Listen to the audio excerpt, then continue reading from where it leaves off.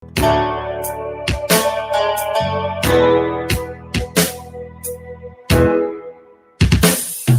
save a nation from the evil Britain.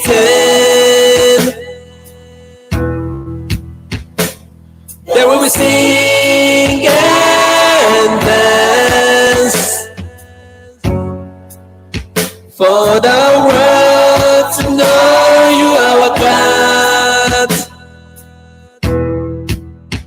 I believe. Listen to Radio Biafra.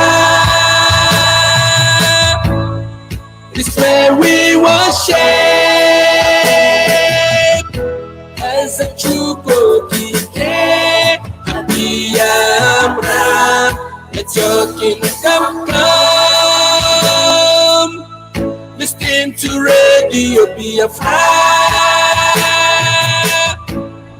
It's where we worship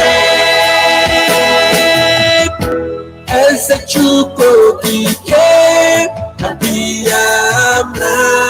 Let your kingdom come.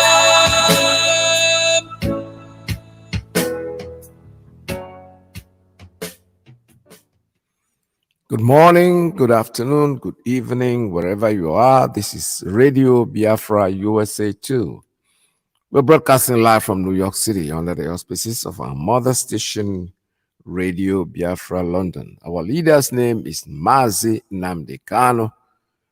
We abbreviated IPOB. That's why we are the indigenous people of Biafra, fighting for our freedom, trying to be free. Even though the slave masters say no, but we are saying yes. It's Biafra or nothing. Before we proceed, let us pray. Let us call on Chukwu Kabiama to lead us in prayer. Bow your heads and let us pray. Without whom we cannot function, and unto him we give every honor and every adoration wherever you are. I will ask you, if you are in the spirit, to remain so. If you are outside the spirit, we ask you to come into it. Because what we are preaching from here is a gospel of redemption, as directed by Chukwu Kabiama himself in heaven. And this very gospel, we must preach it. Therefore, we must pray. We give thanks unto thee, O Elohim, for there is none like thee. There can never be any like thee. You are the beginning and the end. You are the Alpha and the Omega. Our lives are in the palm of your hands. We commit all that we are unto thee. We have come as the ancients did before us, as our ancestors did before we came, to offer praise and adoration unto your holy name and no other. For we do not worship any idol. We do not worship anything born of a human being. We do not worship anything carved out of a tree. We do not bow down before anything molded with the hands of men. It's only thee that we worship. That is why we have come this very evening on this hallowed platform that you yourself created, to offer you unadulterated praise and to hand over to thee all that we can ever become, because Biafra is yours. This very family of IPOB, you molded yourself. You decreed that IPOB must come, and now that we have come, that we may worship thee, O Elohim, please accept our offering of praise and sacrifice unto your holy name, because there is no other like thee. We will continue to adore thee. We will continue to worship thee. And as I said before, and I will reiterate, as we pray unto thee, that Biafra is your possession, we will sacrifice Biafra unto thee, that you may guide us in all that we do. It's only you that sees the hearts of men. If there is anything that we are hiding, if there is anything that we have concealed from our people, oh Elohim, you will judge us very harshly. But if our hands are clean, our hearts very pure, you will bless IPOB, then you will bless me, then you will bless my family, because it's a promise from you. All our hope and our trust is upon thee. May your name be glorified. May you be exalted. May you, O Elohim, be praised. Now and forevermore we pray. Ise, Ise, Ise.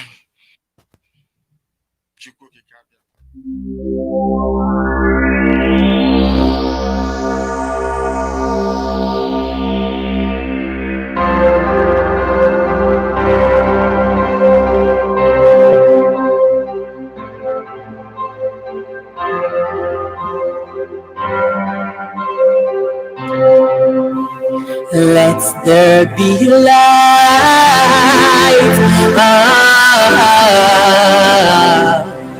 never in dark corner of your life. Let there be light, the light of Jesus shines. All the demons believe in the presence of His light. Let there be light, light, never be dark corner of your life.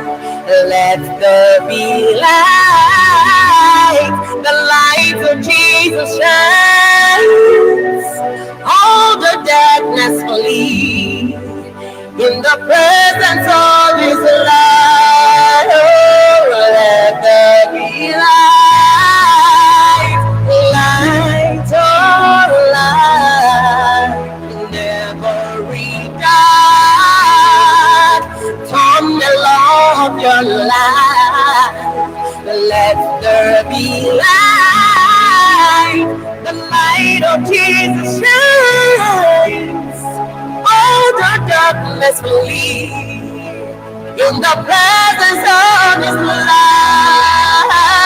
Let there be light, light, never enough corner of your life. Let there be light, the light of Jesus shines. Oh, all the demons flee in the presence of His light. Oh, and there was a light. Let there be light. And there was a light in your trouble and your sorrow. Let there be light. When you're going through sickness, there was a light. Oh, when your family, in your life, in your food, and there was a light. Let there be light.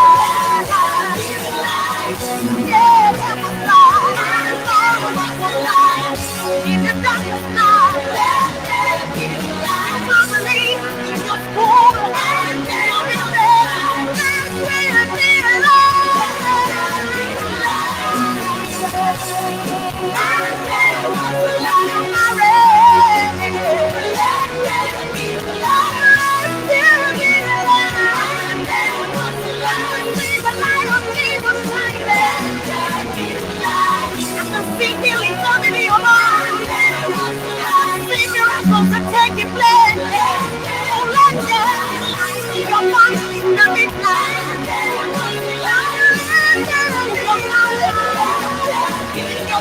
Your woman,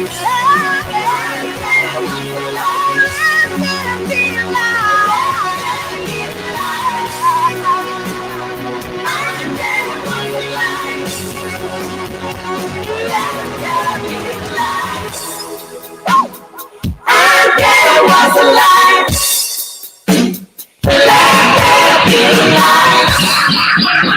That's a why. Radio station with more. You're listening to the radio station. You're listening to this is Radio Biafra. We are not like other people. Because as I once reminded you before we came, there was nobody like us. Now that we are here, they pretend, they copy, they emulate, they fabricate falsehood. but they can never be like us. Long after we are gone, they will wish we lived forever. IPOB is very special, exceptionally special, the largest mass movement in the whole world bar none. And we did it because Chukwokika Biama is with us. We did it because Chukwokika Biama created IPOB himself. And we are here to pilot its affairs. We will not prevaricate. We will not stop. We will not slumber until Biafra is fully restored to its former glory. Anybody in doubt as to our resilience and our determination to restore Biafra is not only mistaken, not only misguided, but needs to see a psychiatrist, because we are not stopping. I am Nnamdi Kanu, and I don't stop until I get what I want. All right, thank you very much. This is Radio Biafra USA 2. We're still around this morning. Another edition of live broadcast from New York City under the auspices of our mother station, Radio Biafra London. Our leader's name, we just heard his voice. His name is Mazi Iyke, prisoner of conscience. He's been locked up by the people who think that they know. Great Britain, they are the ones that are our problem. They have always been our problem since they created us. Since they created what they call Nigeria, it's been problem. And they are not going to give up. But you know something? We too have refused to be slaves and will never give up. No matter what they do, these people, I read something yesterday, somebody said, it's counting as one of our problems has been America. I said, no, absolutely no. Completely no. They are just have nothing to do with whatever is happening to us.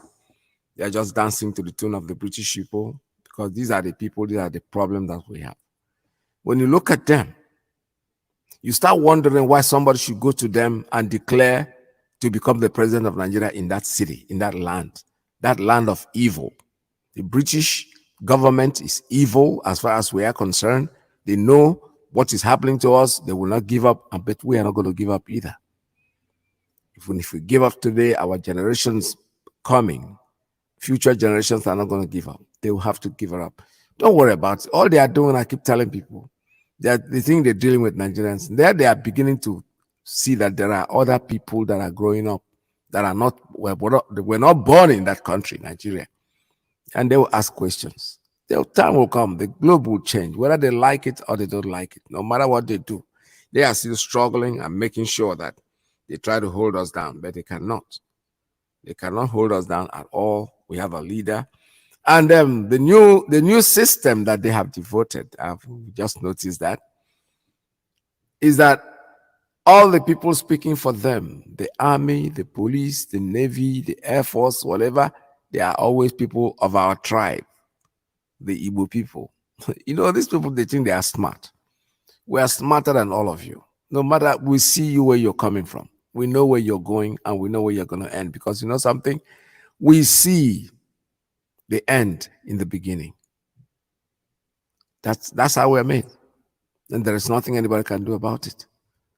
You can't not imagine that throughout the security chiefs that we have in that thing called the zoo, there is no Igbo man that is a security chief. But when he gets to speaking, you know, they pick them. They love them too much.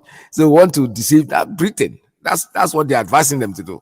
Oh, no, bring them in to talk so that people will think that the Igbos are not together. Forget about it. Those people, there is no Igbo speaking person that's not a Biafran. Let's stop fooling ourselves and deceiving ourselves and lying to ourselves. They are all Biafrans. They are all single. There's no doubt in my mind. So you can bring them in, pay them salary, put them there, call them general, president, general, brigadier general, or general, whatever you call them, and allow them to speak. You think they are speaking for you, right? Igbo man, I must chop, but man must work. It's a street we used to call man must work in those days, but I could afford him. You know, so that's what they are doing for. Let me read this press release. Or just released, when was that? Let me look at the date. Okay, on the 6th, just today. By IPOB, it says Fulani government of Nigeria are using Igbo officers just what I just said. Igbo officers to cover their evil deeds. They are using Igbo-speaking officers. Any Igbo man is an IPOB, is an indigenous person, even though Igbo is not Biafra. Igbo is just a language in Biafra, but they're using the people in our region to speak for them. How come when they are, employing chiefs, head of government, security chiefs, they don't remember any of us? But when it comes to speaking, they bring us in. They give them a name. These people are not even, like Ike Nwachukwu. Ike Nwachukwu is not even an Igbo man. He was an Hausa man, Omasanda, that's his real name. We know that. And during the war, he changed his name because he wants to, fight. They know what they're doing. They're playing this game, but this game is not going to work. Let me read this. Following the incessant crimes and false informations always dropped from many security formations in Nigeria through Igbo men and officers to launder Nigeria insecurity and insecurity agents, images in Nigeria is getting alarming, of course. We, the global movement and family of the indigenous people of Biafra, under the command and leadership of great leader Mazi Nnamdi Kanu, we should assert the Igbo security officers in Nigerian security agencies to organize themselves and to let them know that they have no jobs in security architectures of Nigeria, but only a useful tool to ridicule Ndi Igbo and for the promotion of caliphate agendas. This is very, very important. They are not in the security agencies. They are not the chiefs. They have no place. But when it comes to speaking, they bring them in. The army, the air force, the whatever, the navy, the military police, the whatever police, their spokesman is always a Biafran. And they are using these people. And these people have to realize that we know who you are. After all this is over, your families will change their names. Definitely. Who answers Ifajuna today? Nobody. We know why. That was small Sabo, small one tonton Sabo. But this one at home, say we are taking note and we know who you are. It is so sad that only Igbo men are considered as propaganda tools and lying machines for the Nigerian government and their terrorist security agencies, whose agenda is to conquer indigenous people of Biafra and tribes in Nigeria and forcefully Fulanize and Islamize them in Nigeria. The three key major security agencies in Nigeria appointed Igbo men. Even the state levels, they appointed Igbo man or woman irrespective of states as their spokespersons. They never appoint anybody else. When it comes to higher offices, they don't appoint us. But when it comes to spokesperson, they pick them. But we know you guys that they have picked. Keep on doing what you're doing. And yet they go out for one or somewhere. Come a time your families will not bear their names anymore. General Onyema Nwachukwu, as Nigeria Army spokesperson, is an Igbo man. ACP, Assistant Commissioner of Police, Frank Mba, the outgoing spokesperson for Nigerian police spokesman, Igbo man. Mr. Peter Afunanya, the DSS spokesman, Igbo man. Our question is why Nigerian security agencies appoint Igbo man or woman, but refuse to appoint Igbo man as security chief in Abuja. The British people are advising them. We know this game, but we are not going to give up. You are wasting your time. The three spokespersons above are all Ndi Igbo. They term them as useful idiots appointed by the Fulani Caliphate government to defend their murderous action against Igbo Biafrans. Every right-thinking Igbo person must ask himself or herself this question: why is only Igbos appointed as spokespersons for all the key security architects in Nigeria. You will never see any top-ranking Igbo man as part of Nigerian Security Council when national important security decisions are made. But these compromised security agencies of the Fulani government cunningly appoint only Igbo men and women to be their spokespersons to live against humanity, to lie against humanity, as they will, innocent citizens of Biafrans, are those security agencies in Nigeria kill Biafrans and unuseful idiots think they are doing well in their appointed jobs as spokesman or woman to defend their murderous masters in Abuja and cover their atrocities and lies against their people. This is not just a crime against humanity, but a crime against indigenous people of Biafra. They are pointing you, you're jumping like a dog and you're opening your big mouth. We are taking note of you. We know who you are. We know your families. We know where you come from. It's not a threat. But when the time comes, you will answer for it. Fulanese were trained by Britain in the use of divide and rule. They are still they are not even finishing the training. They are still backing them up. They are the problem that we have. That's why P2B went there and raised his hand. I'm going to swear by the royalty of the Queen that Nigeria must remain one. We'll go see now. You think we are stupid? When you fraternize with the enemy, the people that are keeping us down, you go and fraternize with them and you expect to come out and then we'll hail you in the name of, because you are Igbo man. No, you are Sabo, not Igbo man. You are not Igbo man at all. So let me keep reading. Fulanis were trained by Britain in the use of divide and rule tactics in conquering the indigenous people. But IPOB has the antidote to Fulani political maneuvers, and we will continue to expose them.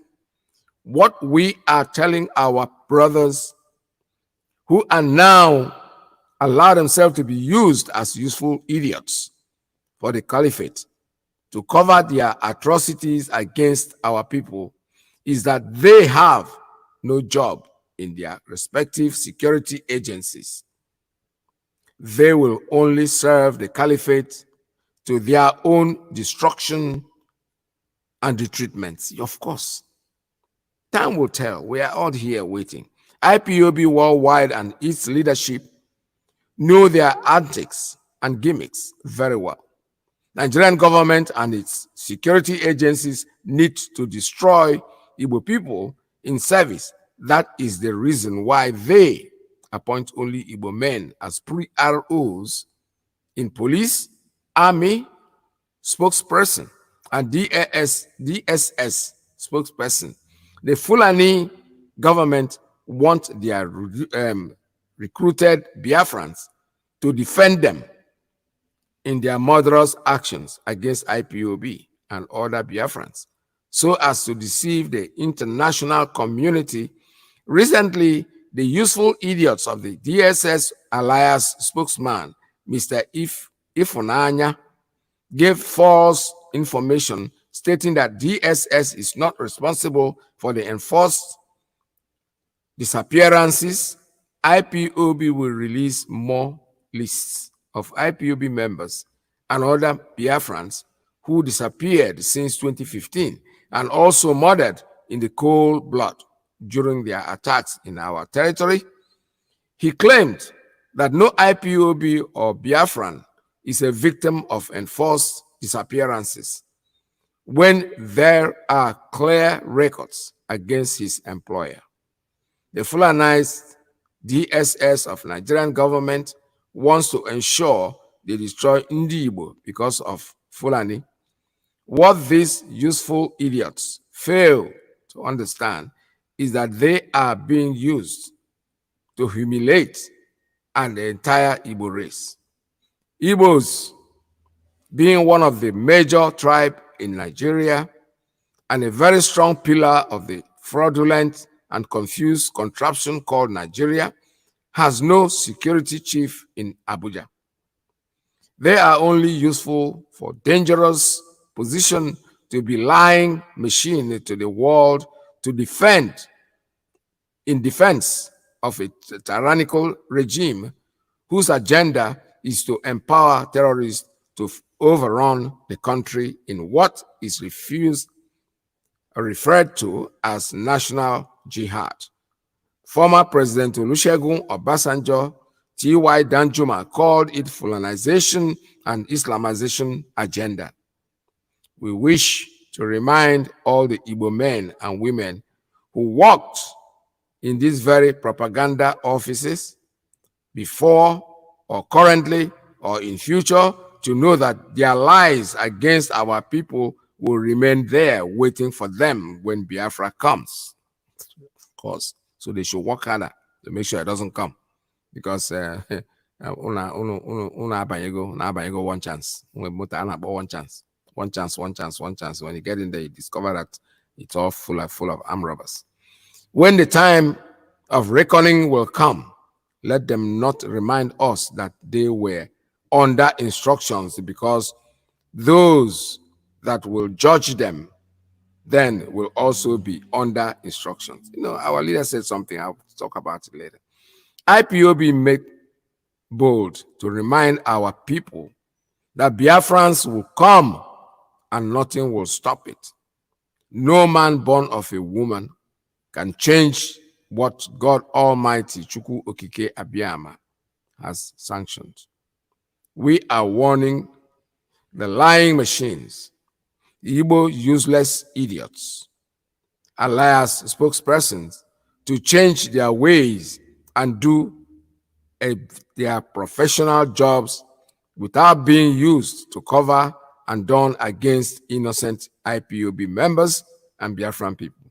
It is better to resign from your position or resign the entire job if you can't stand the pressure from the fluidized Nigerian security to cover their atrocities against your people. But if you love the money and continue to be used as a tool of subjugation to become lying propaganda machines against Biafrans' struggle, then prepare to pay for your sins and that of your children. It is signed, Comrade Emma Powerful, Media and Publicity Secretary for IPOB. Our leader have told you before, we shall all hang all of you in front of your houses, in your village. So your tongue will link out and then you will die. Because you cannot fight against your own people. Where are you going to live? You think you're going to live with Fulani people? Forget it. No matter how much you speak that language, they know you and they are waiting for you. You know, they are very crafty. They say, okay, if you can be a traitor against your own people, how can we trust you? The game is very simple. The game is over. They have to admit that the game is over. Whether they like it or they don't like it, Biafra is going to be here. Obiagabia is just a matter of time, and we'll all start dancing because it is there. They can go to Britain and organize whatever they want. Britain can be running up and down, and they think we don't know what is going on. Of course we do. Everybody knows they hand what they have done. You know, they went organized with Kenya government to pick up our leader and illegally exported him back to a country where he doesn't carry their passport. Everybody's keeping quiet. Britain, this is on your truth. This is on your truth. Anybody, I see a picture of P2B with that midget, that woman, Katrina Lange. These are the people that are really, really creating this problem. You go and fraternize with them. We all know your names. Hapu Jefa. If you know them, it's a waste of time.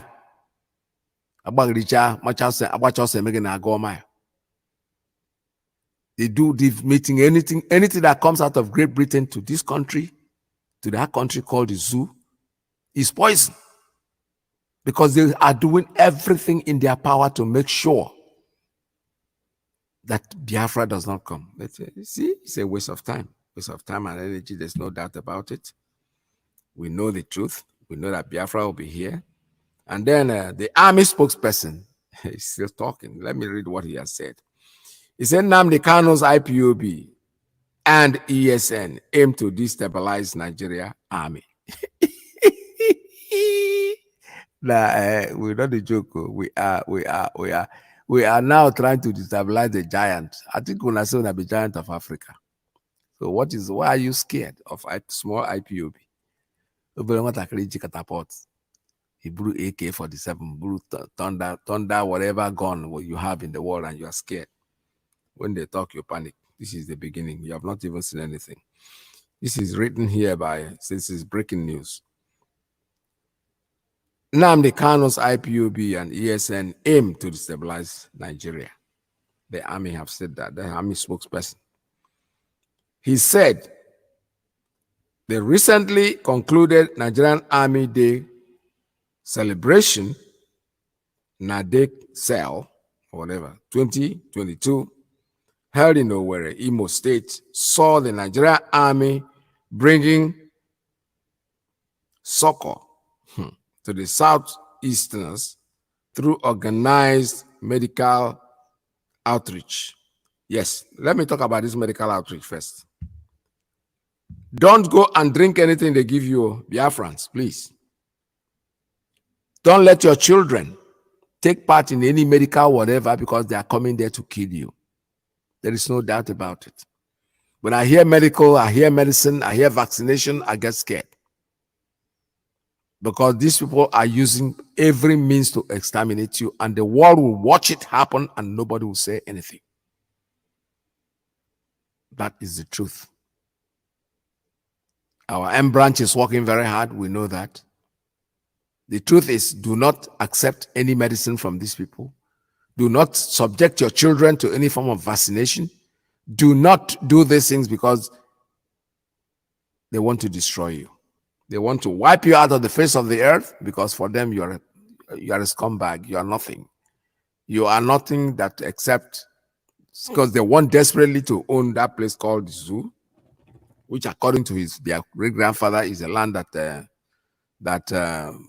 God has given them, that Allah has given them. Well, I wasn't there. I'm not part of the Allah, but I know very well, very, very, very, very much that my land, Nnamdi Akwotolo, is not part of what Allah gave to you. Because you're a bunch of idiots. You're not thinking. You come to a land that the British people will tell you, okay, come and take it over. Keep struggling. In the end, you will see who will win. So let me keep reading. The Nigerian army says it will not succumb to intimidation by the International Society for Civil Liberty and Rule of Law in its efforts to rubbish army's image and reputation. Everybody's lying except them. They don't believe anybody except what they say. That's what the army man can look at his face. An Igbo man, we are waiting for you. You have your children, you have your grandchildren, they will never live in Biafra land. That is obvious. Your name is there in the book. The director, Army Public Relations, Brigadier General, has never gone to the war front, has never touched any gun. Where did he get his brigadierhood from? They answer all these big names to intimidate you, and they are succeeding, intimidating some people. He says he is Brigadier General. Onyema Nwachukwu said this in a statement on Saturday in Abuja. Nwachukwu said that Inter-Society had continued with its antics of the dragging the images of the Nigerian army to the mud while promoting insurgents, lawless, and outlawed organizations. Yeah. Only, let me keep reading. He said the allegation by the organization that the Nigerian military, respectfully, the army, had been working with armed herdsmen, bandits, to terrorize the eastern part of the country. And Benue was likely spokesman. And what am I reading? Let me go back to this because it's not making any sense to me. I'm reading exactly what they wrote in the newspaper, so if they make a mistake, then it's not my fault. He said the allegation by the organization that the Nigerian military, especially the army, had been working with heads. What is? Oh boy, I'm sorry, my computer is just messing me up. I can't see the articles anymore. Just jumped out of my hand. However, the man, like, whatever he was saying, is trying to say that the Interscope Society, they are working with indigenous people of Biafra and ESN and trying to drag the army to the mud. Nobody's dragging you to the mud. That's what you are. You are already mud itself. So why would anybody want to drag Pota Pota to Pota Pota? You are Pota Pota yourself. So you're already there, and there is nothing any of you can do to stop what we're saying. What we are doing, Biafra is our thing. He said that the allegation by the organization that the Nigerian military, especially the army, have been working with armed headsmen and bandits to terrorize the eastern part of the country and Benue was libelous, spurious, and derogatory. Wow, accusing the people of lying, right? I said, no, everybody tells lies except them. According to him, a cursory look at the content labels a business, as usual, pattern of propaganda by the well-known paid robbers or jobbers and the field communist Christian Interscope.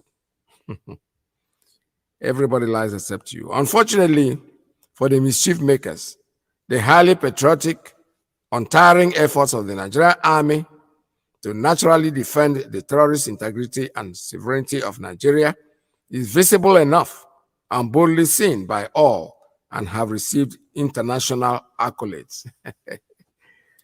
Yeah, receiving international accolades. You are murderers. You know that. You rape women. You bastard our children. The world is watching you. You cannot lie too much. The lies will eventually take you over.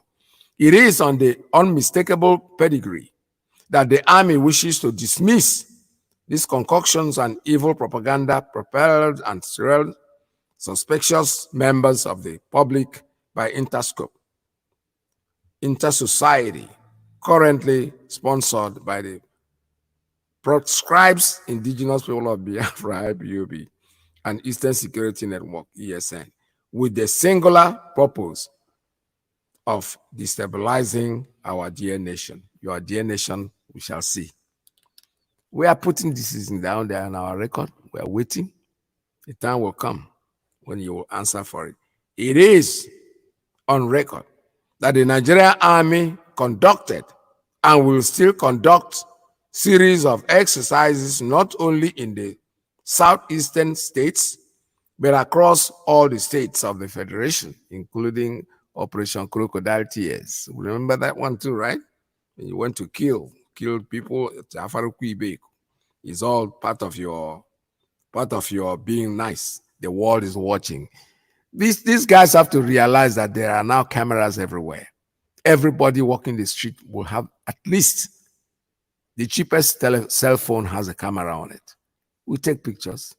Let them go and investigate those pictures and see that they are first-class pictures that are taken. Keep on killing, and we'll keep on taking pictures. When the time comes, you'll answer for it. Interscope Society unprofessional postures in crystal clear and evident in its based and unbiased submission and reportage, as it has never openly condemned the atrocious activities of Ipob ESN for which it is fronting. You see, the point is, you have failed when it comes to Ipob and ESN. Interscope, they are there. They are watching. Intersociety, they know exactly what they are doing. They cannot report what they have not seen. Like I told you before, you can run, but you can never hide. When events like this start happening, you start knowing that the world is watching you very, very closely, and there is no way you can run away from your ass. Your bottom will follow you anywhere you're running to because there are cameras everywhere and these people are watching. Inter-society will rather turn, let me keep reading. Inter-society will rather turn a blind eye when these groups, illegally law-abiding citizens, their right to freedom of movement and association. What freedom of movement and association is talking about? There is nothing. There is nothing. Nobody is depriving anybody of. When it says sit at home, it's voluntary. Do you understand one thing about sit at home? Sit at home was initiated by Ipob. And the Ipob said, you know something, our leader doesn't want it. He's worrying our people. And the people say, no, we're not going to go to work. We're going to sit in our houses. Inter-society, I mean, this army should understand that the world has grown. Sitting at home is a legitimate thing. You decide not to go out because when you go out, you'll be killed by somebody. You are protesting. I remember as a child, sometimes you get so angry in the house when they cook, you say you are not going to eat the food. Even though I go will swallow it. It doesn't matter. But the point is that you have already made your point. That's what we're doing by sitting at home. Nobody is depriving anybody of free movement. Nobody has ever gone to the street to kill somebody for going out on the sit at home. No. It's a choice. It's a choice that people have made. Say, you know something? This is the only way I can contribute to what is going on. Let me mark my protest. Anybody in Nigeria, including the army, you that is running, I know they are owing you some salaries. They have not been paid. There's no money to pay anybody, for God's sake. So anybody out there who thinks that Nigeria is working, come on. Why are you fooling? Why are you lying to yourself? Why? I just paid a visit to the zoo. It's not easy there, man. It is not. Everybody is complaining. Every person that you meet. Maybe the ones I don't meet, those ones that have stolen so much money that they have. Somebody was like, somebody's saying he wants to come to America. I said, there are people that have money there that want to run away. They're willing to pay anything. They don't even know what to do because they want to get away. So everybody is complaining. You're hearing money in thousands. Yes, 9,000, 10,000, 20,000. 20,000 on what is money? Because it goes so quickly.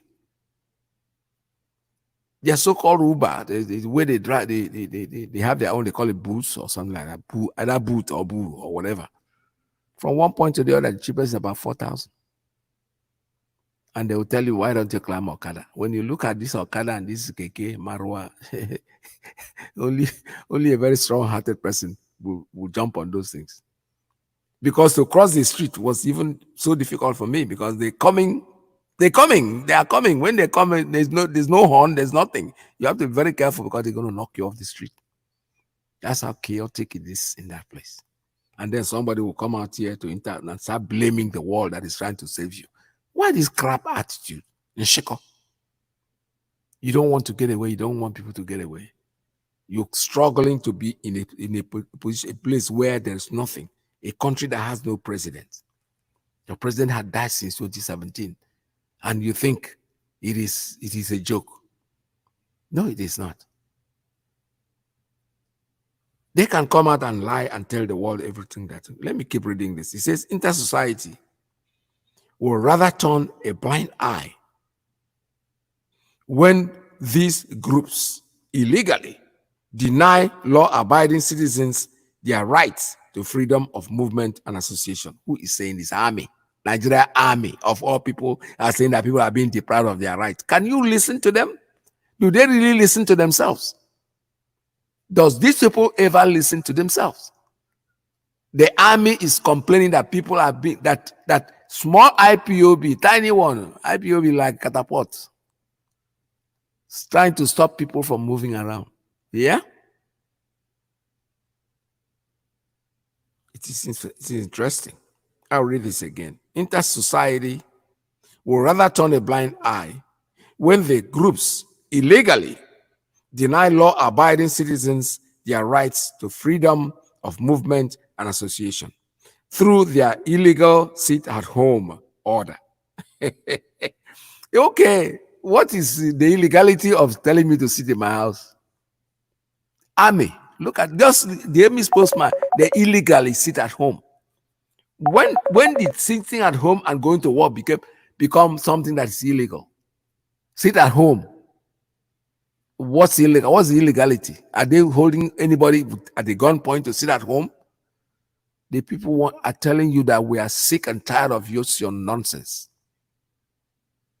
I told you, sit at home started. It was originally created by IPOB. But our leader said, you know something? Our people are the ones suffering. And the people said, no, we are going to sit at home. We are going to sit at home, and that's what they do. Every Monday, they don't go to anywhere. They sit in their houses. Nobody holds a gun on anybody's head. Maybe in the zoo, you can do whatever you like, but in Biafra land, we sit at home. We love to sit at home, and we're going to sit at home, and no matter what they do, they call it illegally sit at home, enforcing it.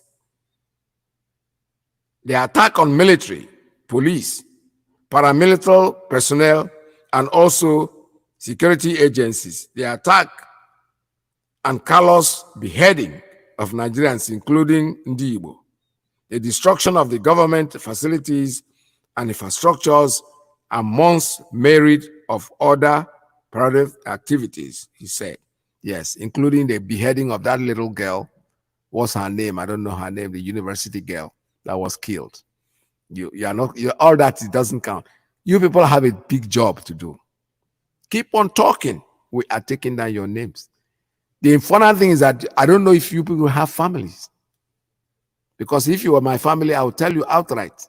I will denounce you publicly so that whatever happens, it will not affect my own children. I remember something happened in my family one time, and we called somebody to come and talk. And he came in there into the Obi.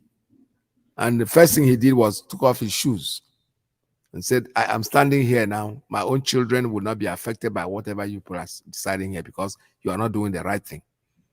I said, why are you taking off your shoes? I said, no, if you were my brothers, these people that are doing this, I will denounce you.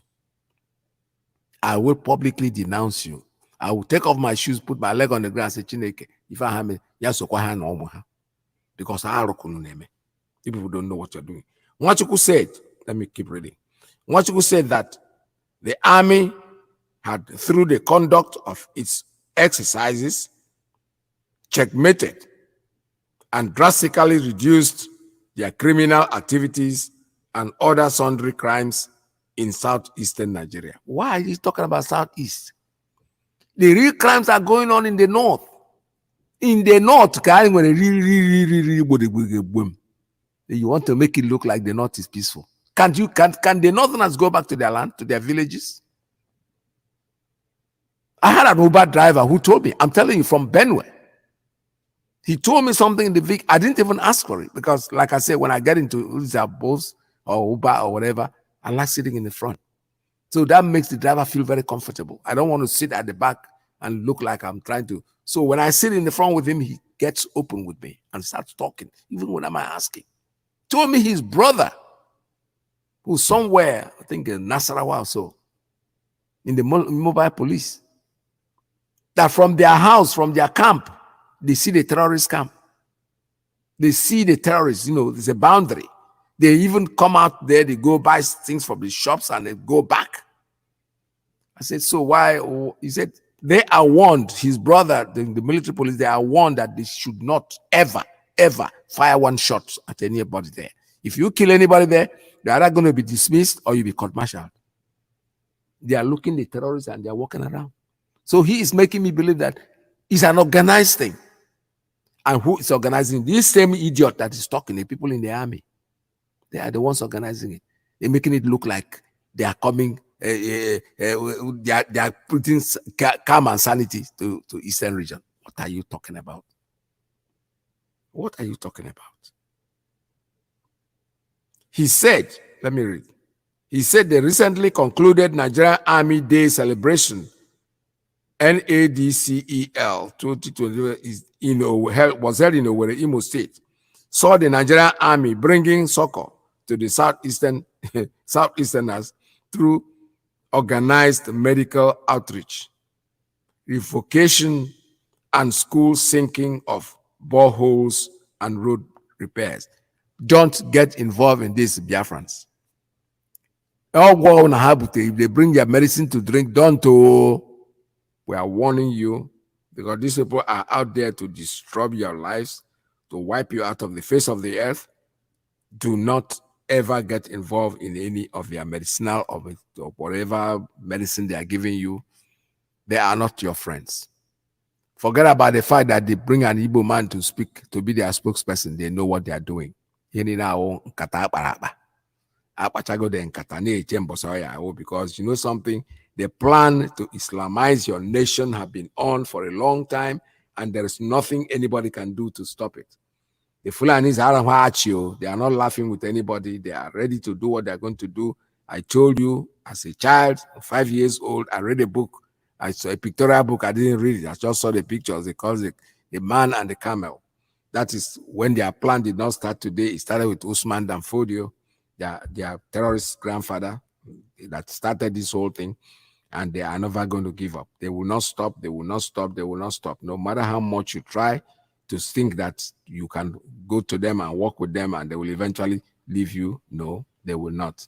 They will not, because this is a plan from their great-grand ancestors that they will have to Islamize, and they are doing it very well. Forget about whatever you think.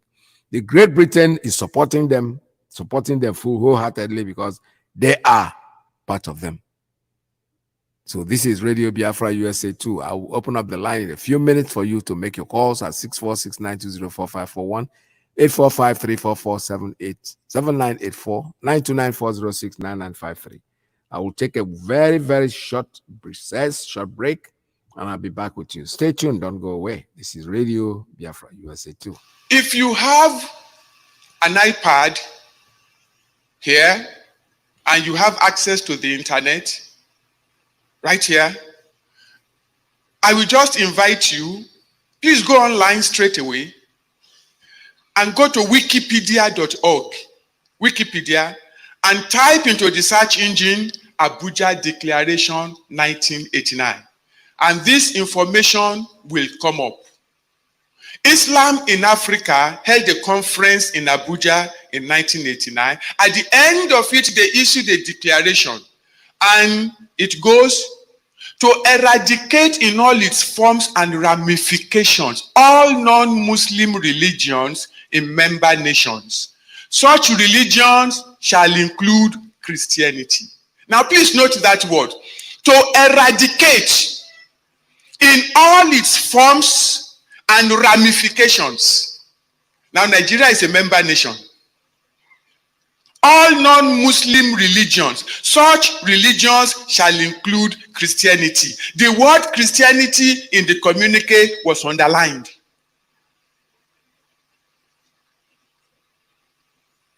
To ensure only Muslims are elected to all political posts of member nations, to ensure the appointment of only Muslims into strategic national and international posts of member nations, to ensure the ultimate replacement of all Western forms of legal and judicial systems with the Sharia. Then to make sure that this strategy works, because it's going to require money. Babangida, as the self-appointed president of Nigeria, put his hand into the treasury of Nigeria, took $21 billion out and gave it to OIC, to the Islamic Development Fund of OIC, and said, take this money for the total, I'm quoting, for the total Islamization of Nigeria in particular and Africa in general. Babangida paid $21 billion of our money to turn Nigeria into an Islamic nation. And they have started. Boko Haram, don't look at it as something that is isolated to the northeast. It is meant to cover the entire nation until Christianity is eradicated in all its forms and ramifications. There are two ideologies inside the Nigerian constitution. Let me show you something. Sharia is mentioned in your constitution 73 times. Islam, 28 times. Grand Qadi, 54 times. Muslim, 10 times in the Nigerian Constitution 1999. There is no single mention of Christ in the Nigerian Constitution. No single mention of Christian in the Nigerian Constitution. No single mention of Christianity in the Nigerian Constitution. No single mention of church in the Nigerian Constitution.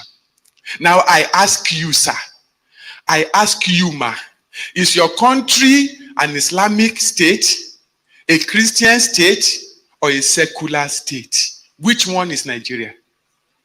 There is an Islamic agenda for Nigeria. In 1983, OIC held a strategy meeting in London.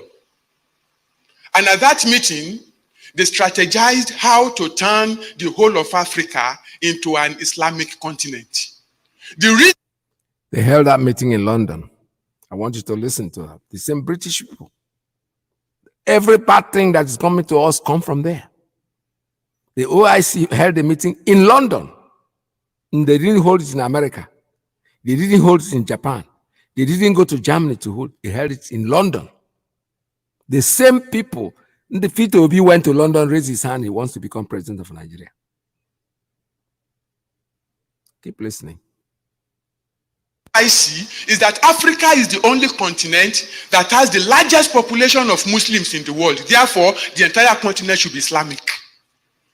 They produced a 322-page document. After that strategy session, 156 pages focused on Nigeria. They identified 7 key nations that must be captured before they can turn Africa into an Islamic continent. The 7 nations are Nigeria, Kenya, Liberia, Malawi, Cote d'Ivoire, South Africa, and Democratic Republic of Congo. OIC says these 7 nations must primarily be Islamized. And of these 7 nations, Nigeria is number 1. Once they Islamize Nigeria, then there is no problem with Islamizing Kenya. So when you hear of terrorist attack in Kenya, that they attack the mall in Kenya, it is not isolated from what Boko Haram is doing in Nigeria. It's the same.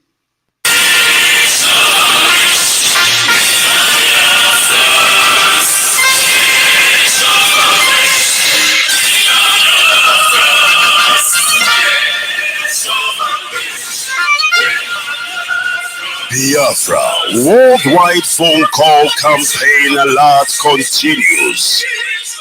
BBC, a propaganda machine and racist media set up by the Great Britain to oppress the oppressed people of Biafra.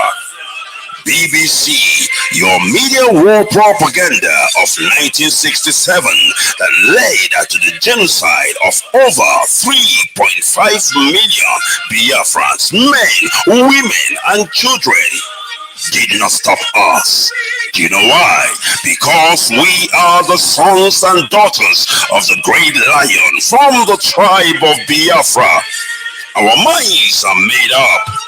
Your shenanigans, antics, and fake gutter media will not stop us either. We must and shall restore Biafra. Biafra worldwide phone call campaign alert continue. Now pay close attention. Be polite when you call BBC and use the following prompt when you call. Hello, my name is. You tell them your name. I am calling to ask about BBC policy of propaganda against the victims of genocide. Since you are obsessed with telling lies about Biafrans, here are 5 more questions to consider. Now, this is the question to ask BBC. We are witnesses to BBC racist coverage of terrorism, implying that black Africans' lives don't matter. Yet the same BBC rallies the whole world at the slightest terrorist incident in the United Kingdom. Here is the second question. But when it comes to Nigeria, BBC not only hides terrorist killings, but they slander the victims and survivors of terrorism and genocide.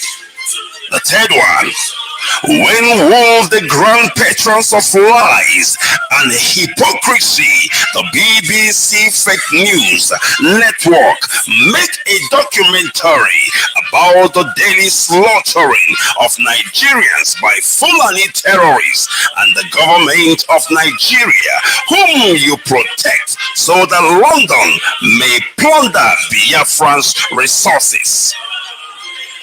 The fourth question is the oil and gas of Biafra. The reason that BBC is obsessed and terrified by the agitation for freedom by the victims of 400 years of British colonial thievery and crimes against humanity. And the fifth one, we call on the good people of the world to ask BBC and UK government why it aids and abates the genocide in Nigeria by spreading lies, propaganda, and disinformation against Biafran freedom fighters. BBC, we know that you are United Kingdom government agents of imperialism with no modicum of shame. Take down your wicked fake documentary against the victims of genocide and stop your sadistic meddling in the lives of Black Africans. Now pay close attention. This is the time to call BBC. You can call them 9 a.m. to 5 p.m. Biafran time. Date 4th of July to 30th of September 2022. Now grab your pen and paper and pay close attention. You can call BBC switchboard on this number +44 2087 438,000. I repeat, +44 208 743 8000. Or you can tweet at BBC News. You can also call BBC customer service +44 3700 100 342. I repeat, +44 3700 100 342. Or you can also tweet at BBC Press. I have not finished. You can also call BBC Studios Limited +44 208 433 2000. I repeat, +44 208 433 2000. You can also email BBC News Channels at bbc.co.uk. BBC, we shall vanquish. BBC, do you know why? Because we are Biafrans. All right, the lines are open for you at 646-920-4541, 845-344-7984, 929-406-9953. When we talk about the British people, they are the cunning ones. They are the ones that are killing us. They are the ones that are destroying us. But we never let go. We have to keep on our struggle. Don't forget, don't trust them in any shape or form. They are the ones advising. Every bad thing is organized there. It's said there. When they want to have a meeting to kill, that's where they go. They don't go to other nations. They go to London. That London will remain a nightmare for us, and whoever goes there and comes back and tells us is on our side is an enemy of the people. This is the truth. This is Radio Biafra. Call us. The lines are open for you very well. Don't bring Victor.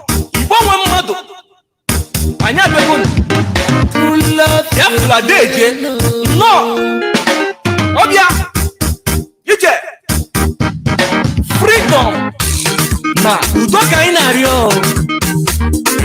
Anya Johnny him what for baramenu. Aye bunde Biafra bunde judo na aga. Obisi akiru ma keju na aga ni. Oga be kwara ina ma. Omo Biafra Biafra Nasako. Ibo when mother no. Ibo when mother Nasako. Oh Biafra day. Biafra Nasako. No. Ibo when mother Nasako. Eji megu mekine. Nnamdi Kanu.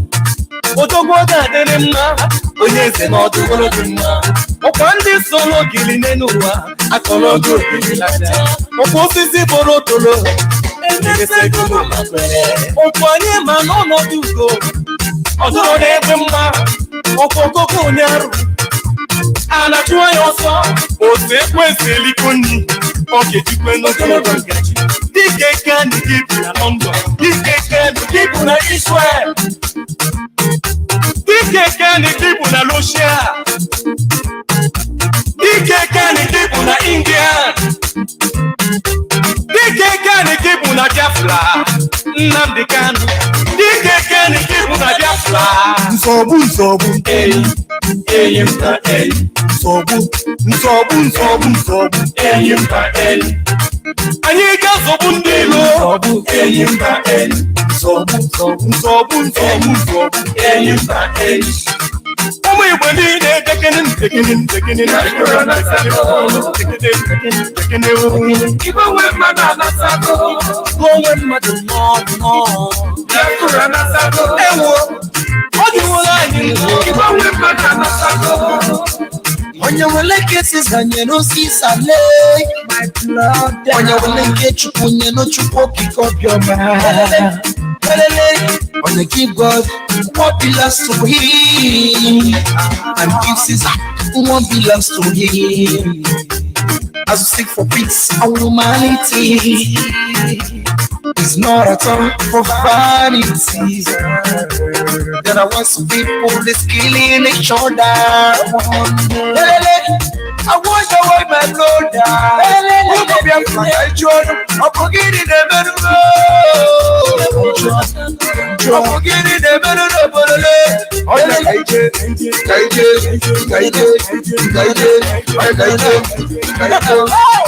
Nsogbu enyi mba enyi nsogbu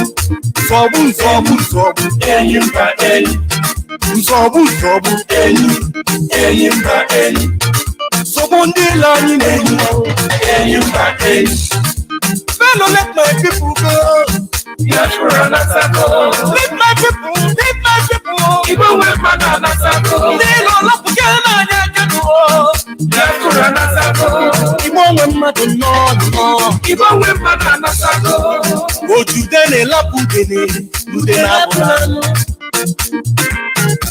mana anyị abụla udene n'ụwa n'ihe ototo I want to know something make una hear me ibulu nwa Biafra na taba n'ụlọ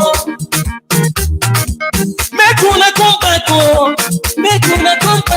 can you do the n'obodo anyị ibu potato exporter na taba n'ụlọ can you do the n'obodo anyị ndị dị n'obodo anyị epọtụtụkwa na be anyị ship na-agbakwa na be anyị oyi dịkwa n'ala be anyị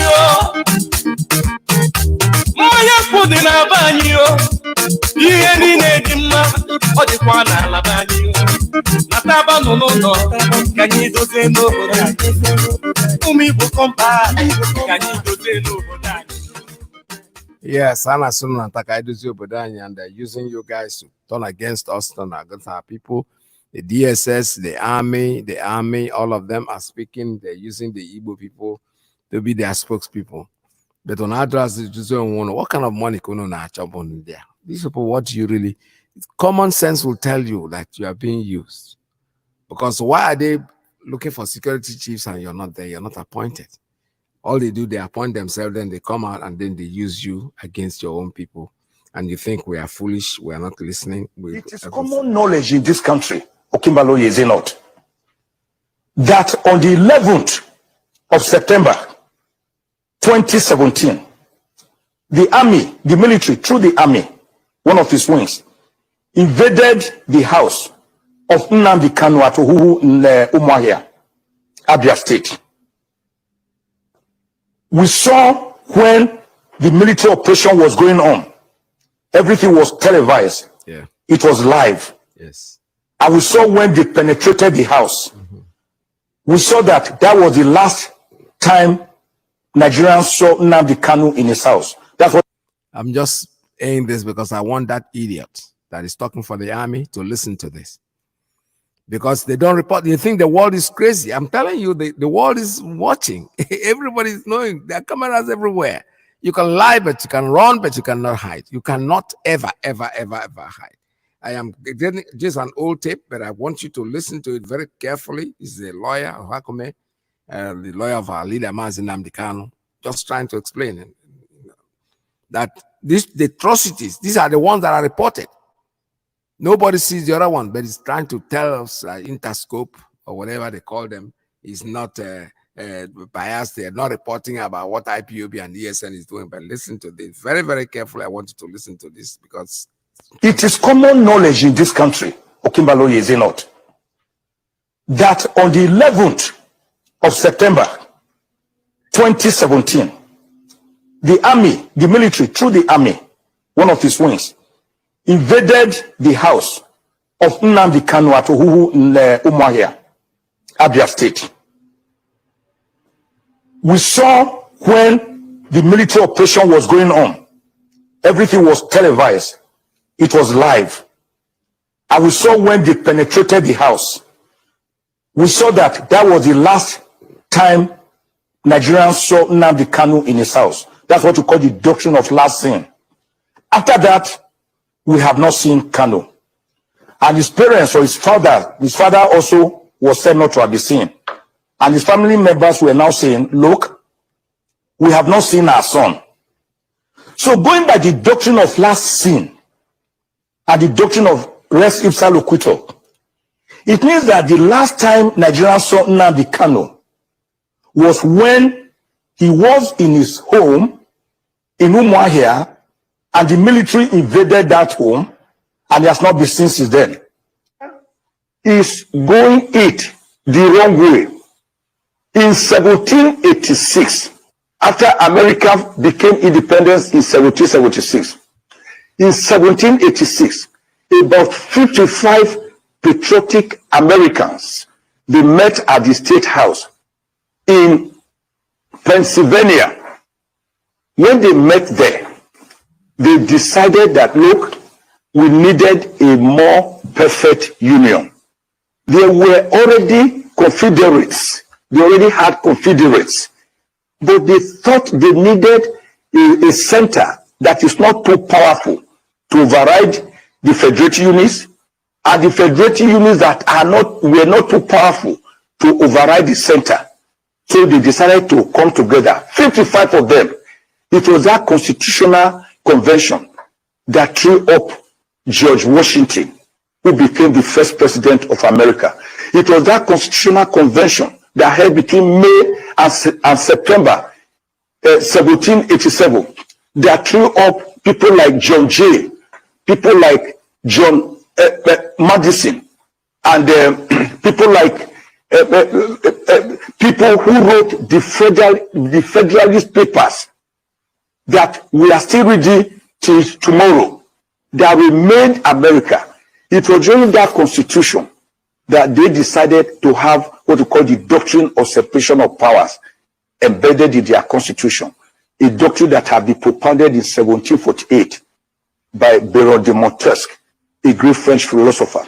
It was that constitution, a constitution that is only 7 articles, 29 amendments, and only 7,591 words. It is that constitution that brought about the doctrine of judicial review, that brought about checks and balances. Okay, sir. So, yes, they decided to come together to own that constitution, and they owned it. Okay, so not have such a constitution. Yeah. Thank you, Rufai. Now, if we were to list the problems plaguing Nigeria right now, there would be insecurity, poverty, but the two are inextricably linked. How does your sort of attempt at constitutional reform address this, seeing as we know that some people will stoop to any depth to make a buck? Oh, let me tell you, Nigeria will continue to be on a journey to no destination, like an aircraft without a compass, if we think that we can make it right by having another person, for example, who will be better than Buhari. What we need to build are strong institutions, not strong men. You will have even weaker people because the system itself is convulsive. Yes. It does not allow for the best to come out. It does not allow the youth who have the brains to come out. It is a system that is being dictated by money baggism. The elites who have stolen our commonwealth, stolen our money through politics, want to use it again to corrode the system. So a new constitution will bring about a new dawn. It will take care of the interests of the youth, the women, how to develop power, the economy, international relations. But because it is given to the whole people in all nooks and crannies of Nigeria to debate it between now and December, when we hope that a draft constitution will come out, and of course, by the end of this March, the National Consultative Front, NSC Front, will try to kickstart the people's mobilization. Then by May, we hope to start the draft of the constitution being put together by Nigerians. And 60 members of the Constitutional Drafting Committee are there. But when they are making a draft, the interests are from all Nigerians who will feel that, look, we are looking forward to a new Nigeria that we own together. Not that some people are imposing on us like colonials. Look, Dr. Ruben, and the last person who asked me a question.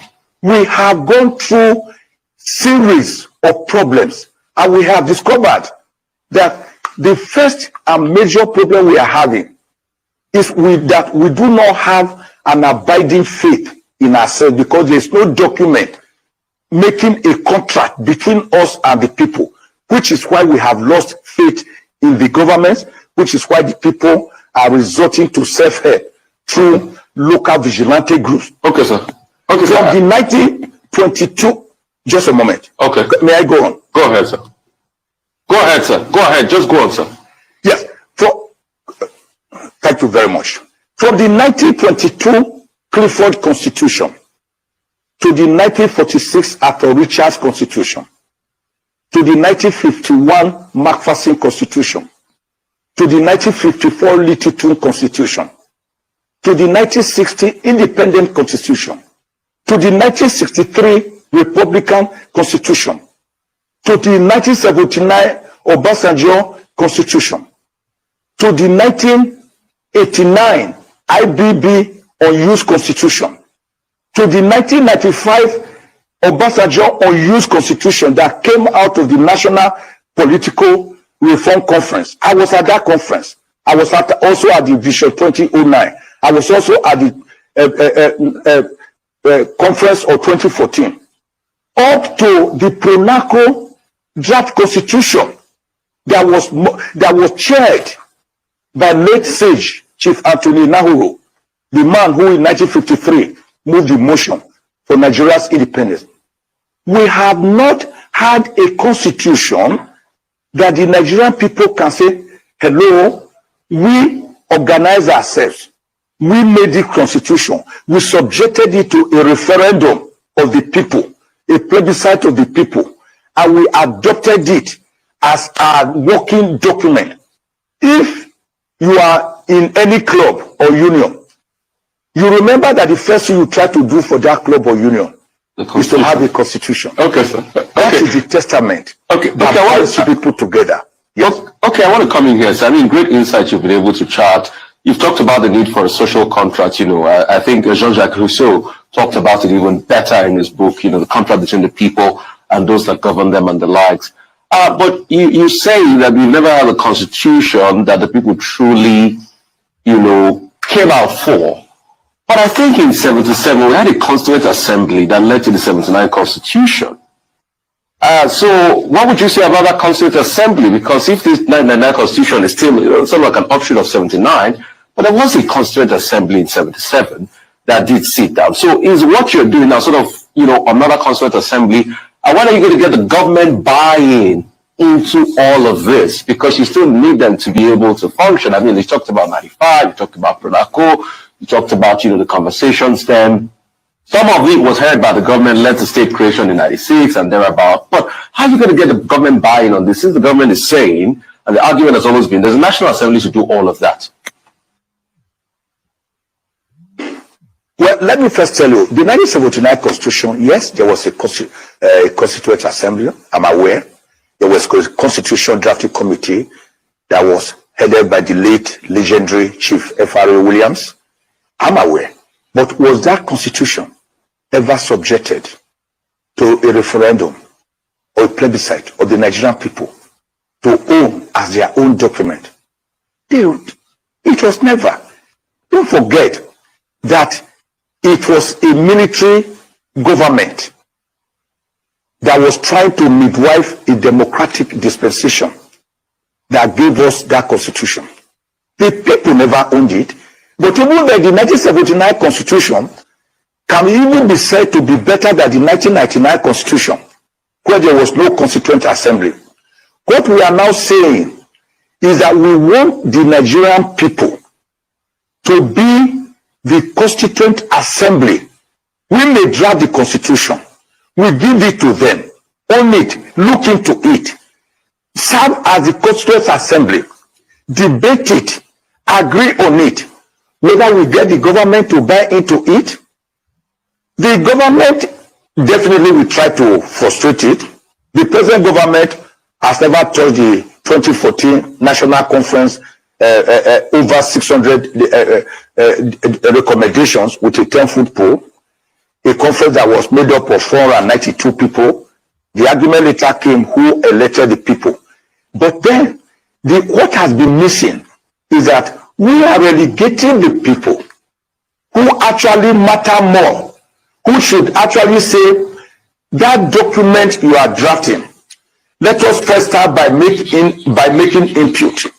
Even after making input, after its draft, give us the draft, subject it to a referendum, whether we agree with this document or not, the same way we did it before the 10th of August 1963 Constitution of Midwest Region came into being.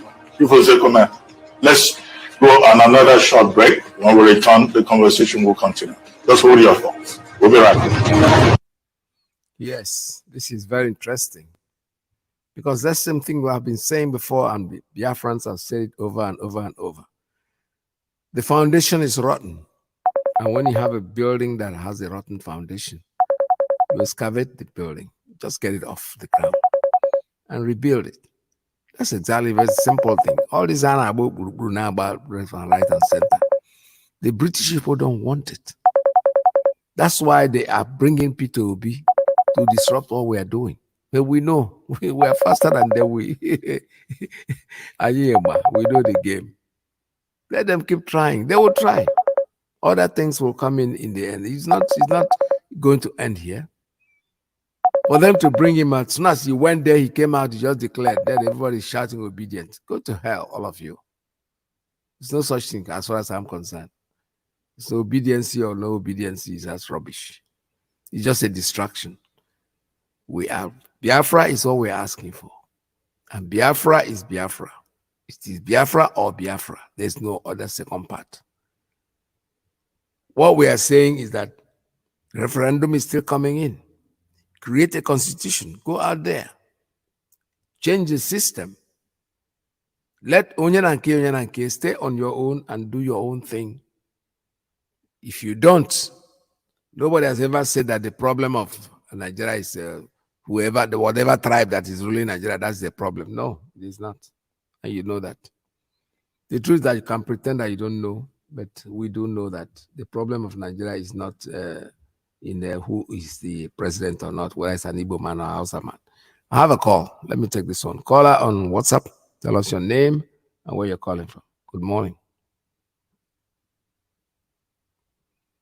Caller on WhatsApp, are you there? All right, he just dropped. So like I was saying, the problem of the zoo is not the tribal person or whoever is the constitution or whoever is the president. It can be anybody. It does not really matter. What matters is that the document that the person is working with needs to be changed before you can even talk about anything. Otherwise, you'll be running around the circle and wasting your time and wasting our time, wasting everybody's time. One more time, let me try to take this caller. If he doesn't talk this time, then I'll go back to my broadcast. Caller, good morning. Tell us your name and where you're calling from. Caller, are you there? One more time, tell us your name and where you're calling from. Mazi, can you hear me? I can hear you. Good morning. Welcome to the program.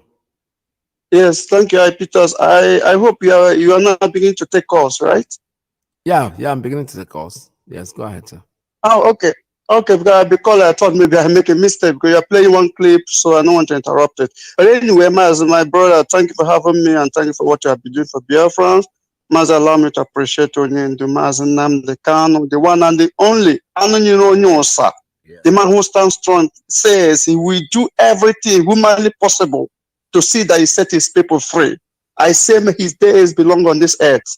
Long live Mazi Nnamdi Kanu, His Excellency. Long live IPOB. Long live United States of Biafra. And long live ESN and TAS. Mazi, you see, let me just take this opportunity to thank our First Lady who came on board, I think, on Saturday to address Biafra. Mazi, this woman is, people say, is articulated. You know what she got it right. Mazi, it's just like as if Nnamdi Kanu talk to us. Believe me, that Saturday, everybody thought that it's Nnamdi Kanu is talking to us. We appreciate that. Our First Lady, we appreciate it so much. Remain strong. Our leader will be out very soon by the grace of God. Mazi, what I want to say is, see, what is going on? I know we are not in politics. Well, my name is Mazi Madabuchi, Mazi, to know who is calling.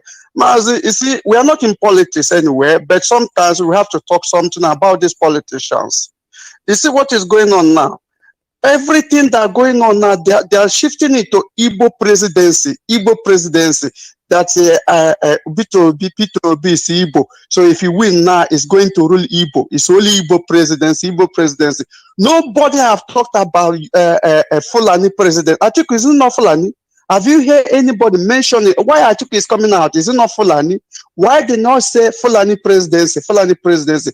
But Igbo man now comes out now. What you have been hearing everywhere is Igbo presidency. Igbo man. It's Igbo man. It's Igbo man. What is all this? Do you see the hatred we are talking about? Do you see the hatred we are talking about? Mazi, even before the campaign will start, they said the campaign will start on 20th of September this month. They have started even threatening our people in Lagos. Even the Jagaban himself says, his wife, not him, but his wife says that they will show Igbo people that not vote for his husband. They will throw them away from Lagos. Do you see what is going on now? Even the campaign is not yet started. They have already begun to threaten our people. So this is what we are saying.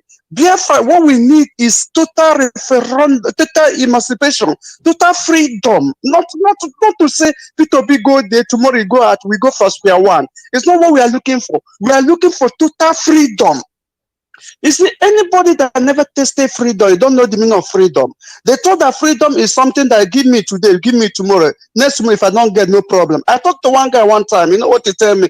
He said, let Peter be there, even if he come out, we have get a little bit break. That break he give us that time is there, it's okay. So if another person go there, start again, so we will bear it. Do you hear that? I talked to this guy, I said, no. What we need is total freedom, to be free. Nobody will begin to push you.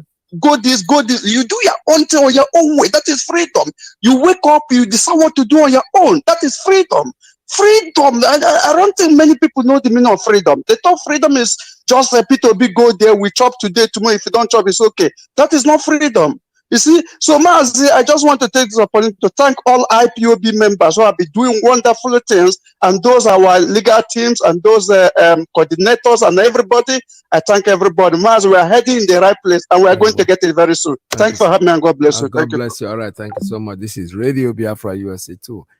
Like I said before, we are not politicians, and believe me sincerely, for me, there's comedy. They're just preferring comedy, and that comedy is not going to lead us anywhere. They are fooling themselves. Nigeria needs to be divided, completely divided. There's nothing anybody can do against that. The British people are panicking. That's why they are fighting the little IPOB with every might. The BBC is trying all their best to convince the world. The army is trying their best to convince the world that IPOB is a problem, that ESN is the problem. As tiny as we are, they won't even let us shoot the catapult. They blew AK-47 and all the arsenal in the world, and then they are turning against us. But you know something? In the end, we will vanquish. I'll have another call coming on WhatsApp. Tell us your name and where you're calling from. Good morning from here. Good morning, Mazi Iyke. Shalom. Shalom. Welcome, sir. There was sir. Thank you so much for your work for Biafrans.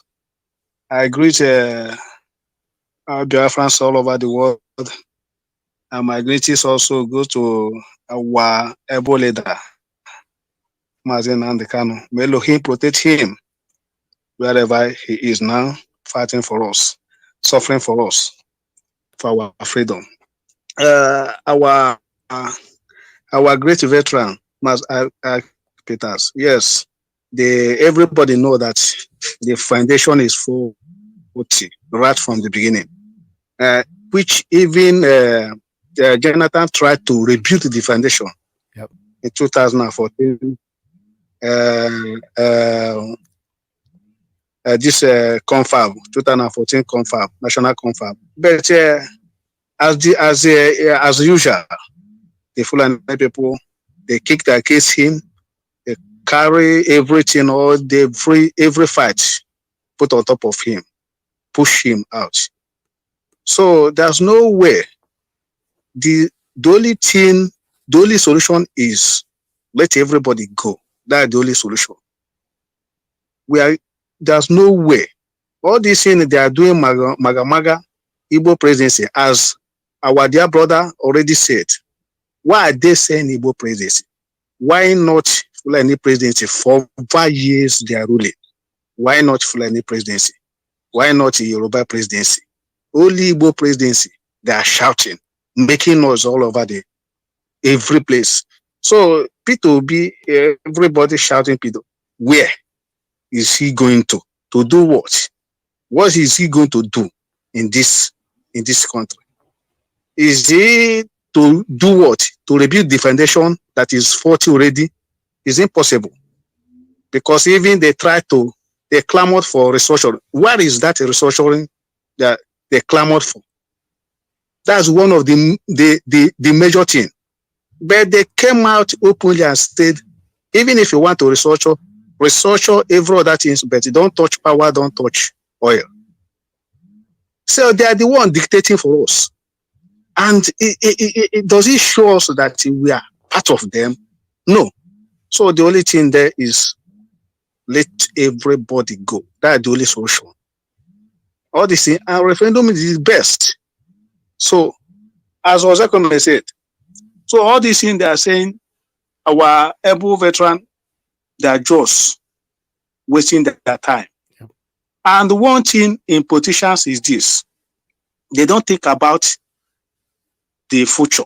They don't think about the future children. They don't think about the future generation. They only think about the tenor they will spend and grab what they will grab for their family.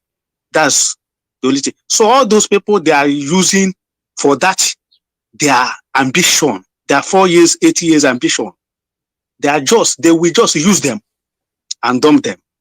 Then your sufferness will continue. So our politicians, they don't think about the future of our children. They don't think about the future generation. They only think about their their tenure. That's 4 years and 8 years tenure. That's all. So why are we wasting our time in that kind of people? Wasting our time on that kind of people. Even this Tinubu's wife, they are shouting. He came out during the Alaba International closed down for PVC, but they went to collect PVC. They locked them out.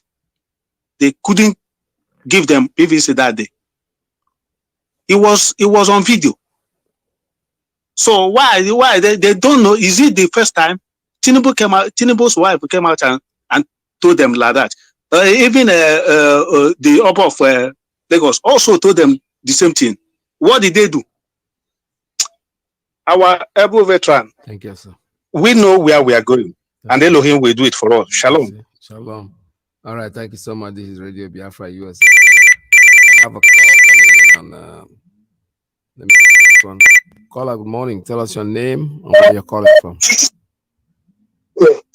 Hi, Peters, my brother. Good morning. Long time no see. Yes, sir. Good morning to you. Welcome to the program. Yes,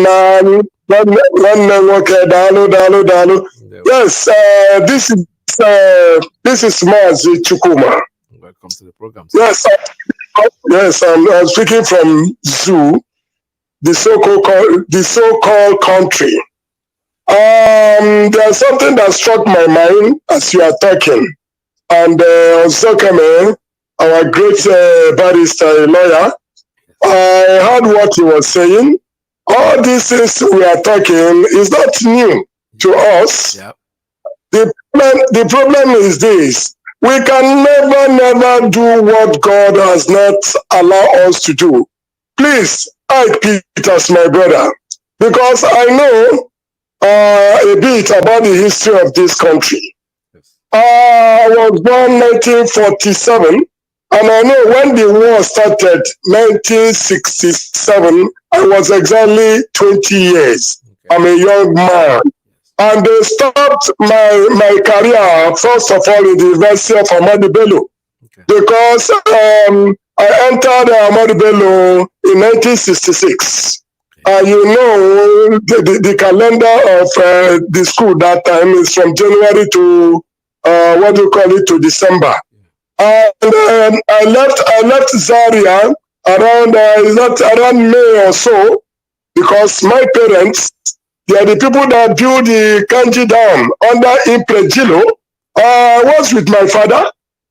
Around September, my father said, my young ones, mother, they should go home because we were opportune. The PPO, that is Professional Police Officer, the time they call DPO now, was from Aguleri.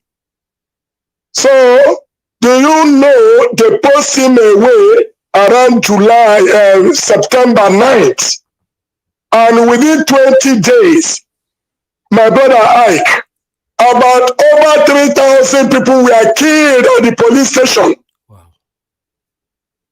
My father, with some of his colleagues, because when they got this information, Kaduna, Katsina, Kanu on fire, they are killing the Igbos. So we have over 6,000 Igbos in Kenji. That is where they call Nubusa and Kenji. They are the same place. Yes. So my father, myself, I found my way back to Ilori on the 30th of September. I don't know where my father is. At the end of the day, we met at my place, which I will not mention. And my father said, in our quarters, the houses serving, because you know houses before they are laborers because they don't go to school. Yes. He said those he trained were the one armed with a rod, sharpened rod, arrow, this bow and arrow, and so on and so forth, machetes and so on. That he himself, with the Dobarel, because he is the secretary of the Igbo Union in Kenji, he said he himself, he killed over 400 people. And my father has a shot of arrow. Luckily for him, it's not poisonous, it's not this poisonous one. He managed to break it. He managed to break it, and he came home with it. So what are we talking? God divided this country into three. Yes. Maserati. Look the map of Nigeria.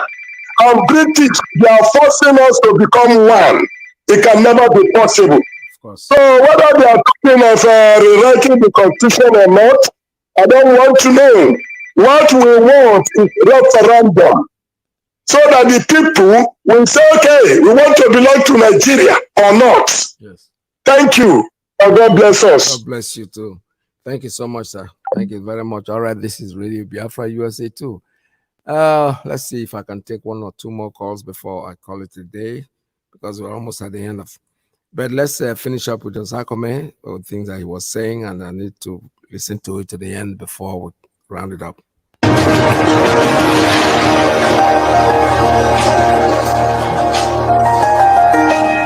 Welcome back to the morning show here on Arise News. Chief Michael Zekome is still with us, senior advocate of Nigeria, constitutional lawyer, and human rights activist. Chief Zekome, thank you for staying with us. You were talking about referendum. And you know that that's a very controversial word in Nigeria, just like sovereignty. People have argued that when you talk about referendum, there's no constitutional backing for it. And you remember what happened in 1961 when Nigeria, a part of Nigeria, went to the Cameroons. But continue with your point. We're still with you. Yes, thank you. A referendum is necessary for us to have a homegrown constitution that the people own. Do you know why? The constitution, amongst all laws, let me put it in local parlance. The other laws are like what you call valets or chiefs or daudos. The constitution is the Kabiesi, that is the Oba, the Eze, and the Emir, amongst other laws. An abiding faith in it as a document helps the people to be driven by a common cause, not all these forces that are centripetal and centrifugal at the same time. We all saw the NSAS. The NSAS was the result of anger by the youth. The youth that have been forgotten, who should actually be the driving force, the engine room of a country. Do you know that at the age of 23 to 25, Dr. Matthew Umbe was already Minister of External Affairs in Nigeria? Do you know that people like King G.A.T. Spiff were already military governors at the age of 28? Do you know that General Yakubu Gowon was a bachelor and just 32 years old when he became head of state of this country? Do you know that now at 32, that age, many Nigerian youth are still struggling to pass through the university system because of ASU strike that may last for 1 year or 1.5 years? There is despondency, there is frustration, there is anger. Meanwhile, the elites are united in one thing. You may hear them say they are in PDP or they are in APC. They have the same cause of bleeding Nigeria hemorrhagically. They bleed Nigeria. They are united in that. They are the same coin having two faces. Whether PDP, APC, they are the same Hamlet and the Prince of Denmark. They are the same beans, akara and momoy. There is no difference between them. These people who are coming together, many of them are not politically involved. Some of them are, but they crave for a new Nigeria, the National Consultative Front. You have it is being co-chaired by Dr. Pat Utomi and Honorable Gali Naaba. We have great Nigerians like Dr. Olisa Agbakoba, Hakim Baba. We have great Nigerians. My humble self, I'm there. Remi Falana is there. We have people like Mogelu. We have Awolowo Dosumu. I'm not trying to name them. I'm just trying to tell you that these people, Dr. Tanko is there, Professor Chidi Odinkalu is there. These people are coming together to say enough is enough of this armed banditry. Enough is enough of this herdsmen crisis when Nigeria is literally being abducted. I just wrote an article and I said, when will Nigeria be finally abducted? We now have ministers, governors, and some clerics going into the forest to negotiate with armed bandits from Chibok to Dapchi, from Kankara to Kagara, from Jangebe to different sectors. It has become the most thriving industry in Nigeria, armed banditry. Once they capture innocent girls, they give them billions of naira, they let go, they wait, they buy more arms, they come back. Well, you just talked about the security situation in the country, which is also something that is of interest to us. Recently, we're told that the president issued an executive order saying that anybody that is seen with an AK-47 and is not, an official of the state or that's a security agent should be shot on sight. And at the same time, a no-fly zone was declared over Zamfara State. Would you like to comment on this? This shoot on sight order, is it not the sanctioning the endorsement of extrajudicial killing? Well, there must be a very careful balancing so as not to turn it into extrajudicial killing. But at least I'm happy for once that Mr. President appears to be waking up from his 6-year deep slumber. We have been talking about this insecurity. Have we not been seeing the AK-47 wielding herdsmen going about, even on Abuja streets? Have you not seen cows by the national offices here in Abuja here? The very central office, the monument of the civil service of Nigeria, and the cars have to pass to allow cows to pass. How do you rule a country like that? So that order, to me, is emanating because the president is finally waking up to the reality that Nigeria is going away gradually by installments, and that we are playing against a Rwanda, a Liberia, a Somalia genocidal stage, a case of Yugoslavia. We are praying against that. That is why he's giving that executive order, so that these armed bandits, we know that they are being watched. It was Hippocrates, the father of medicine, who once theorized that desperate diseases require desperate remedies. If the armed bandits, all right, with that, I will hold on to this, but tomorrow I'm going to continue with it. I want us to listen to it completely, what he's saying.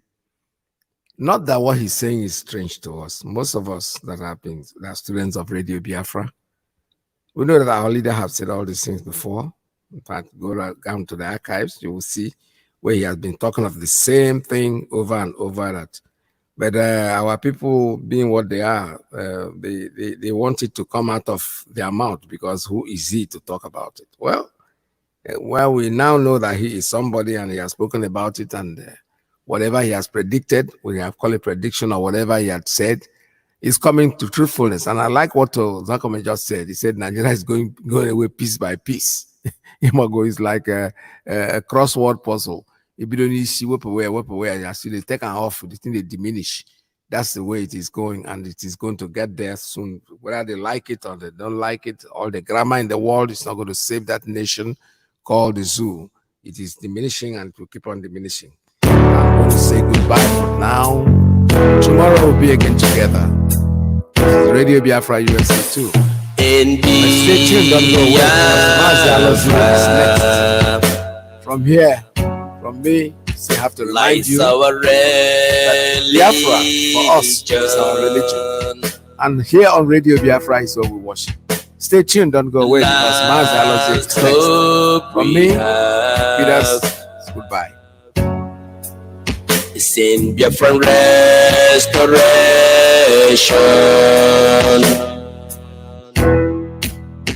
I believe. There will be no more. That I can assure you. Okay. NDBC over the world, you know that Miyetti Allah is a terrorist organization. You know that. They have killed. They have said that Benue State is theirs for the taking as a spoil of war. All of you are aware of it. You know what they are doing. Anywhere you have Fulani headsmen, terrorists for that matter, they tell you, oh, they are pastoralists. They are allowed to do their businesses in the forest. All of you are aware of it. But you kept quiet, hoping that somehow Tinubu will emerge as the president, or an Igbo man will come as a president, and your family will start enjoying. But in the meantime, you have no more farmlands, you have no more forests, you have nowhere you can call your own home. The same stupidity exhibited by Hausa peasants that enabled Fulani to take Sokoto from them, that enabled Fulani to take Katsina from them, that enabled Fulani to take even Kanu from them. Every Hausa land is occupied either by a Fulani emir or a Fulani governor. Some of you don't want to reason, you don't ever learn that the main aim of Fulani is to conquer your land and enslave you. Look at Hausa people today. As I wrote yesterday, they are worse than a discarded tissue paper. They are worth nothing. Only their language is what is relevant in their lives. Everything else is lost. All of you are repeating the exact same mistakes that the Hausas made. That is why they are in trouble. And that is why they can never ever come out of it. They are all suffering from what I would an advanced version of the Stockholm Syndrome. Can you imagine that these people came into their land and took it over and they cannot do anything about it? Hausa is gone. It took Fulani very many years before they came out of their shell to say we are Fulani. Remember before, many years ago, they told you we are Hausa Fulani. We are Hausa Fulani. Because that time, their subjugation of the Hausa race hasn't been completed. Now they have completed it. Have they not completed it? And what is happening right now? I ask you what is happening now. Fulani have now come out to tell you we are Fulani people. Is that not what they are saying now? They are not telling you we are Fulani. No more Hausa Fulani. What does that tell you? That the Hausa race no longer exists. Do you want the same thing to happen to you? Do you want the same thing to happen to your families, to your villages? Do you want your towns, let's say Bomosho, to be renamed into a Fulani name? Do you want Onisha to answer a Fulani name? Forget all the nonsense about unity of Nigeria. All they are uniting against is your common interest. Unless you prefer epileptic power supply, unless you prepare to live your whole life without running water, unless you want to live in abject poverty and deprivation, your only alternative is a revolution. Let nobody discourage you. All the countries of the world doing very, very well, they all went through a revolution. You must go through it. If you don't go through it, you can never ever survive as a people. Fulani will take you over. As simple as that. This very day, we are making it known to the whole world that the Muslim extremist dictatorship masquerading as a secular democratic government must be demolished. It must be demolished for you to survive. They have to be demolished. If you do not demolish them, your lives will end very, very miserably. I assure you. I assure you. The zoo is on its knees. Everybody knows that the zoo called Nigeria is on its knees. Who doesn't know that? Everybody knows. Nothing is functioning. You are all aware of it. When they say go and register for NIM or whatever rubbish is called, all of you trooped out without legislation, without any laws. Fulani can control you however they like. Once they announce it, Yoruba newspapers very foolishly and stupidly will support them because they want Tinubu as the president. And you are all dying every blessed day. You are all dying every day. Had you people risen up to say that what is happening in Nigeria is bad, there is no way that First Oranti's daughter will not be alive today. That is the price you pay for duplicity. That is the price you pay for treachery. That is the price you will continue to pay until you rise up and say, enough is enough. It is up to you to do it. You did it during NSAS. You can do it again.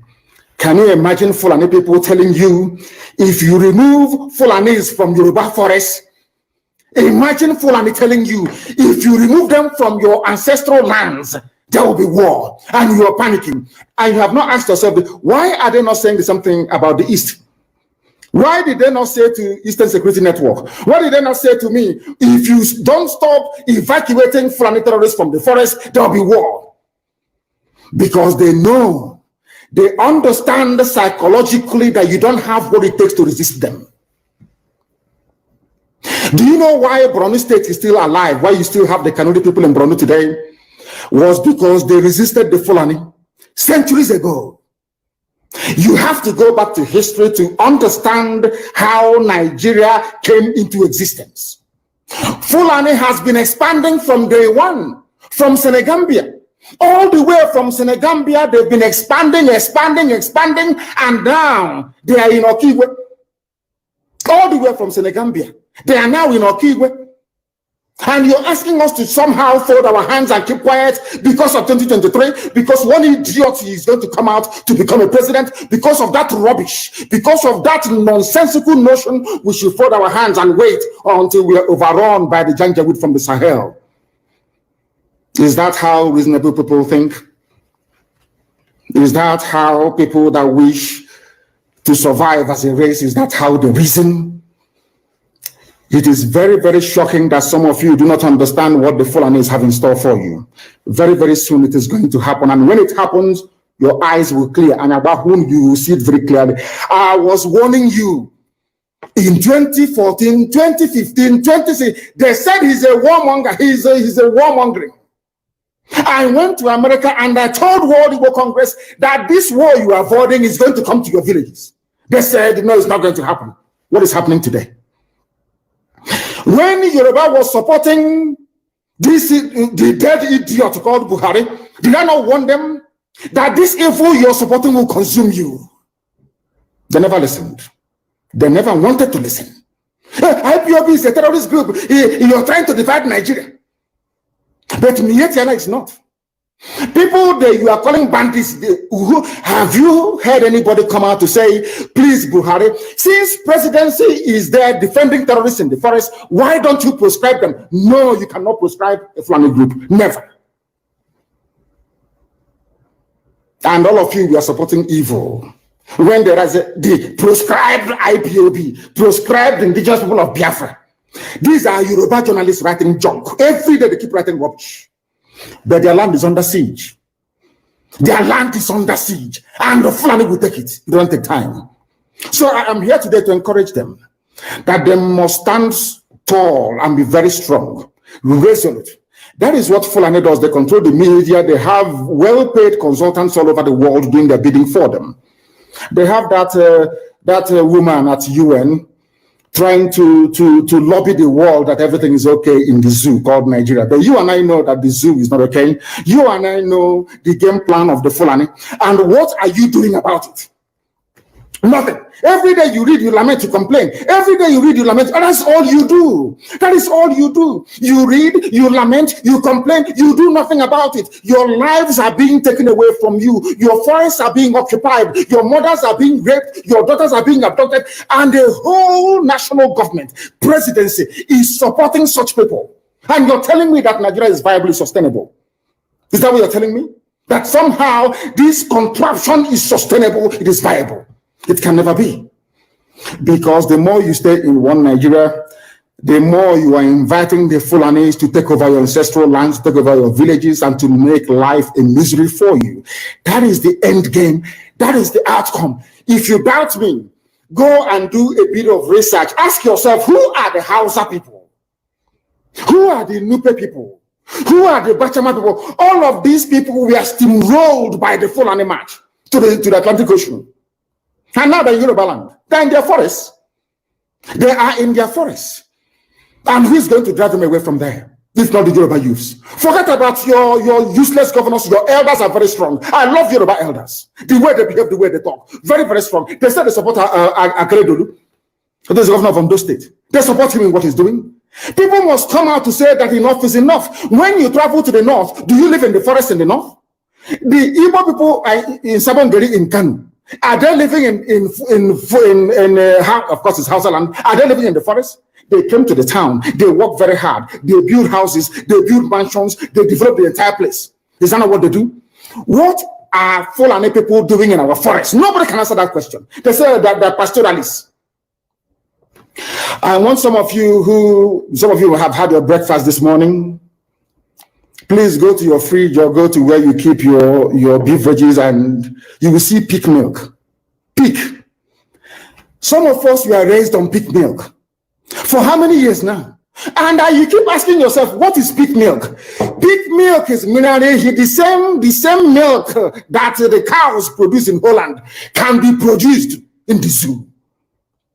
Tell me the country in the world aspiring to be a member of the UN Security Council where you move cattle from place to place.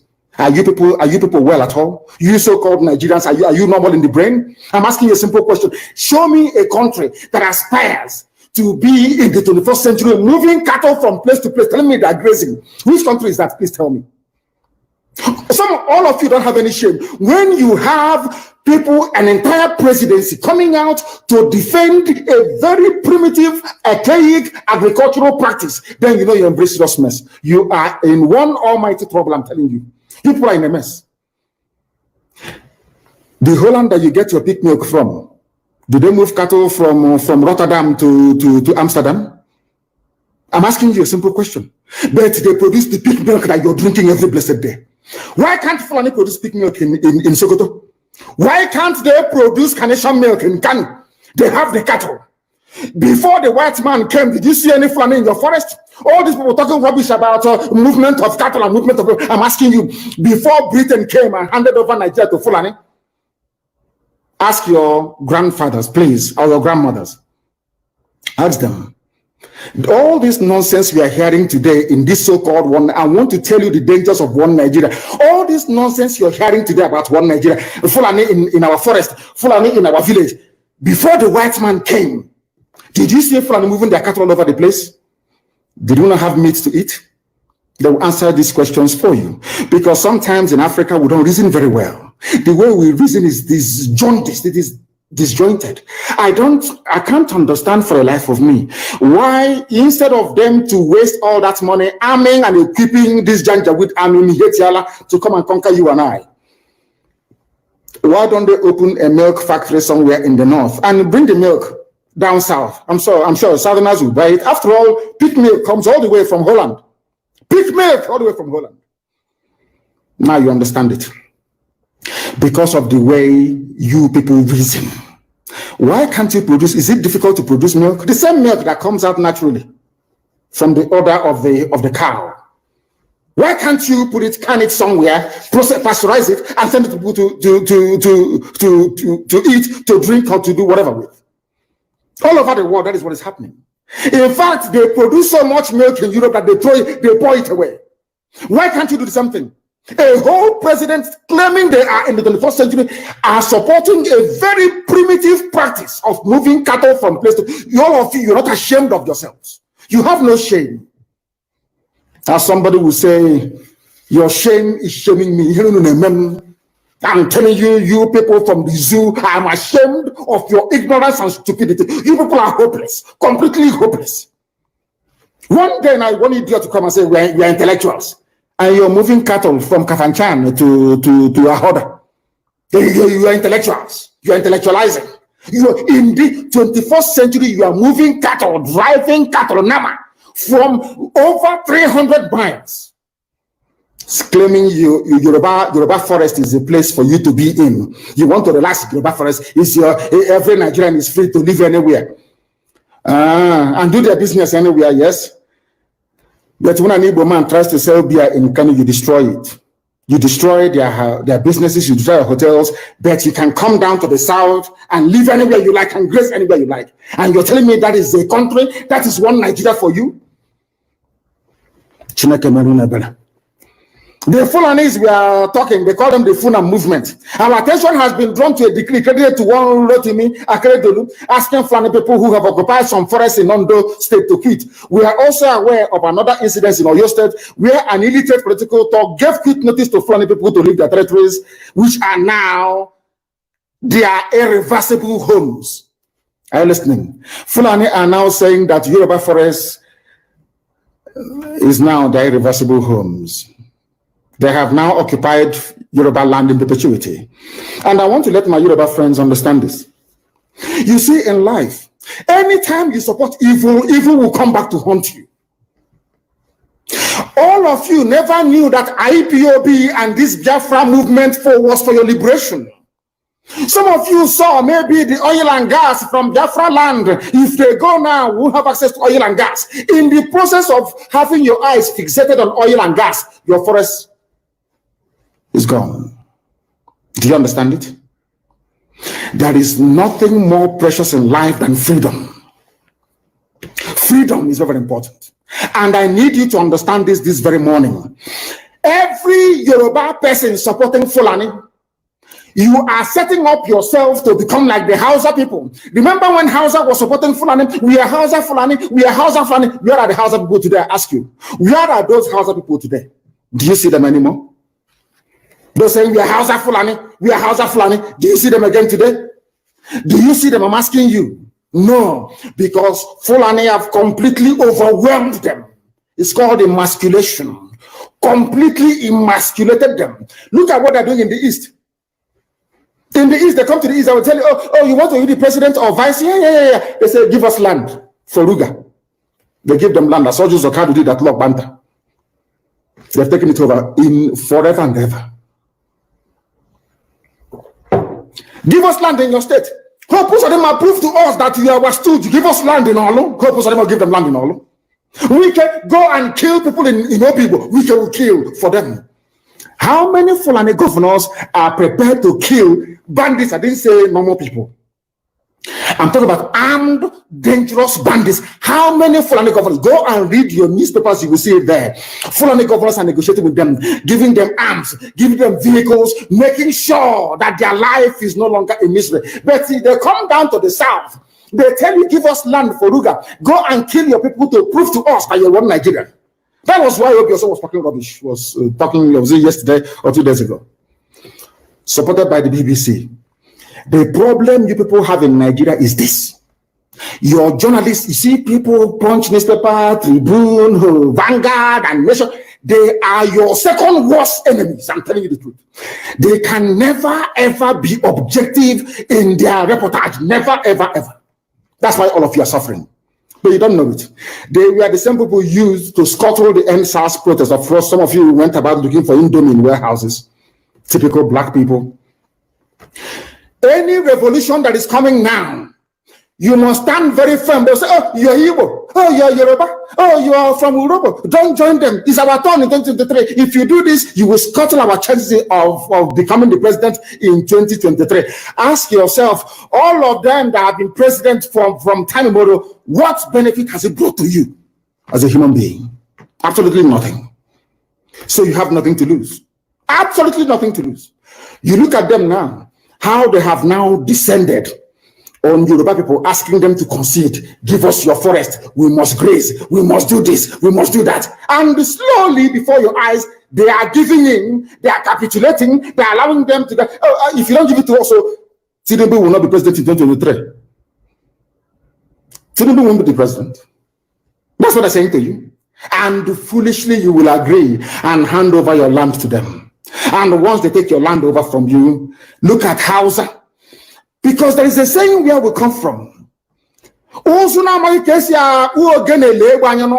you want to know what your life is going to become in the future, look at Hausa people. If you want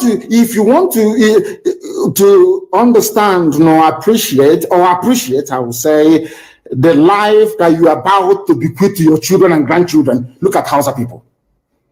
Is there any Hausa governor today? Is there any Hausa emir? Is there land though? Katsina is the Hausa land. Kanu is Hausa land. Sokoto is Hausa land. The Hausa people own it, indigenous to those areas. I'm asking you this question. Is there any Hausa man who's an emir in the north? The answer is no. The same thing is going to happen to you.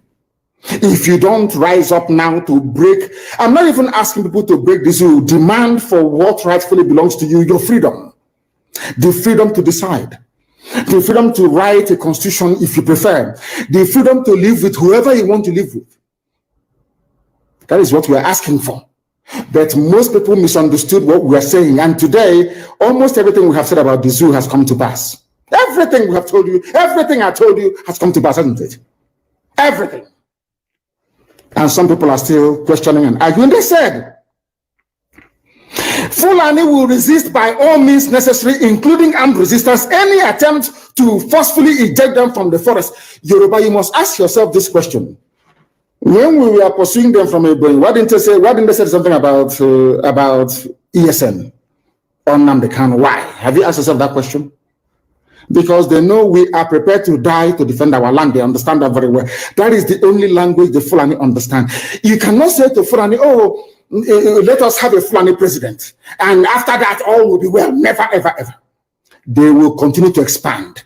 They will continue to identify idiots in your midst, traitors, saboteurs in your midst. They will promise them heaven and earth. They will give them anything they ask for in order to ensure that they get into you, they subjugate you. Look at Yoruba and the Lorin.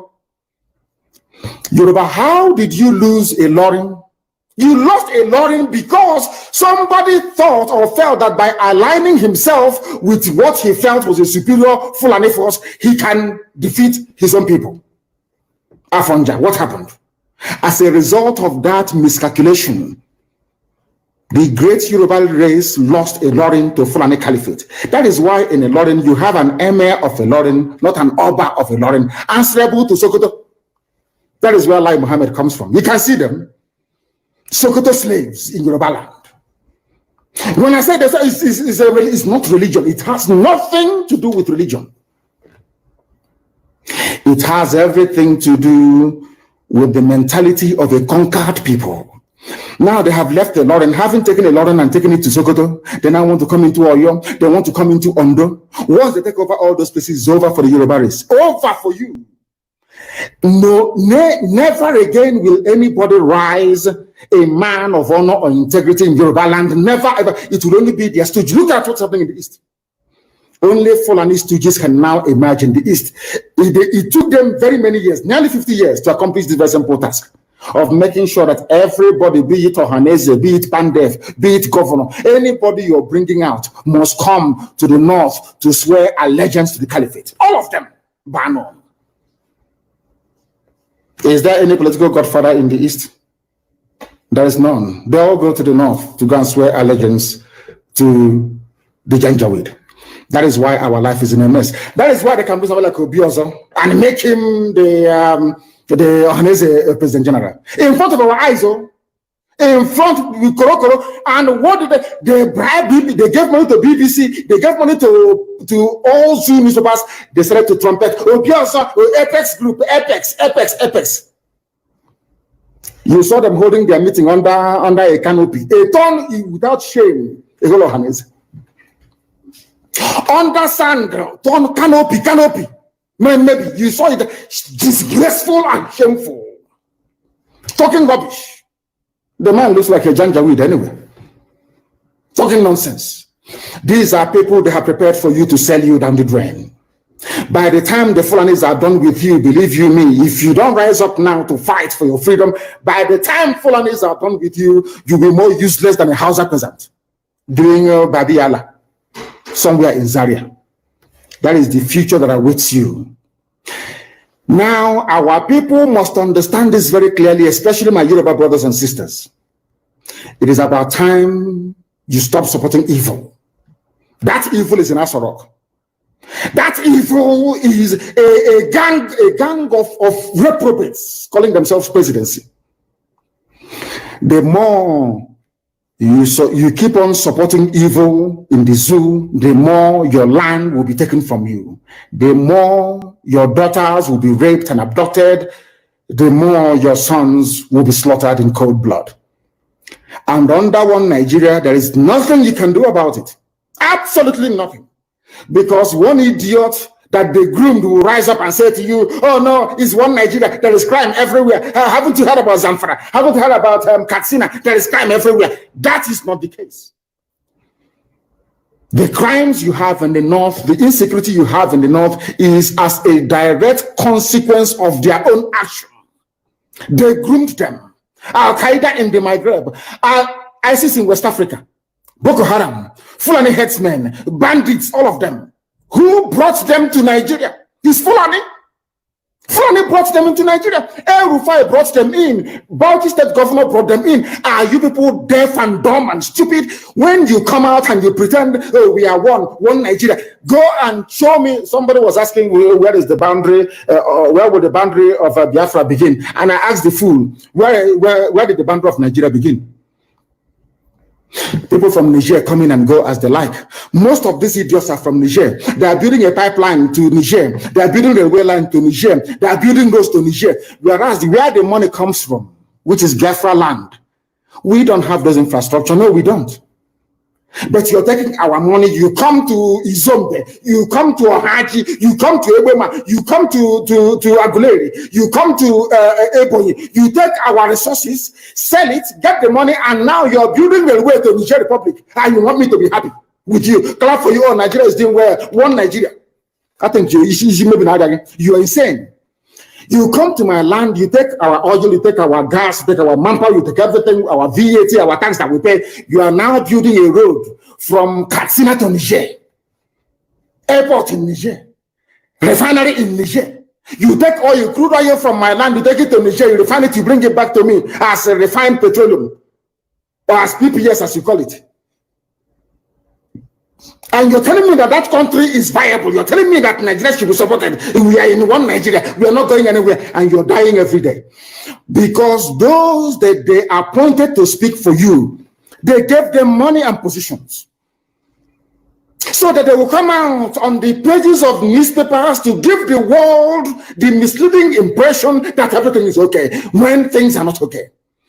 Go through the statements of Ohaneze and see the contradictions in it. Nigeria is not working. We are marginalized. And then you come back and say Nigeria is one. We must stay in it together. Are you not foolish? These are the useless intellectuals that you have. On one hand, you say Nigeria is not working. You are marginalized. You are being discriminated against. You are suffering. They are killing you everywhere. And you come back to the same place and say Nigeria must be one. Had Nigerians gotten together to say they want to be part of this useless contraption, that's entirely their business. I'm a Democrat, I've subscribed to it. But have you asked yourself this question? Why is it that all those asking you to remain in one Nigeria has something to gain from Nigeria, or they have benefited in the past? Nothing more, nothing less. I saw the letter that Atiku Abubakar wrote to President Biden. In it, Atiku Abubakar said to come and help us fight terrorism, in order to ensure that there will be no regional destabilization. That is their game plan at the US State Department for very many years, until we stepped in. They keep trotting out these lies. Once Nigeria breaks up, there will be destabilization in the entire region. I said it because you don't understand African history. Most of these people are not educated. When I say they say I'm insulting them, no, I'm not insulting you. Most of you are not educated. In Africa, we are tribal creatures in Africa. In Africa, we are tribal creatures in Africa. We always go back to our village where we were born, where our umbilical cord, how long, where it was buried. That's where we come from. That is why every Christmas, Easter, New Year festival, August meeting, you see us migrating back to where we come from. And I keep saying these things to Africans, they don't understand it. They don't understand it. Everywhere in Africa during Christmas, if you like, be in South Africa, if you like, let it. The 6th of September 2022.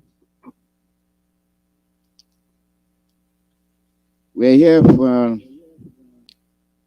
another broadcast of our saga, the issue we are facing. And most of you are beginning to understand the games being played by these politicians, telling you to come and vote. They come up, they trick you. And let's start asking ourselves questions. What exactly they are trying to achieve? Absolutely nothing. They want to put you back the way you were. They don't go forward, they go backwards.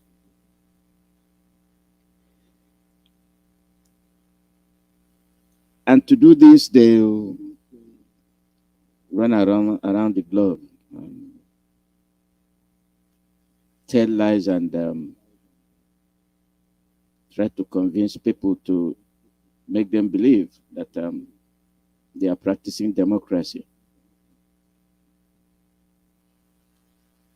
Yesterday, you had the clip I played, and that was on the end of it. Now, the issue is the security aspect of it. We overlook security. We Biafrans, we overlook it. We see the danger. We see what is happening to our people. We are there watching it. We are witnessing it. We are experiencing it. What happens? These people come up with plans every day. They come up with plans. And the plan they come up with is the one that will kill us, put us in bondage and oppression.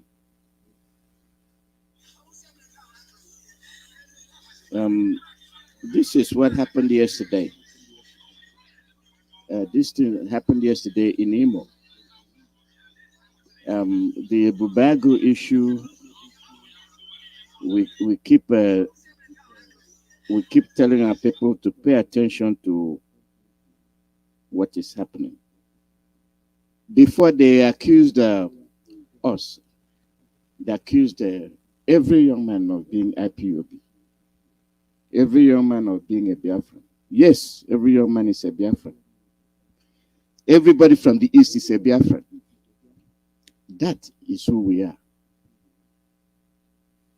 But the official indigenous people of Biafra, those behind Mazi Nnamdi, those that are very much interested in seeing that they survive as a race,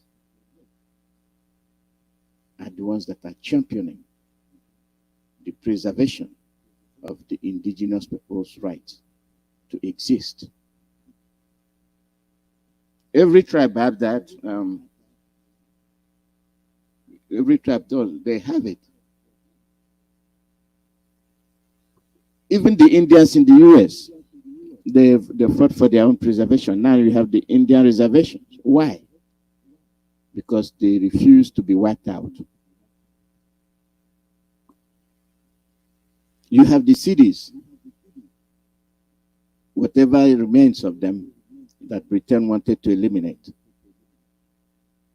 And where does the US have the rights of the indigenous people? It is a way of preserving the people. Here in the US, I mentioned it before, even those that are not the original Indians, those that came from Britain, they are preserving their culture. They are preserving their right. They are preserving who they are. And they do things the old way, the way it has been when they came to the US with Christopher Columbus. They reserved their culture.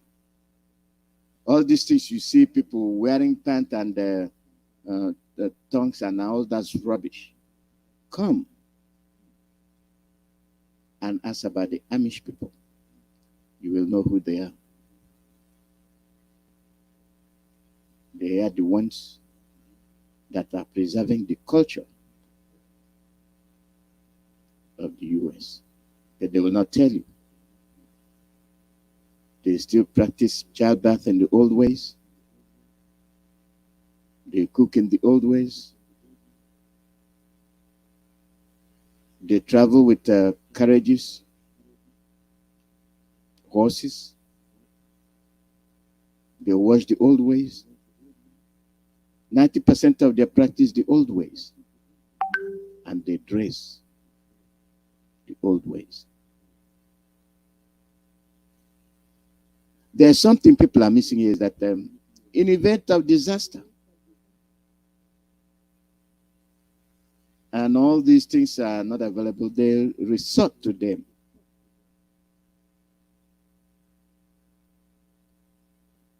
They resort to them. They fall back to them. And this is the way they used to be. But in our own case, we have people that are foreign to our land. They descend on us to wipe us out with the help of our own people. We have been shouting about the Bubago.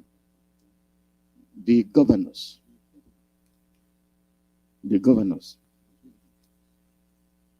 who are agents of the Fulanis are busy importing the Fulanis with the help of our own people, our own men, killing our own men. There is something wrong. And when they do this, they harvest the organs of the people they kill. What do? They tell you, oh, it's IPO. You have demonized IPOB because we resist the killings of our people. We refuse to be enslaved. That's what IPOB stands for. The rights of people. Even the rights of the Arewas. Indigenous people.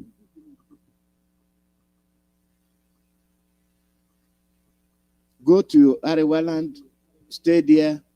That is your right. Stay there.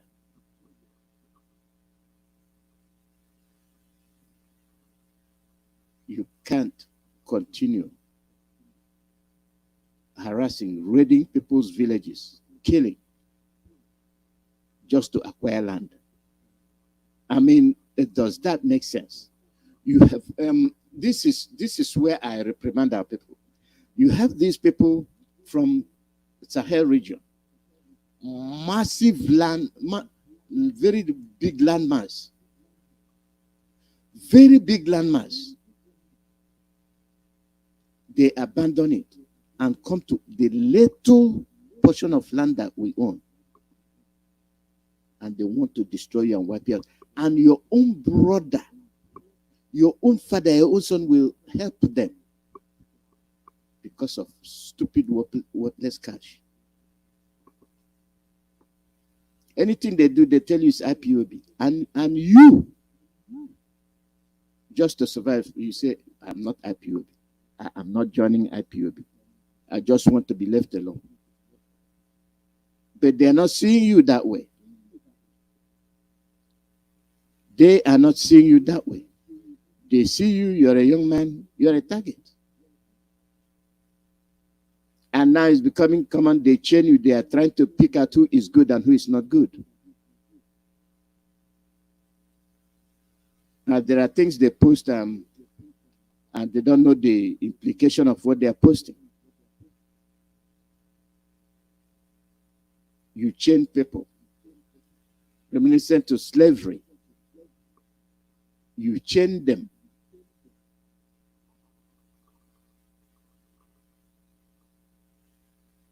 And you're saying these are good ones. These are young men. There are thugs. You know who the thugs are. There are different factions of them. Why are they so? You have deprived them from employment. What's left of them is to steal. It's fine if they steal, but when you get to the point where you are murdering people, it becomes a crime. the economic situation is very there. And the prophetic words of Mazi Iyke is happening right before your eyes. All these people that fail to reprimand their leaders, the Igwes, you don't want to be seen as a bad person. What makes you a bad person? Your demand for your right does not make you a bad person. You're condemning the leader for not doing what he's supposed to do does not make you a leader. It is not the work of one individual. It is a collective work. And this is why when things of this nature need to be done, it will be done collectively. Then they will know that it is the people. It is the people, not an individual. This is the difference. When something is happening, only one person talks and the rest keep quiet. The person that talks becomes the demon. And everybody will see him as the demon. But when everybody said this is wrong, the people are condemning it, then it will become very, very effective. Our leader was a lonely voice, shouting, kicking, running up and down, calling on the people. Oh, you know the answer. We don't like the way he talks. Today, you love the way he talked. Today, you're making reference to what he said. Today, he told you they will be singling you out one by one and be eliminating you. Is that not happening? It is happening.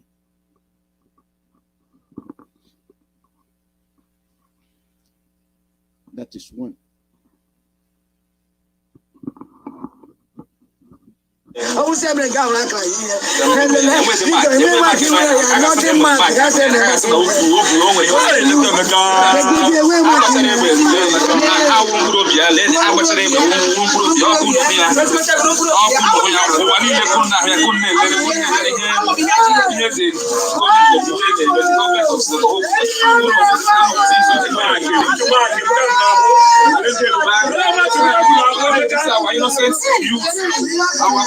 Then we have it. We have to wasted his life. When we look at when you say that,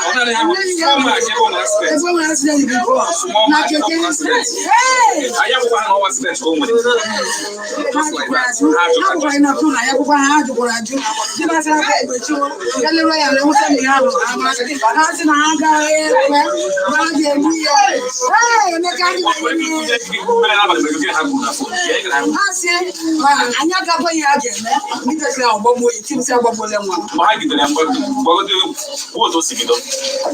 I know the 8 o'clock. We asked him about a day. I see a way away from the try on this issue. What's the phone now? We are in here. Now, John, you're phone. I will know that you're here. Now, I wouldn't have on a hundred. I'm not telling you, I talk here. We are here. We are accident to me. I said, I have not so stupid. Immediately, I want boy. I said, I'm not with the I say, I'm a boy. And I just was saying, hey, it's like this. Can one see what this say? What I know I'm for? I don't know. What I don't know. I just I'm going to so every day. Everybody at the Kanu. Hey, every room I'm like this.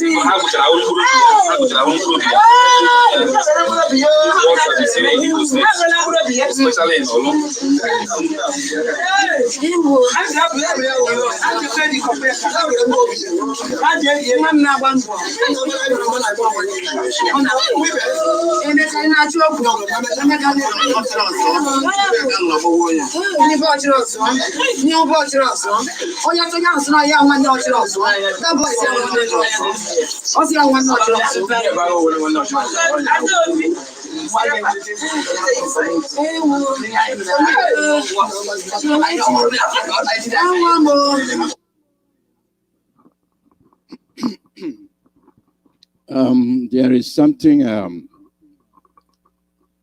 wanted you to pick up from that labeling. These people came into your land and they branded who they will kill and who they will not kill. This is the boldness of the Fulanis, with the order and supervision of the governor. These people came. Now they will not kill you because you're IPOB. They will kill you because you're a young man, a future threat to them. And how do you eliminate these people? You introduce a formula. If you have a mark on your body, what is a mark?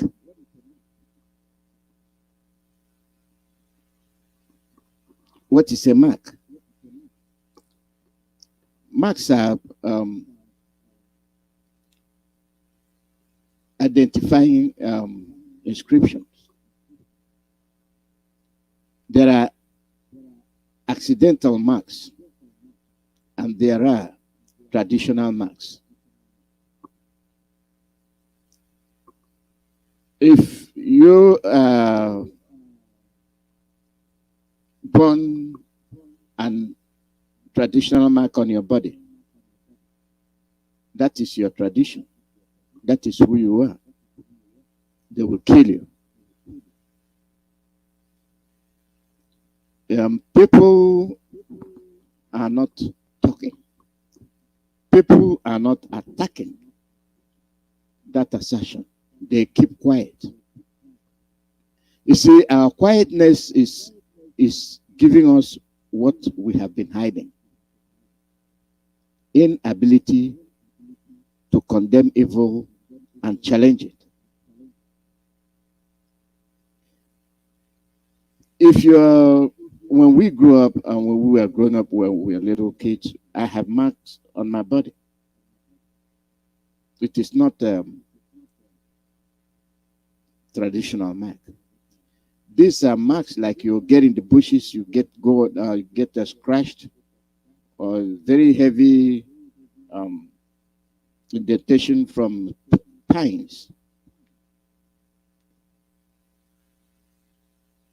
The spines, like you going and then you have the long one scratch your shoulder. So you're going to die. When they see it, oh, that's a mark on your body, they'll kill you. Are these people telling you that you have a mark on your body? Don't they have any marks on their body?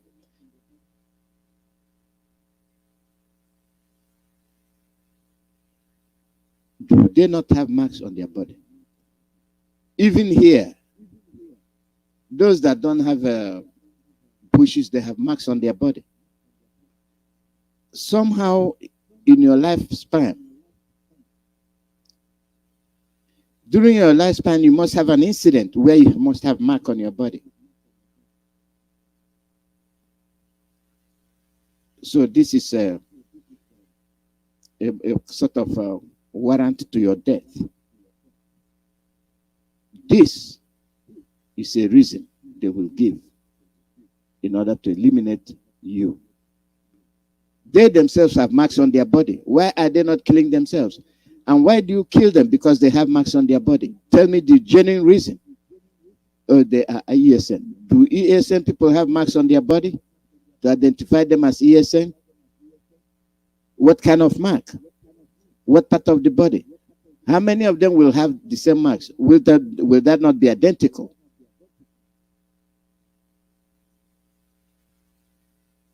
Will that not be alphabetically or numerically done?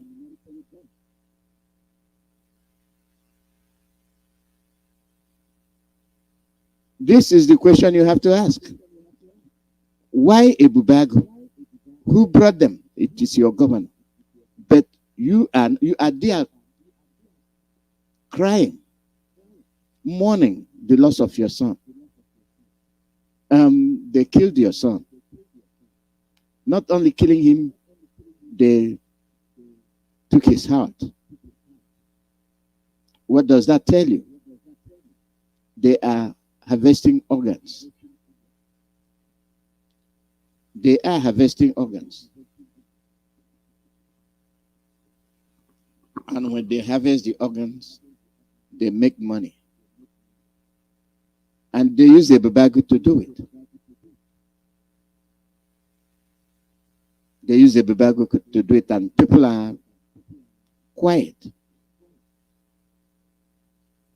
People are quiet.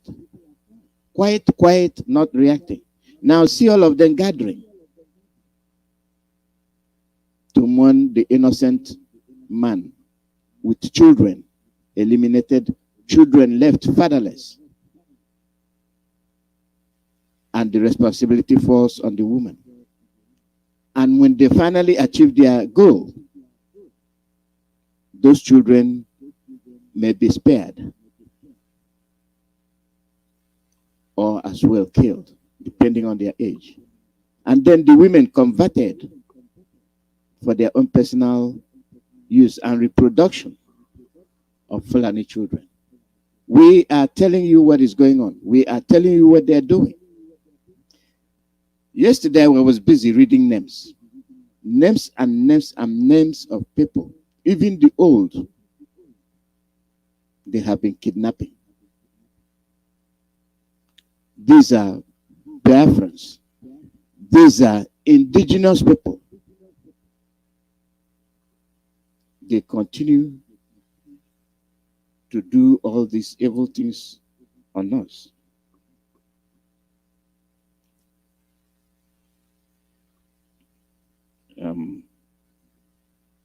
Do we see it? No. Do we understand? No.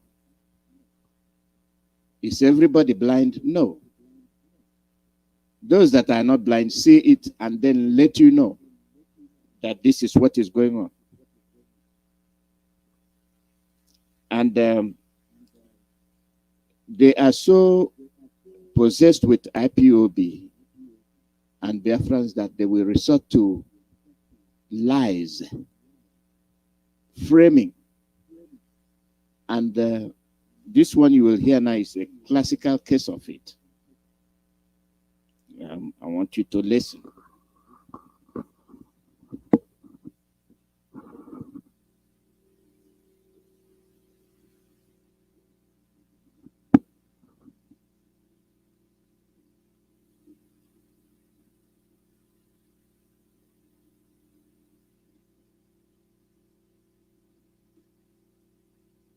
West, Senatorial District.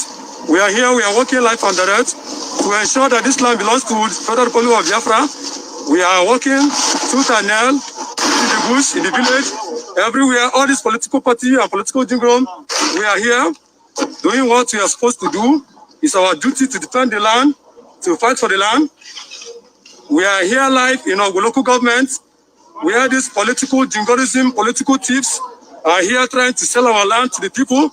This is the place we are. So we have hope. Thank God for Chukwu Kojama, who has given us the strength all these years and all this time to ensure that we are there, that we are working. What's the car? What's the car? What's the car? What's the car? What's the car? What's the car? This is the car of the leader. It has been destroyed. Yes, it has been destroyed. We will continue to do what we're supposed to do. And that is it. It is going on. Thank you.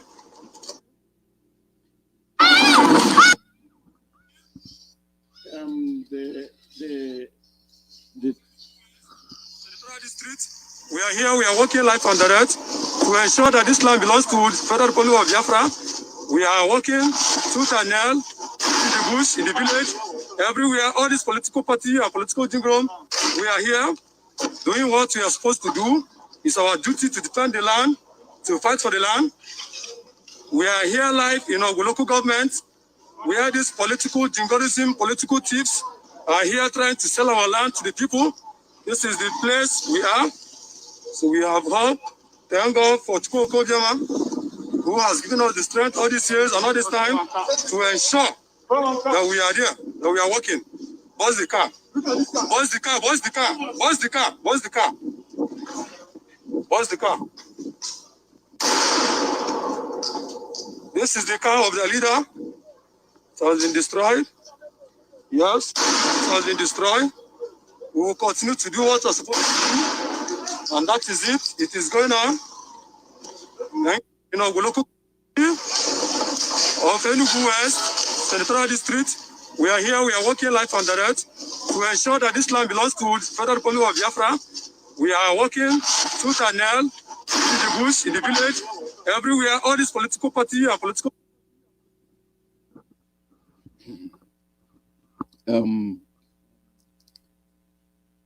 You don't need for me to say more. These are people that they came in,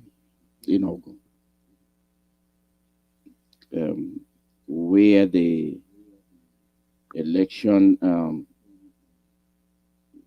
people are having their meeting. That's Labour Party in Enugu. Obi's Labour Party. They were having a meeting there. What did they do? They sent their agents to attack that vicinity. And you had the person making the comment. You know that it's not a Biafra. But all he said is they are fighting in the bushes. When they say they are fighting in the bushes and everywhere, that's referring to ESN. There you go again, they're making reference to ESN. So the ESN is coming out from the bushes, according to what he's saying, to come and attack the Labour Party headquarters. They are the ones attacking Labour Party headquarters. They are meeting ground. Only one car there. They are shooting the one car. Shooting at the one car. And then they are carrying Biafran flag. Just, you see, when they frame you, they try to frame you. This is Biafra land. Yes, that's Biafra land. If you know that's Biafra land, why are you attacking the inhabitants of Biafra land? Why are you attacking? Why are you attacking Labour Party zone? Why are you attacking it? It's a symbol of what is coming. What will they do? They turn around and say, "Oh, IPOB, ESM." That's exactly what they staged right there. They cannot even pronounce the name and names of the area they are. Even Chukwokika Abiyama, they can't pronounce it. And they are telling you, get ready to vote. And people are running around like crazy. People are running around. They are still killing you. They are still killing your children.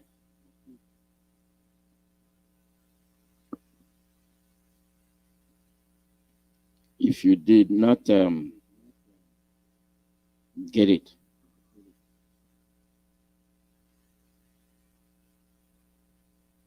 this is what is to come. This is what is to come. I just listen to it one more time. Then when I explain it, try and extract the things I said and see if it makes sense to you. The unknown gunmen. Now you know who they are. They are the ones. They are the ones causing the mayhem. Stopping the peace. of Enugu West, Senatorial District. We are here, we are working live and direct to ensure that this land belongs to the Federal Republic of Biafra. We are working tooth and nail in the bush, in the village, everywhere, all these political party and political jingle. We are here. Federal Republic of Biafra. Wrong. Wrong. We don't have Federal Republic of Biafra. Federal Republic of Nigeria is what they have. Implication. There they have implicated themselves. Federal Republic of Biafra. No. We don't have Federal Republic of Biafra. This Federal Republic of Nigeria. That's what they see. Somehow they implicated themselves. And then you come hearing him telling you political jingoism going on. It is them. They don't want these political parties. He said it. In the bush, in the village, everywhere, all these political party and political jingle, we are here doing what we are supposed to do. It's our duty. What you are supposed to do. You are in the bushes. You just simply give yourself away. You want to make sure no political party existed to come and challenge the Fulanis. So you are doing your work.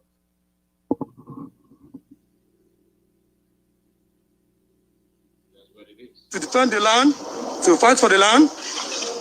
We are here like, local government, where these political jingoism, political thieves are here trying to sell our land to the people. This is the place we are. So we have hope. Thank God for Chukwuka Jama, who has given us the strength all these years and all this time to ensure that we are there, that we are working. Bust the car. Bust the car. Bust the car. Bust the car. Bust the car. Bust the car.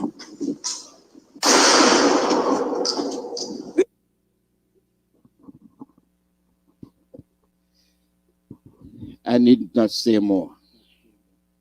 The evidence speaks for itself.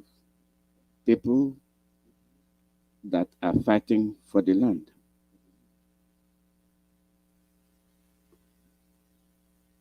They are fighting for your land. And if you don't pay attention, then you will be missing. You will be missing. A further conspiracy, which you need to know. Further conspiracy is Tinubu's wife. Yesterday, I was on the radio with Citizen AY, and we spoke at length, and most of you listened. The Igbos are the ones, I have been mentioning it, we are sacrificial lambs for one Nigeria. And this is Tinubu's wife. I will read you what she said. And she spoke boldly. If you like, record me. I don't care. We will call all the deities / God of Lagos to send all the Igbos packing. Any Igbo person that can't marry Yoruba should leave our land because we have to inherit you. We will inherit all the Igbos here to our tribe, Yoruba, by God's grace. This is Tinubu's wife speaking. Let me read that paragraph again. These are not the Yorubas speaking. This is the wife of Tinubu speaking. quote, if you like, record me, I don't care. We will call all the deities / gods of Lagos to send all the Igbos packing.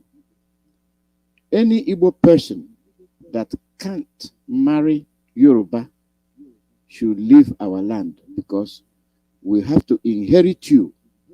We will inherit all the Igbos here to our tribe, Yoruba, by God's grace.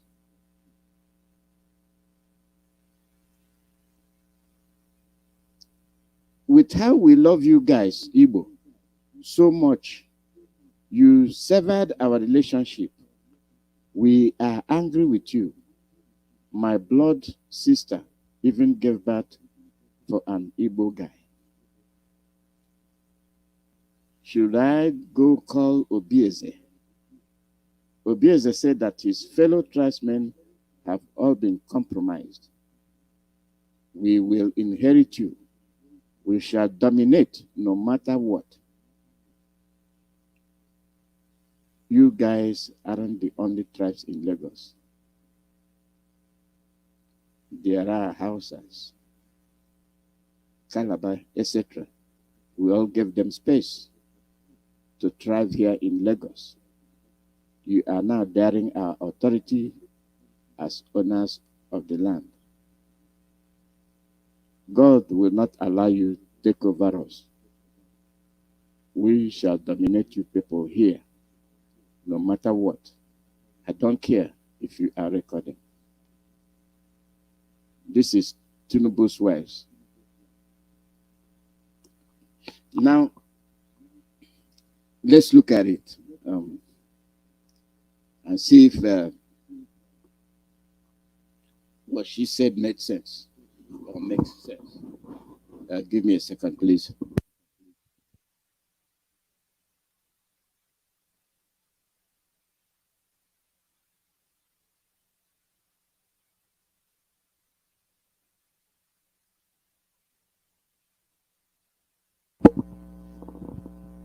Let's see if what she said made sense. Ndị Igbo, unu arakwala n'ọchị. Unu arala nshi. And we made it so. We made it so. Let's go back to paragraph 1 as to what Tinubu's wife said. I will reiterate again, it's not the Yorubas. This is Tinubu's wife. And you know who Tinubu is. And this is his wife. And there's an adjunct to this. There's something, and you can call it an addendum. Excuse me, to this. If you like, record me, I don't care. We will call all the deities, gods of Lagos, to send all the Igbos packing. Any Igbo person that can't marry Yoruba should leave our land, because we have to inherit you. Let me ask you a question. If all the Igbos marry Yoruba, then what will be the population of Igbos and what will be the population of Yorubas? Are they not marrying in the first place? Yorubas are marrying Igbos. Igbos are marrying Yorubas. So what's new? You want us to abandon all the Igbo women and marry the Yoruba women? And then what happens to Igbo women? That goes back to our warning since Friday, Saturday, Sunday. Even our women host said that in our program. We are ignoring the obvious danger. Our women are being isolated. Our women are being isolated. Igbo women are now a target for destruction. You form family with Yoruba women and you leave your Igbo women roaming around like prostitutes. Nobody marrying them. and they'll be roaming around. And they are making fun of them in Lagos streets. You see, this is a conspiracy. We look ahead of time. We scan the environment, and we alert you as to what is happening. All these Igbo women roaming around Lagos street, go home. Close your legs and go home. Those that cherish tradition want their tribe to survive. They are telling you they own you. Everybody owns Igbo people. Fulani people own Igbo people. Yoruba people own Igbo people. The world own Igbo people. Our land, you own it. That means we don't own anything. We don't even own ourselves. When you can boldly tell us to marry Yoruba women, and there you confess that your relative gave birth to for an Igbo person. And then if that is the case, what's your problem? What is the reason behind it? You are pitching Igbos against the Yorubas. That is practically what you're talking about. All this up and down, deities and gods of Lagos, after all, we are the ones that own Lagos. The Igbos are the ones that make Lagos run. And due to political ambition, you are attacking Igbos. You are accusing them of anything just to make sure they support your husband, Tinubu. That is the brain behind all this rubbish.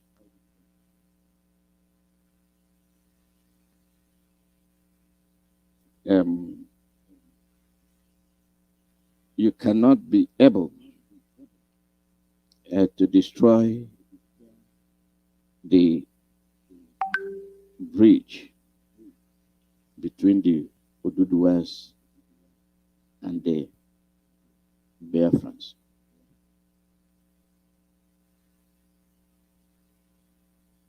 You cannot be able to.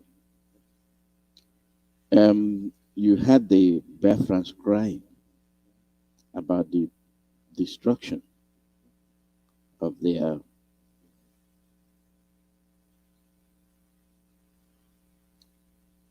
wares, everything they have.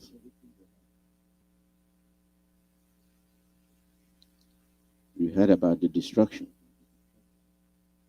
Burned down, buildings destroyed in Lagos.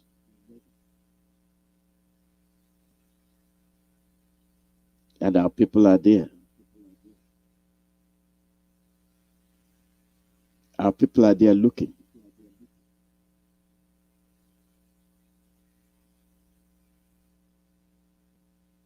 And when we look, do we learn? Do we get anything out of what is happening to us? Do we get anything out of it? That's the question. It's from experience.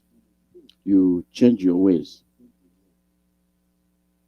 From experience, you determine what next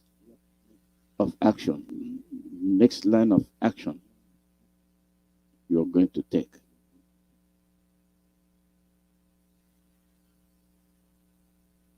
It is time we start thinking.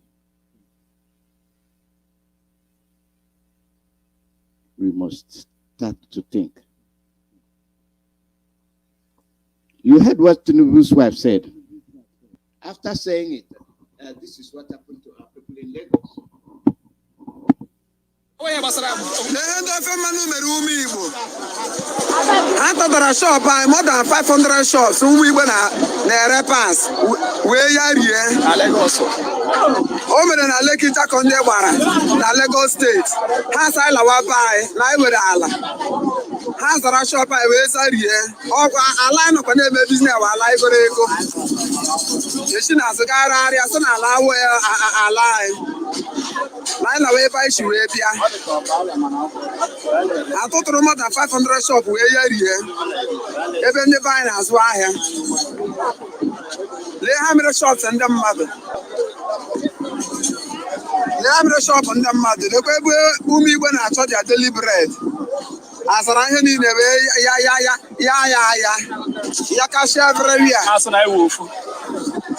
shops a wụkwa shops a ka kwụchakwara ụgwọ last week a ka kwụchara 400,000 atụtụrụ shop niile wee destroy ya agwa ha na ha erele ya ha agwa na ha erele Chinazụnacha ya ego ala sef ụfọdụ ndị be nọchi ebe a zụchara ala esi na azụgharịa na ha lawa be ha a kwụchara ụgwọ shop last week 400,000 ma ndị kwụrụ 500 ma ndị kwụrụ 300,000 ma ndị aka duru edu DCA last week on Friday ma ndị aka duru last month herend onye ọbụla shopless ụmụ Igbo nọ na Jakonde dịzi shopless na lee ka onye ọbụla nọzi stranded lee ha mere ndị be anyị onye ọbụla dịzi stranded tụtụrụ ma ngwaahịa ma everything na-ebichicha ngwaahịa ndị mmadụ ma ha na-azụ ahịa be anyị onwe ha na-eme ha na-ekwuwa Naijiria abi asịkwa n'ọwa Naijiria ha na-azụkwa ahịa be anyị okwa ha na-eme ha bịa n'abalị destroy cha shop anyị nke a uzi today ka ha pịaziri the final one lee more than 500 shops na Lekki. Now, do you see the link? As for what Lady Tinubu said, and then the action taking on Biafrans in Lagos. This is not the first time. It will not be the last.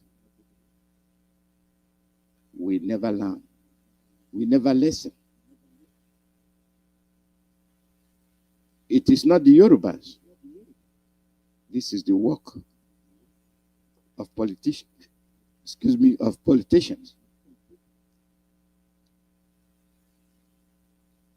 They are putting fears in you. But the destruction they have caused is very, very disheartening. Will you still continue to stay in Lagos? The handwriting on the wall. And then I got 500,000 deaf people right from a Juku era. Telling you, you're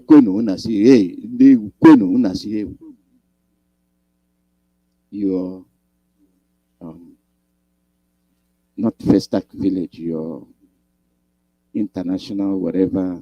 Festac, was it Festac? Whatever shop you're built in Lagos.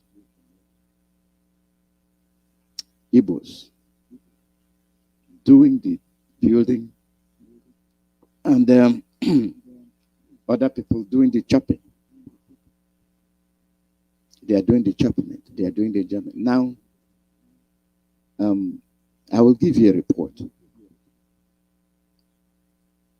For all the obedience, Ndobi, for all the presidents to be, for all the governors, ex and present, for all the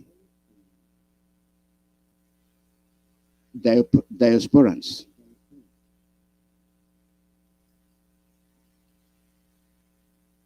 I will give you a report. And if this report doesn't move you, nothing else will move you. You've been taken for a ride for a very long time. And you, as a black person as Igbo person. They are jealous of you. They cannot compete with you. What they do is they ride on your back.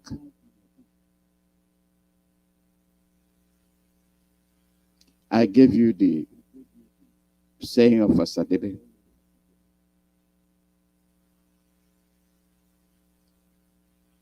Enwe Kwanwenazu, Mambu Wine produce Ogorotora, is what is happening here.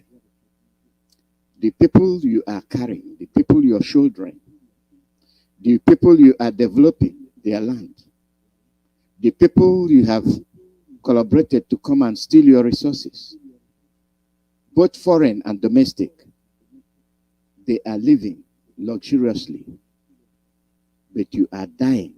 They are slaughtering you every day in your village to live comfortably. Why must people live comfortably at our expense? But we are scattered all over. You in diaspora, you are an example of what we are talking about. I am an example of what we're talking about. The core of the family system is the women.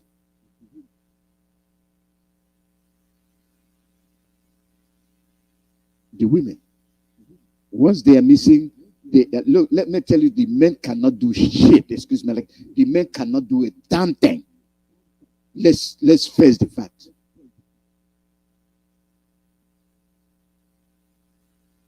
Your job is not to raise children. It is the women that do. Why is it so? And the very core people that raise the children are dispersed everywhere. Their men being slaughtered. You are not getting it. But they are protecting their own women. They are shielding their own women. They are making their women feel comfortable. Your own, they are prostituting them around with the help of our men. With the help of our men.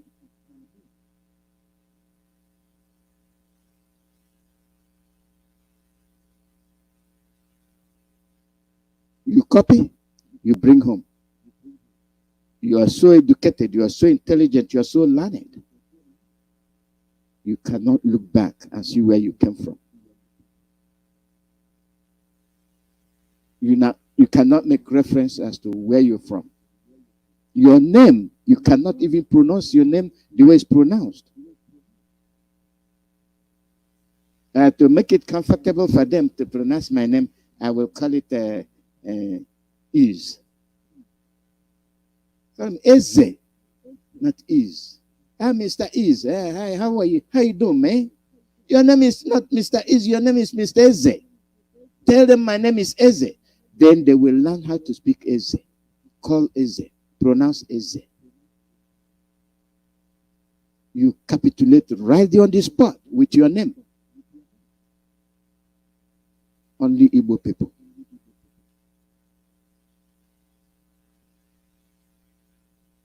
Chuck, my name is Chuck. Your name is not Chuck, your name is Chuku. Let them pronounce you here, you studied English. Your parents paid thousands and thousands for you to study English. And then you come over here. Tell them your name, let them pronounce your name. No, they cannot.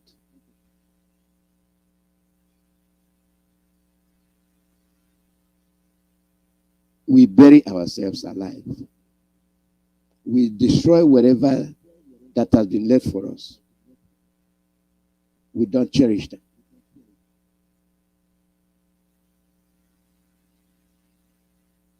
What's your name? Nika? My name is Nika.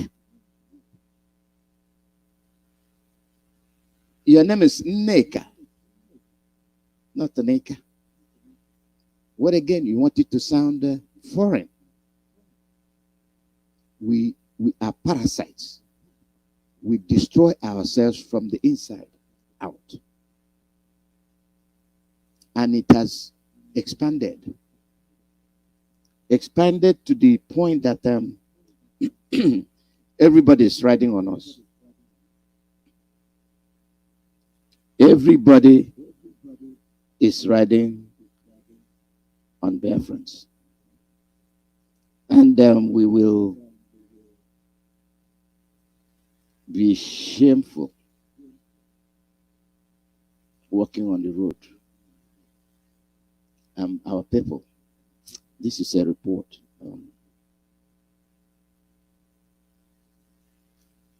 It is for another broadcast, but I don't wait. I put them together. This is a report from Vanguard.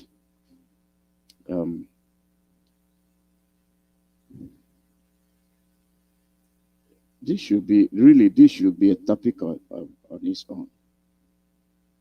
But due to the fact, I wanted this to be separate, but due to the accumulation of facts, I think this fits into this broadcast, and I'll bring it in.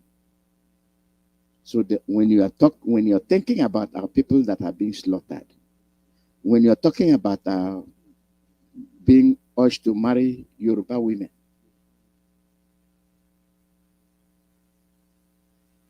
South Africans are grabbing our men.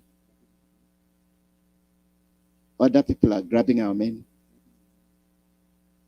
And our women are roaming around, trying to play Western culture. But that's not good reason enough. It is our job to reel them home.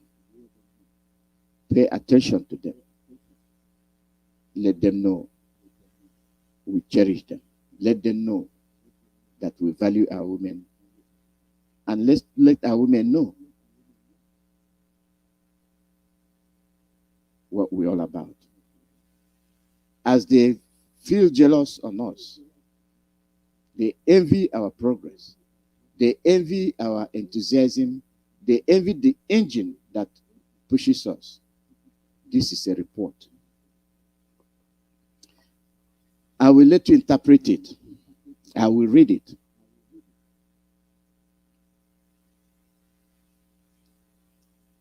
It's for, because Lungwa people will be on here tomorrow. I will read it today. And then I bring it up tomorrow. Then after the Lungwa program, you call in on it. This is the report. It's from Vanguard News.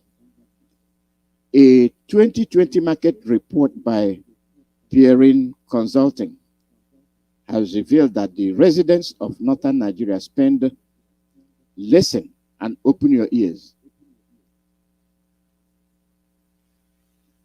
Residents of northern Nigeria spend 322 billion monthly on personal care products.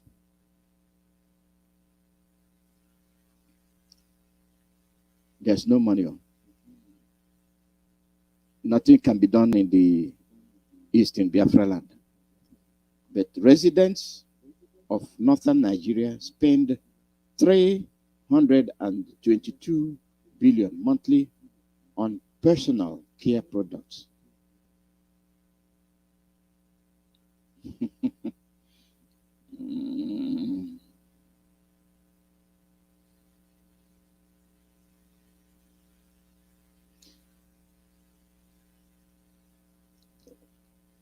Let this thing fail. The CEO of Peering Consulting, Mr. Seyi Adeoye, said the report is aimed at providing an informed view of the northern market opportunity from consumers' behavioral dynamics. Additionally, the market value estimation speaks to the entire 19 states under the northern market cluster. 19 northern states. This was directed, squarely directed. It is not no. The North, always the North, the 19 northern states. This is very revealing. 322 billion a month.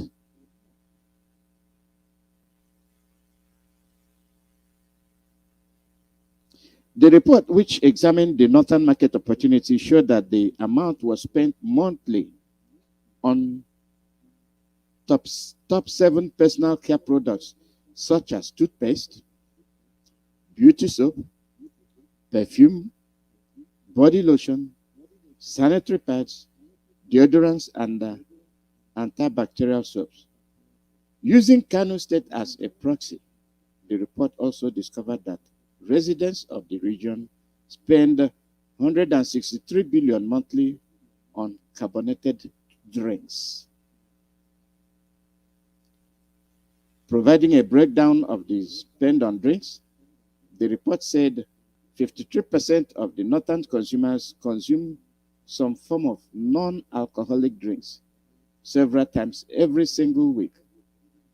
66% currently consume CSDs, 45% consume malt drinks, 24% consume fruit-based drinks, 5% take wine products, and 15% are consumers of energy drink products. Over 60% have Zobo and unbranded milk products within their repertoire of drinks. According to the report, Northerners also spend big on branded breakfast as monthly expenditure on cocoa-based drinks, tea, cornflakes, coffee, oats, custard, and golden morn is about 223 billion. As a necessity, food and food-related items constitute 55% of northern consumers' monthly household expenditure. Additionally, 10% is typical spent on utilities. To get that, 10% spent on utilities,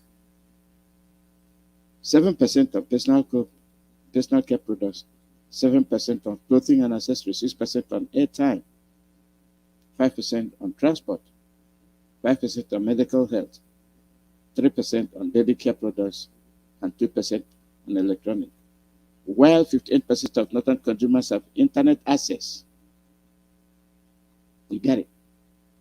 58%, they have internet access.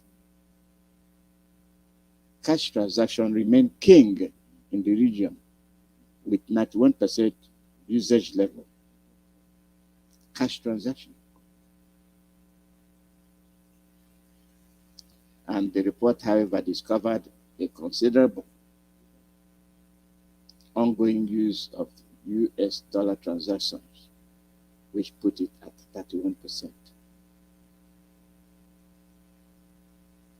Now, this is the bombshell. The peering report also said that branded powdered milk was the most consumed of all dairy products at 89% incidence level. Evaporated milk was next, 8%. Sweetened yogurt, 35%. And butter, 30% usage. In all northern, consumers spend 151 billion monthly on branded milk powder, 36.9 billion on evaporated milk. They are living like kings, and they are down in the south, killing, maiming, destroying our crops with cows.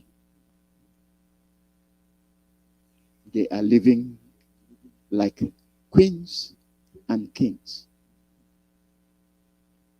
and we are scratching. They exploit us. You see what they're spending every month. They cannot do anything in the East. And we are blind. You're one Nigerianist. As they progress, They are turning it to Dubai. They are turning the North 19 states to Dubai. They are giving you the enjoyment and everything. And then we'll be running to the North to be housemates. Just like we are running to Dubai to go and wash dishes. Biafra and Dubai, which is older? Biafra is. They are sitting on us. With the help of our own people. With the help of our own people in diaspora. We turn to diasporans when we go out to wash dishes. And very soon we'll be going to the North to wash dishes. They have given you the breakdown as to the luxurious way they are living. They have electricity. They have all the internet services, but you don't have any. You call somebody at home, network is not good though. We're not getting network. Network don't break. Why? Come. Let's go home. Oh, we don't like the way this man is talking. We don't like the way Mazi Iyke is. This is what is happening to you. You don't need to be schooled anymore. This is their report. The 19 states. This is the way they live. And your own women are all over surfacing them free of charge. And they even come to the villages and spread the money. The money that comes from your resources. The damage is being done. But our people are deaf. Our people are deaf. Our people, they are deaf.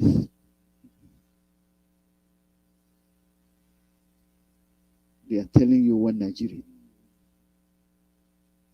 What makes you one, I don't know. You're seeing the discrimination, the nepotism. You're seeing it. You're seeing the elimination of your males, reducing them to nothing. And very soon, let them win this election. They are going to be president again. For the number of years they have been, see what the analysis is revealing.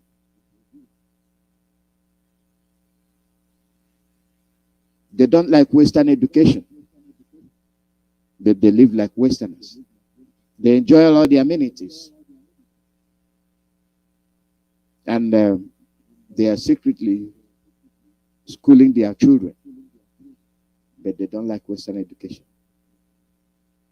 Oh, you have all these millions of cows. You cannot produce milk.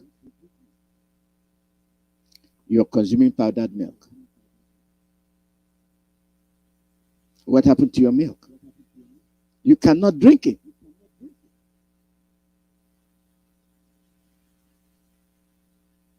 Except the ones you specifically domesticate. You know you did not adulterate it. You know you did not sleep with it. Then you can drink of the milk. The rest, you don't touch them. Because you've caused the cows and bring them down to the south. Chop and quench. And we've lost our senses. See all the dairies they consume. Why can't they, with all the millions of cows they have, produce milk? See the condensed milk they consume. But it's not from their own cow. And we will tell you, stop eating these cows. Our own people will still go to the market.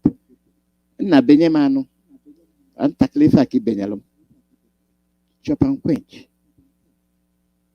Cursed cows. Conjured cows. you're losing your brain. You're losing your senses.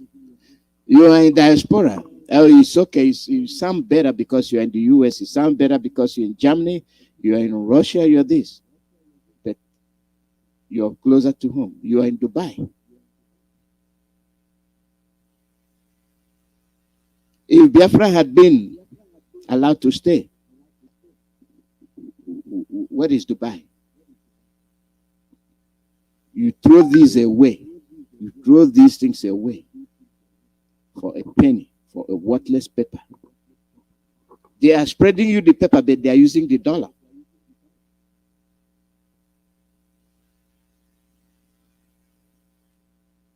You don't get it. They are spreading you the worthless naira. Never allow Igbos rule again. You go and use Ghana, must go and just pack it. Pack it and bring it home. Then you walk like you have EB between your legs. You can no longer walk.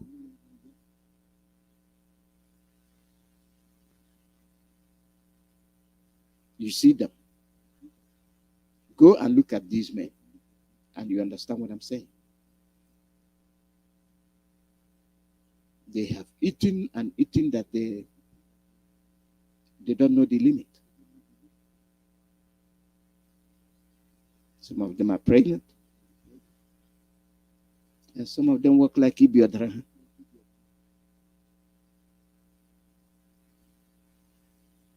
And they don't care. And you see the drinks they take. So they even drink wine. But anything that an Igbo man takes is a sin. It's forbidden. Or you can't even drink beer. And you had the analysis one by one. It is your own that they detest. Your lifestyle, they don't like. Your Western lifestyle, they don't like. But the report, report revealed that they are secretly living the same way. Living the same lifestyle. They accuse you of living. They live it more than you. They enjoy it more than you. They have the gold. They're not sharing it with you. Every day they are shooting. One promise I've made you, and what I've revealed to you today, is that the 19 states they mentioned is the same north. The same north. The same north.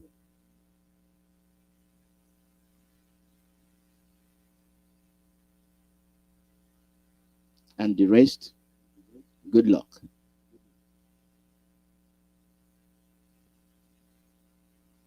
The rest is good luck. You don't tell me about your educational qualification, because if you look at them, if we be honest to ourselves, they are telling you their degrees, whether qualified or unqualified. Those that they do with what they have, even if they are not as qualified as you, they have the white people backing them up. That is the difference. If they cannot afford the people, they will hire expatriates. If they cannot afford expatriates, they hire you as an expatriate. And you see the report. I'll give you another report. They are discovering thousands of unqualified teachers. But these are the teachers they use to make up the quotas. And they are getting by with them. The unqualified teachers are teaching those that wouldn't even smell the school. And they are bringing in expatriates. And I guarantee you, the unqualified teachers, they might brand your own teachers that go there to teach as unqualified and bring in the expatriates. One thing I guarantee you today, this is the beginning. When the Igbos will be servicing the Northerners as housemaids, cleaning dishes, and being housemates. The peering report has pointed towards that. For whatever that remains, you heard what I said, whatever that remains in Igbo land, in Biafra land, that's what their fate will be. You are in US, you are listening. Good luck. You are in London, you are listening. Good luck. Germany, Russia, Spain, whatever, Italy, good luck. We don't even talk about our leader anymore. These are the people that our leader sacrificed everything for. The mehe.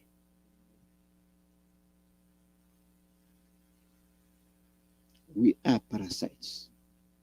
In a way, we eat the characteristic of parasite is that they devour wherever they are until their host dies. Our body is our host. We are eating ourselves to death. Good timing, bro. You know I'm going to say the call number +1 484 767 0848. Live broadcast from Radio Biafra USA. Call number +1 484 767 0848. This is our fate. This is what is happening to us. This is the opportunity we have. And if we let it go by, if we let it pass by, none of us stand a chance for anything. You saw the professor from Oxford boldly labeling you a terrorist, fighting for his brothers. That is indication of what is coming. Caller, your name and where you're calling from. Your line is not good. Your network is not good. It's cutting off.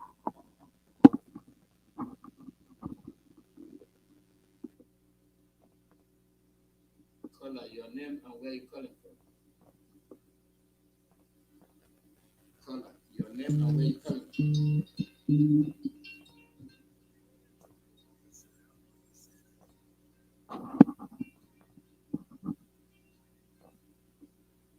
Caller, we are not hearing you. Mazi Iyke, good morning to you.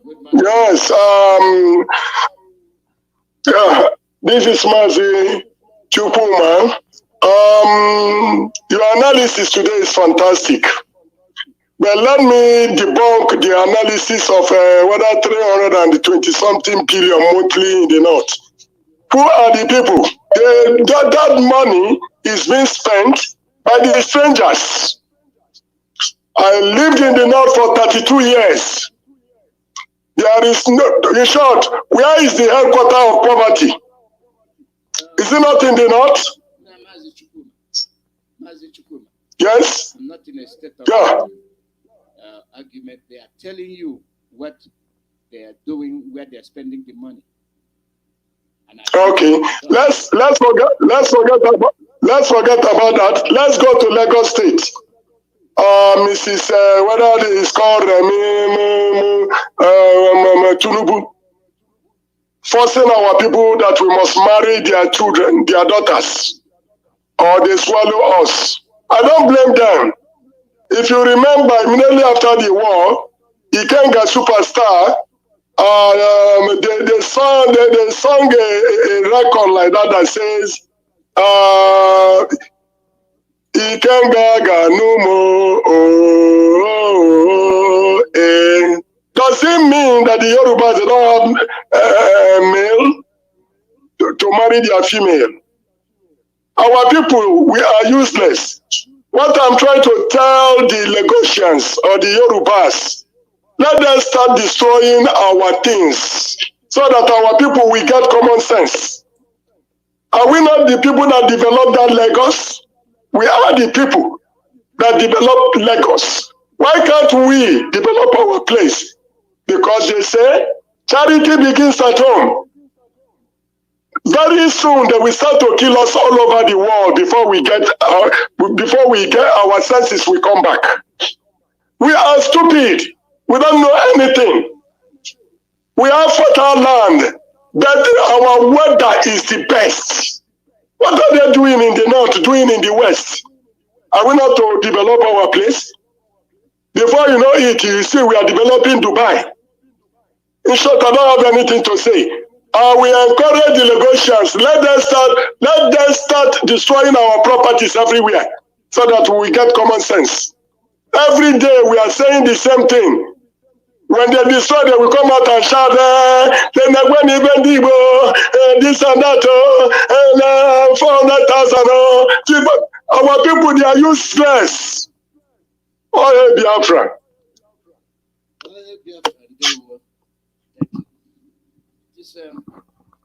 It's pitiful. That is the breakdown they gave you, their money they are siphoning. I'm not going to argue about it. It is true. It is true. We don't believe until we see. Where did they get the report? This is what they are spending every day. The rich ones are rich, and they are consuming it. And we are having the perception that they are poor.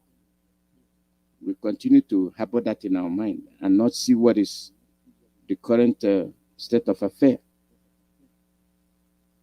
It is for us to get the report and work with it. That's what the whole thing is all about.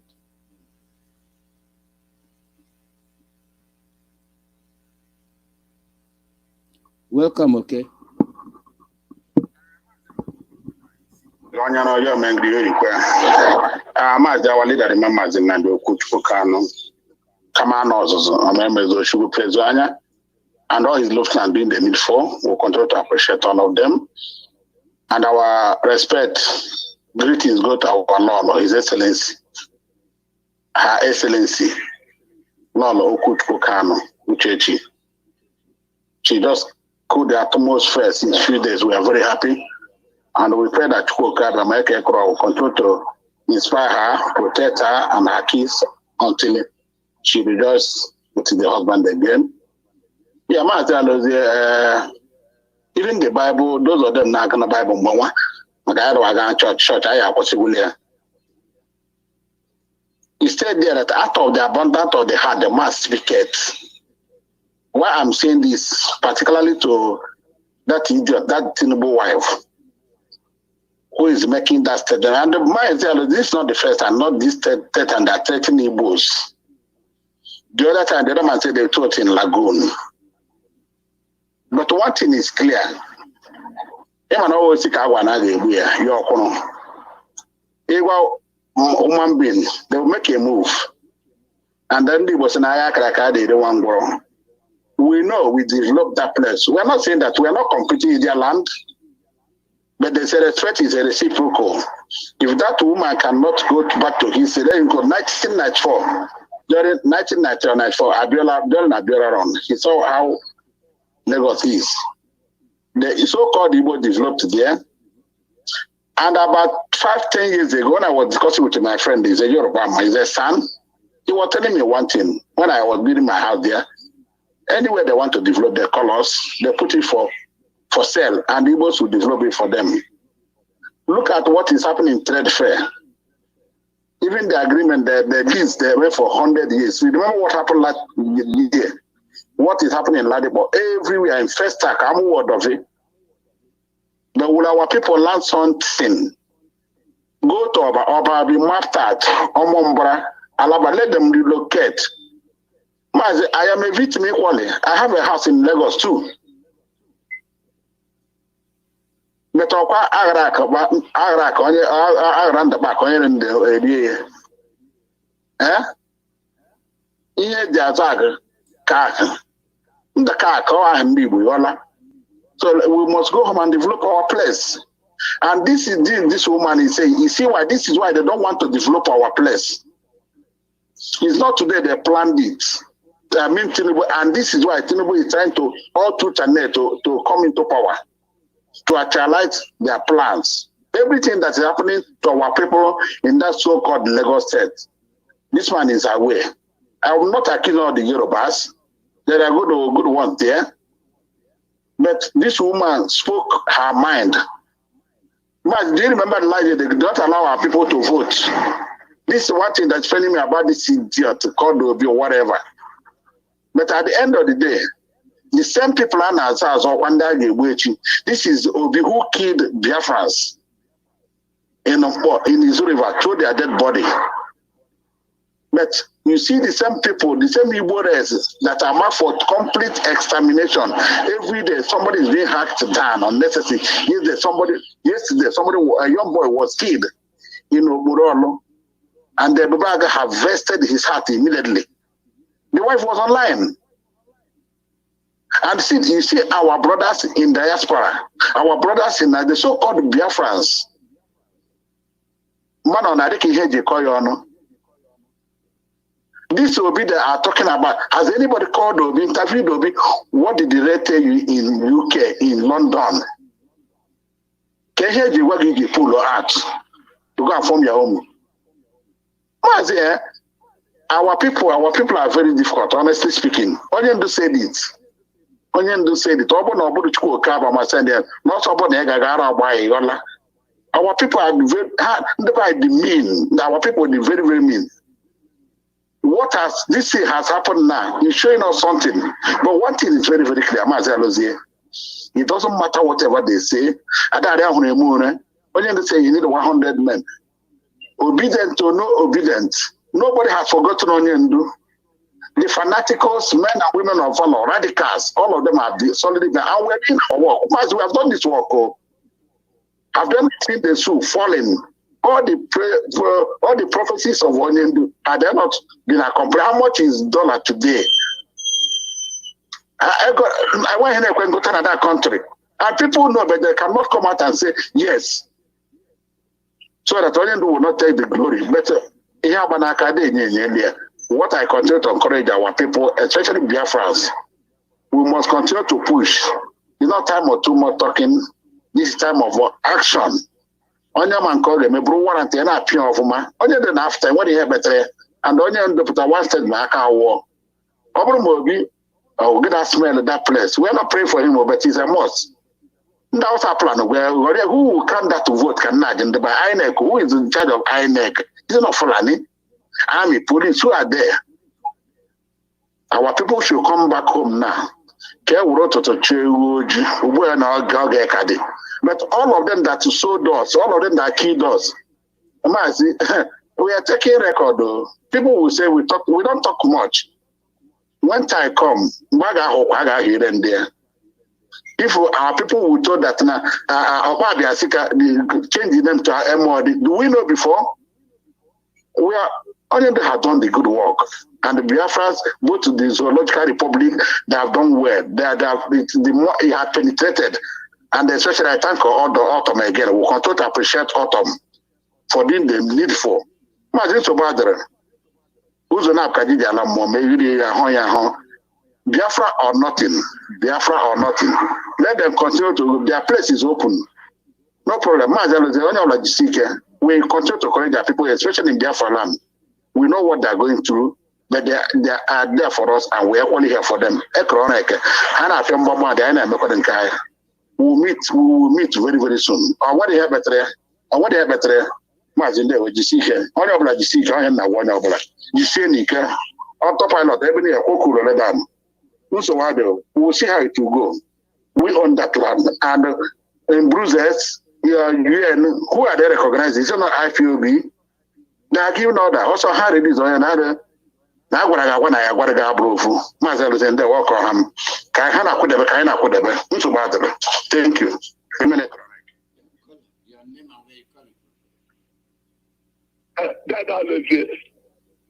That I know the seek at that. There's no care for an aya lagale. There's no care for in the week. Oh, the Shikamaka. That I know the if not this way you day as the teachers every day. No, lie. Now, the world is very determined to make sure that the Biafran race are wiped out so that they will take our land. But we Biafrans, we don't know. I'm telling you. I don't know, Ghanaian feeling that we are bishop, we want to be government, but this year land, highest dead than the highest 30, 40 years now. Still, I don't catch us, I like to have to go. What didn't paragraph can do come as I used to put up. And this is the time we supposed to restore this land for our children. And our people just they say because I get that people when they putting their shops down for Lagos now. They say if the person said they say they go break out that they go kill. And to have a couple of people can reach quite there. And we have to know that I can't know that look at this, look at their sense. As if we Biafrans don't have our own women. That I was to seek, that I was okay, the Supreme Cadet, okay, what's that to the dead chicken, the men are dead going to go, okay, Moses, Jesus Christ, how about that? Then they never say anything about only that our people just the cast of that when they give you quotation to guys. What is the Bible?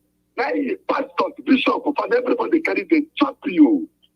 They deceive you. And it's quite them. If this is what I know about Jesus Christ, not the creator. If this is know about this bishop, even you, we're not reading this Bible. Bible, when they pray for us, you know what I say, make them bring the Bible. Because you want to come soon and say, any script, if you want to ask them, if they give you film to play, you can take the script, so them, they put them. But that's all you know, the Bible, and they are very, but you want to sound the mind. God, so that thing deep, so that their brain will be sharp.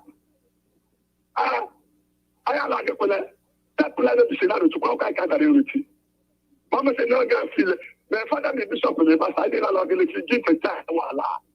Can't you talk like this? No, I don't see the book that I saw. I get that. Talk to where? Then I think of them. Then the question on things that you did.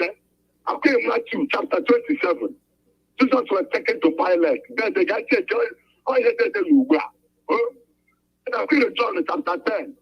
The sheep know his shepherd. If you not say you have to, not better do it. John chapter 10. Like a platform. You have the book. Dara. Then I think it doesn't agree. Ephesians chapter 2. Then Hebrews chapter 9. The earthly worship. I'm going to tell put Kokaba and go put up. I got to put up. Dara. Then the Ephesians chapter 2. And Jesus took up a man and the time. Then the quite not even so that I got a good one and a popular. So I say. Then how they were. When they Catholic, when they bishop, when they apostolic, when they temple, when they need a Santa Cain, you put a child in the knee. When I have the camera with our life, then I like it for the game. Then the question is, I only put that so much. A question almost is good. That might not be something, and you play ahead. The question is up for again and go out for. Okay, but when you go to the money of the Marupala from the bottom of it. That could be. I don't want to go to but it's only the second system that I never got. It's a cycle. It's a cycle. That's the one give us some sort of violence. Give this our life. That's the joy. That's the let me go to the gas. Not that they sit everything like that. I can't make a whole down. Never be able to you. Fulani. We don't have for this month now. If I like it, I will today. If I don't like. Make it like the Hulam. We do 21st very touch over the court. Dara, touch our book. Look at our impost to come and judge our leader. Then that listen. Imposter. The whole world is not there to put in imposter. Being judged to the second, and the imposter come and judge our leader. Then that listen. What can they find our Kaija? Dara. What can we call for Kana plan now? What to put on one? Then you think that will come no fair. Oh, don't know what I just get it. But I can be son of a hello. Naka, glorious. Now for now, good. Call your name and where you calling from.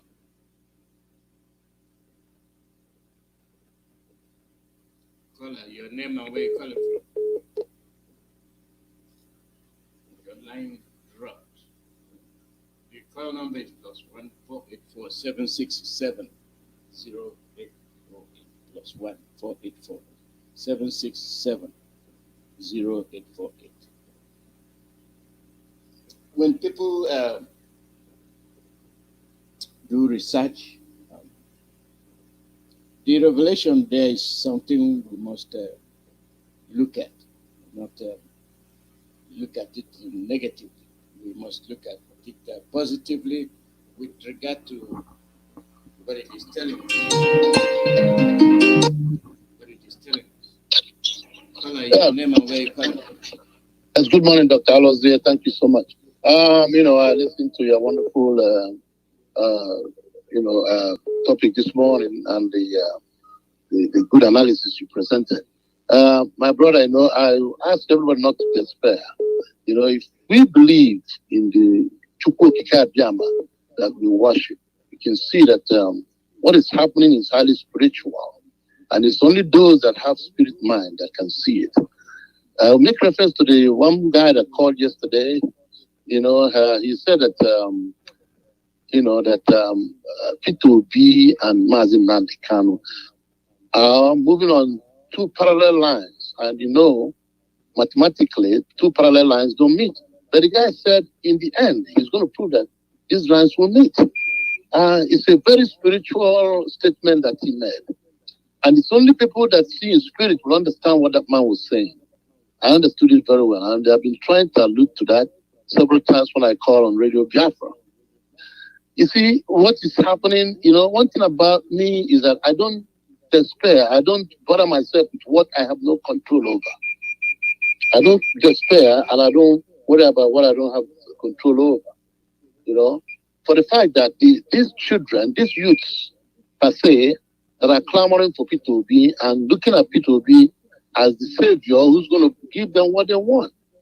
In reality, that's what people would expect in an environment that is very pure and is very civil, but not the type of environment they are in Nigeria. It will only take a miracle for that to materialize. I've been listening to both Peter's early morning show, where our lawyer was analyzing everything with regards to what we're witnessing happening in Nigeria. With regards to if this Nigeria really meant good for themselves, why is it that they couldn't just change the constitution? If they couldn't change the constitution, it's obviously that they don't want to do anything good for this country. They don't want anything good for it. And they've proven it time and time again. They made references to the Constitutional Conference organized by Jonathan in 2014. What happened? They did Sunday. They didn't want to deal with it. Because what we have in Nigeria is the elite versus the masses. The elites have occupied the higher echelon of this country, and they are making all the money for themselves, moving from one post to the other, enjoying themselves and their families, and forget everybody. That is what the Fulanis want to achieve. That's why they are bastardizing education. ASU is on strike for 7 months now, and they're not doing anything. Nobody cares. They don't care, because to them, that's what they want to achieve. They want to bring us, everybody, to the level of Haramajun in this country, and they're doing it in Igbo land. Meanwhile, our people are not helping themselves. You spoke about people in Europe, in Nigeria, building up Lagos, Abuja, Kanu, despite our experience during the war. I vowed never to invest anywhere other than in Igbo land, because I witnessed the war and I know what it is and what people lost for being stupid, not knowing the importance of bringing that wealth home. But unfortunately, you have people who are so stupid, even though they're educated, they lack common sense. They are still investing in a place that hates them, that every little incident, opportunity they have, they burn your properties, they destroy your business, they do everything. It's happening all the time in Lagos. And we are seeing it now with Tinubu coming to run for presidency. when he knows very well that the Southeast has been built to be the one that will produce the next president. But look at how these idiots came up, every one of them, including South-South, so-called South-South Iyke, you know, just to make sure that the Igbos don't get anything in that country. So you don't need to tell anybody what is happening unless if that person is a fool. People in diaspora, they are not going home. They've already settled. It is only the Igbo man and the Igbo woman that goes to a place and then assumes that that place that he has visited now becomes home. And they forget everything. You come here, you see them. 70-year-old men, 80-year-old men, not willing to go home. Their children are here. They are not bothered about the fact that they are back home. Nobody's representing them when they die. And you see them not feeling any type of nostalgia as to, you know, I'm abandoning my place. No, they feel comfortable. And as long as they continue to feel that way, they will continue to suffer. Because you know what? You know, people in Ukraine never knew or never thought that one day they would become refugees. They were all there. Some people were in schooling. Some people have been there for many years, established business until this war came up. And what happened? They saw themselves running around, running helter-skelter. And they are now once more reminded of their skin color because they refuse to even pick them up. This is what is going to happen to the Igbos. It happened to the Jews. And this is what is happening to the Igbos. If you read the history of the Jews, you find that that's exactly what is happening to the Igbos. Until we get to the point that, you know, we've had it to the point that we have no other place to run, just like the Jews. That's when the Igbo man will wake up. So I encourage everybody, you see what's happening with Peter Obi, it's going to be to our own advantage. When they get disappointed, because I know that if they allow Peter Obi to go there, at least if Peter Obi change the service chief, which he has right to appoint, this Boko Haram issue and security will be gone. He can do that. There's no doubt about it. You know, I consider Obi the lesser evil instead of a Fulani to be in power or Tinubu. You understand me? It's a much of a lesser evil because one thing will be guaranteed. He's going to change the service chiefs, which Buhari has not been able to change. And once you put the type of service chiefs you have there, the Nigerian army, the police now will deal mercilessly with these criminals. And there's no doubt that they will see themselves packing. There's no doubt about that. So it's a much of a lesser evil. But I'm urging everybody, don't worry. Don't get involved in this shit or in this mess, sorry for my language, so that they do not look at us and say, we are blaming IPOB for the failure of P2B. We want to make sure we don't fall into that trap. Let everybody remove their eyes from P2B. Whenever P2B, whatever, it's only a matter of months. But I bet you today, Nigeria is going to enter into a very serious problem. There will be a real bloodshed in that country and war. I just came back. I'm saying it on the 30th of August. But I'm telling you, these youth, if they do not get what they want this time, there will be katakata in that country. And they know it. Okay? They know it. Even P2B is not going to take it. They know it. So we are preparing to do what? Fill in the gap. Because you know what's going to happen? These boys now will now say, you know what? So you guys have been right all this time. Divide this country. And before you know it, they will galvanize more support for the division of this country. If they fail, either way, it is for our own benefit. Either way, it's for our own benefit. P2B will be a hiccup on our path. Because when he comes there, he'll be doing something to bring some sanity in the country. And that will kind of dampen our effort, but it doesn't remove it. But I'm telling you today, because he talked about restructuring, he talked about state police, he talked about everything. He knows very well what he's doing. That man is not stupid. But let's not get involved. Let's forget it. Let's keep our eyes on what we're doing. We know what we're doing. We know what our goals are. Let's keep to it and bother less of what these people are doing. In the end, it's going to work for us. That's exactly what that man meant by the two parallel lines, P2B and Mazi Nnamdi, moving on the same direction that eventually will meet. When that time comes, like he said, you will say, I told you so. Thank you so much, Dr. Alozie, for the good work you're doing. Your sacrifice will never be in vain. Our support will never be in vain. The death of the number of people that have sacrificed their lives will never be in vain, just like Lolo Kanu said. He said, why should I bother? People have lost their loved ones. Young boys have sacrificed their life in this struggle. So my husband being locked up, I'm still better off. And that's what gives her the hope and the courage to keep moving on. This is a quest that is divinely inspired, headed by Mazi Iyke.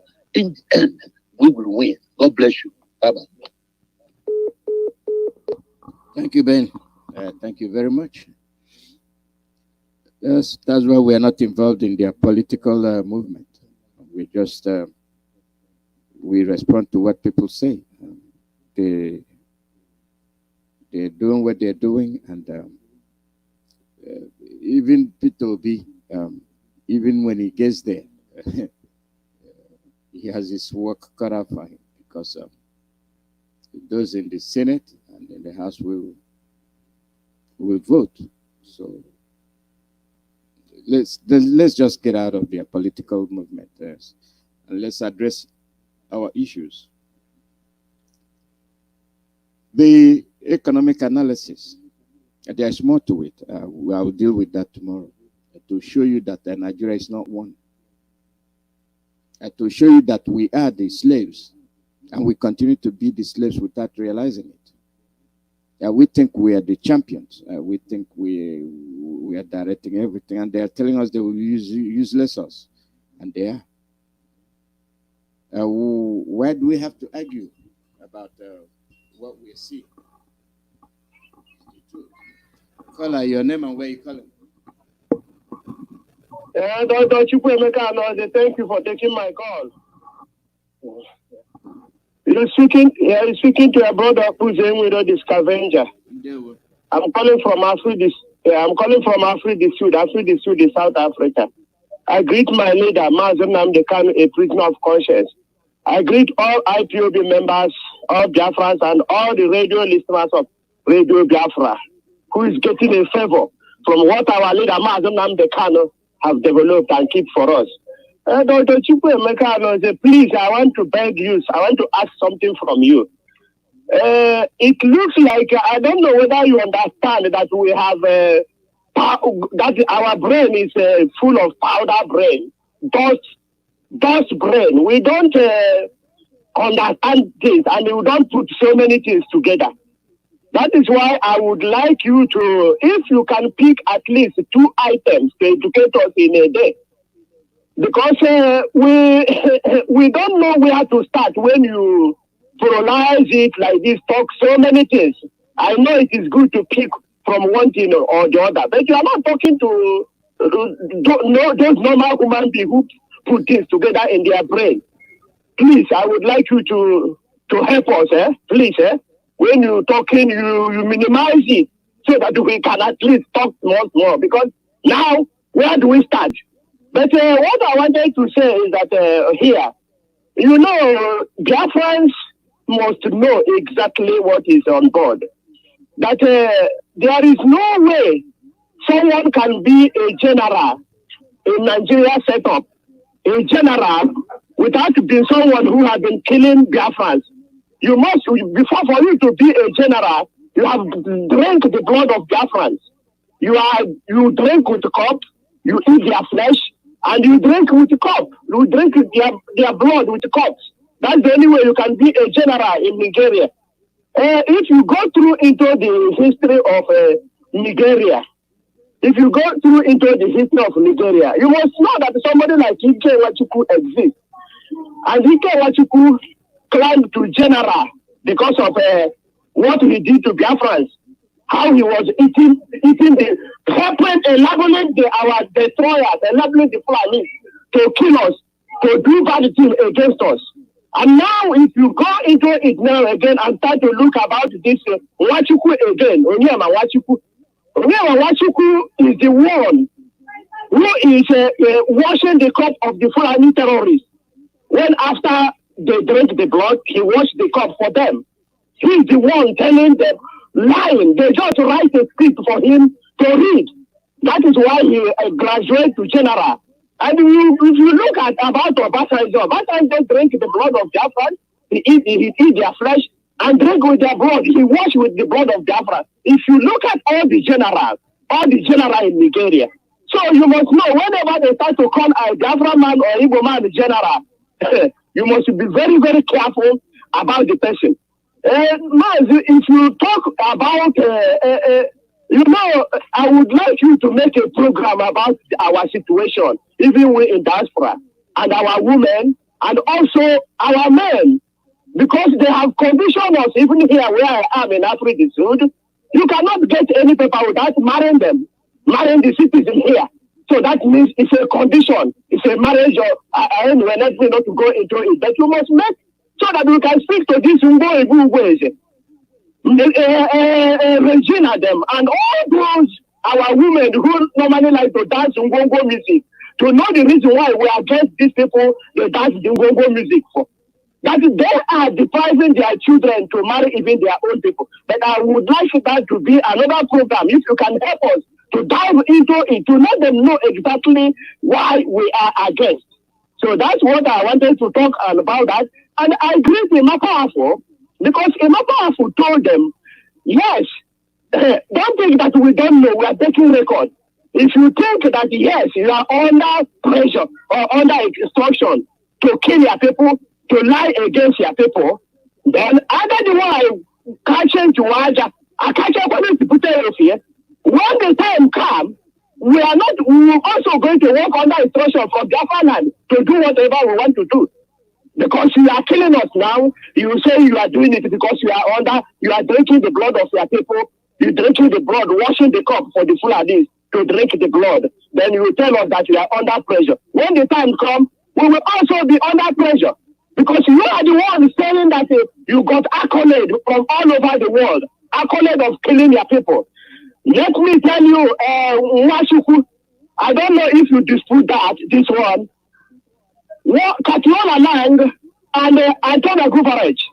These are the names of the Biafrans that you hold, that you kill. Godwin Joy Edara. 8th of November 2021, we have adopted him. Make an investigation if we are lying. We don't lie here in Radio Biafra. Ikechukwu Henry, 23rd of August 2021. Mr. Ifed, Sunday. And Mrs. Ifed. 2 of these people were abducted, even included with their children and all those ones. On 15th of November 2021, a barrister, a real barrister, was adopted. And you, Nwachukwu, are still lying. You don't make investigation. We are crying. Antonio Guvarech, we are crying. Katona and I, we are crying. But you are still making new boyfriend. Obi have now added to your new boyfriend. Hey, you must be very, very happy. You are dancing with the people, the people eating guaro and 2 hours. Now you dancing with the people who is drinking palm wine. Hey, you are graduating. I told you, you are graduating. Katrola Lang. But this is what we are crying. We have been crying. Know what we are crying. Dr. Chukwuemeka, thank you for taking my call. That's why I love you. I feel you members are my blood. Because if you're giving us chance, we'll be talking. We don't know where to start, but we will be talking the one we can talk. Thank you for taking my call. Caller, your name and where you calling from? Hello, Mazi. Good evening from here. Good evening from here. Yeah, this is Mazi from Mazi, thank you for your analysis today. Like always. I think there's something I want to. There's something you said when you analyze about this money that we spend in North.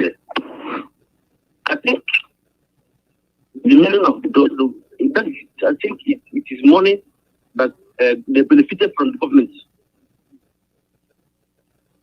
The government sponsor them with it's not the money that is spent within themselves. This is government money. This government is giving the aid. This is the money government are giving to the north. It's like this state of the north. They are not benefiting this money from. This is money they map out for them every month from treasury, from government, from the federal government treasury. Is it? I think this is I think this is money. This money you have to be you analyze now is the money the Northerner gain from it's money the government used to do the aid every month. What is that? Where does the money come from? Doesn't matter. The budget was made. The money comes from the budget, the money they spend at the budget. I don't think so. That's the money they're losing. That should be, but that should be aid from government. That's the government are giving them every month. Because these people, government are giving them aid every month. Only not enough. Government are giving them aid every month. Only not enough. Meanwhile, the resources of that, where the money is coming from, is from the south. I think that people need to wake up. Our people really need to wake up. So there's something I want to say because our law come online and explain on certain things, and she said their marriage, her marriage with our leader has lasted for 21 years. And they signed it 21 years, minus 8 years. I hope all the Biafrans understand the meaning of the minus 8 months, the minus 8 years. I hope all the Biafrans understand that's 8 years.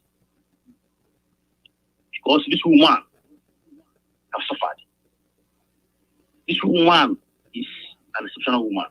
It's not every woman will allow her husband to carry out this job. Then because she come online to analyze things and to make things, put things correct, because our people who are useless. They come online and try to make things that direct people who have lost their brain. After that statement, after that broadcast, some people they go online and start insulting her. Because what I want to say is, of course, we be to any black person that caused that woman. After what she has suffered, because of what happened to our leader, she got discouraged. She starts explaining how what she has suffered because of Biafra, and the somebody will open his or her mouth and insult her. Anybody that insult that woman, that says make any ill statement, any Biafran law that make any ill statement against her, course will be upon that person.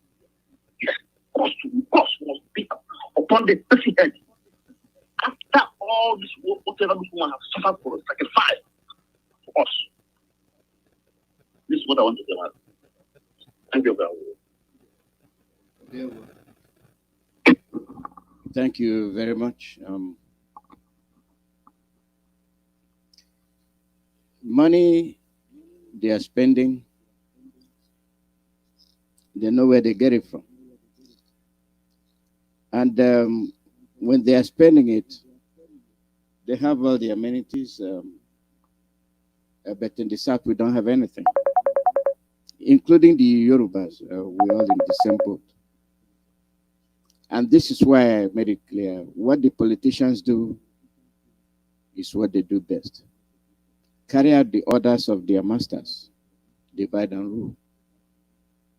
The same Lady Tinubu was the one that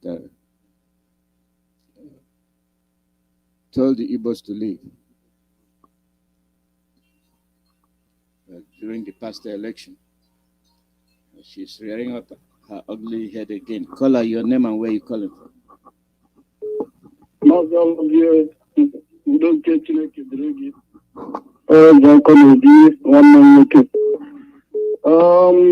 I just want to tell Biafra that about how the previous speaker has spoken about parallelity between Ogi and Oyemdu. I don't think there is comparison But what I want to tell Biafra that a child was 24 years old when Mohammed Buhari was the president of, was the head of state. And now maybe the child is about 60-something years old. And nothing changed. So we have to remain focused on our referendum. Obi may be the worst ever we have had. Because this was a man who went and paid a homage to Ahmad Bello grave. And this was the same man, this was the same man who went to England, Downing Street, where Catalonia Line was sent to Nigeria, the agent of death that was in Zimbabwe and was brought down to Nigeria, and they had an agreement. And that for young Biafrans, there will be never a good that will come from a Satan. So we have to listen to what our leader has told us.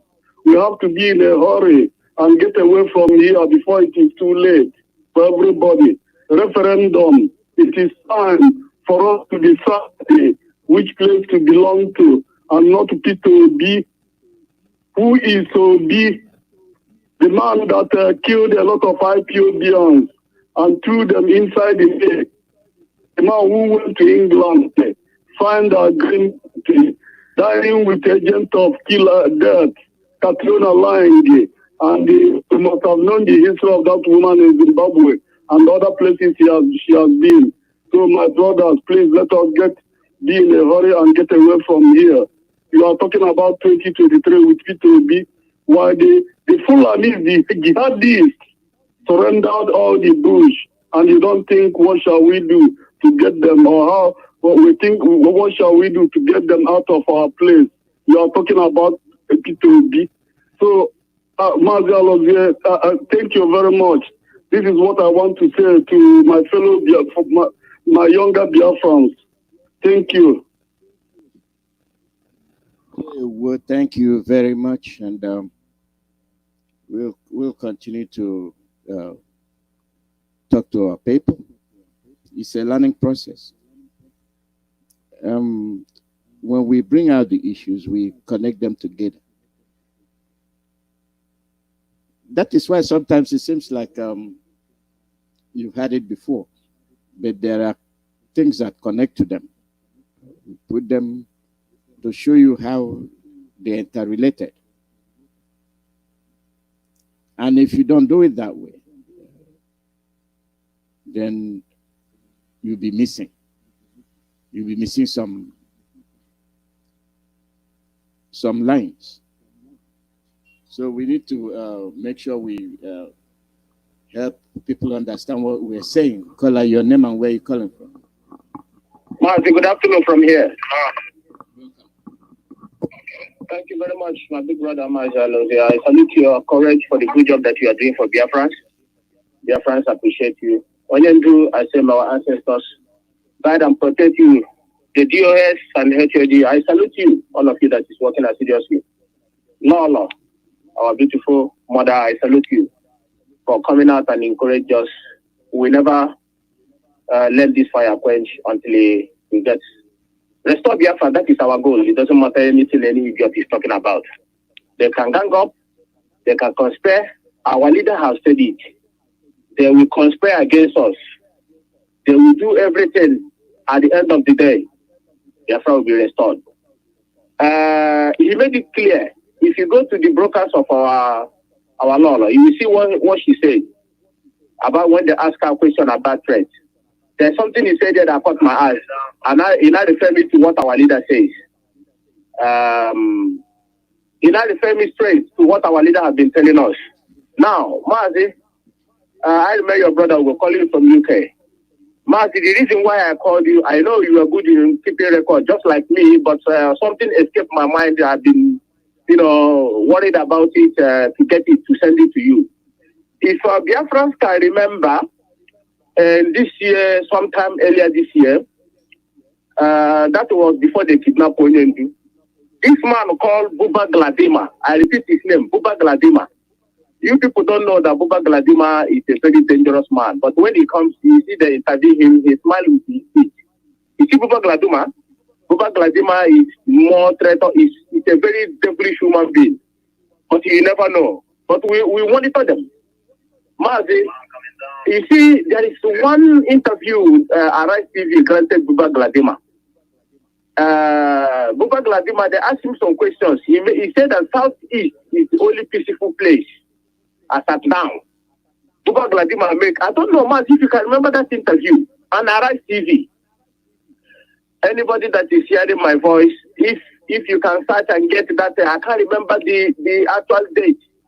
You know, they asked him, he said that Southeast is the peaceful place as at now. Immediately Buba Gladima make that comment. Immediately Buba Gladima make that comment, then we start having this problem in Southeast. That is what our people need to understand.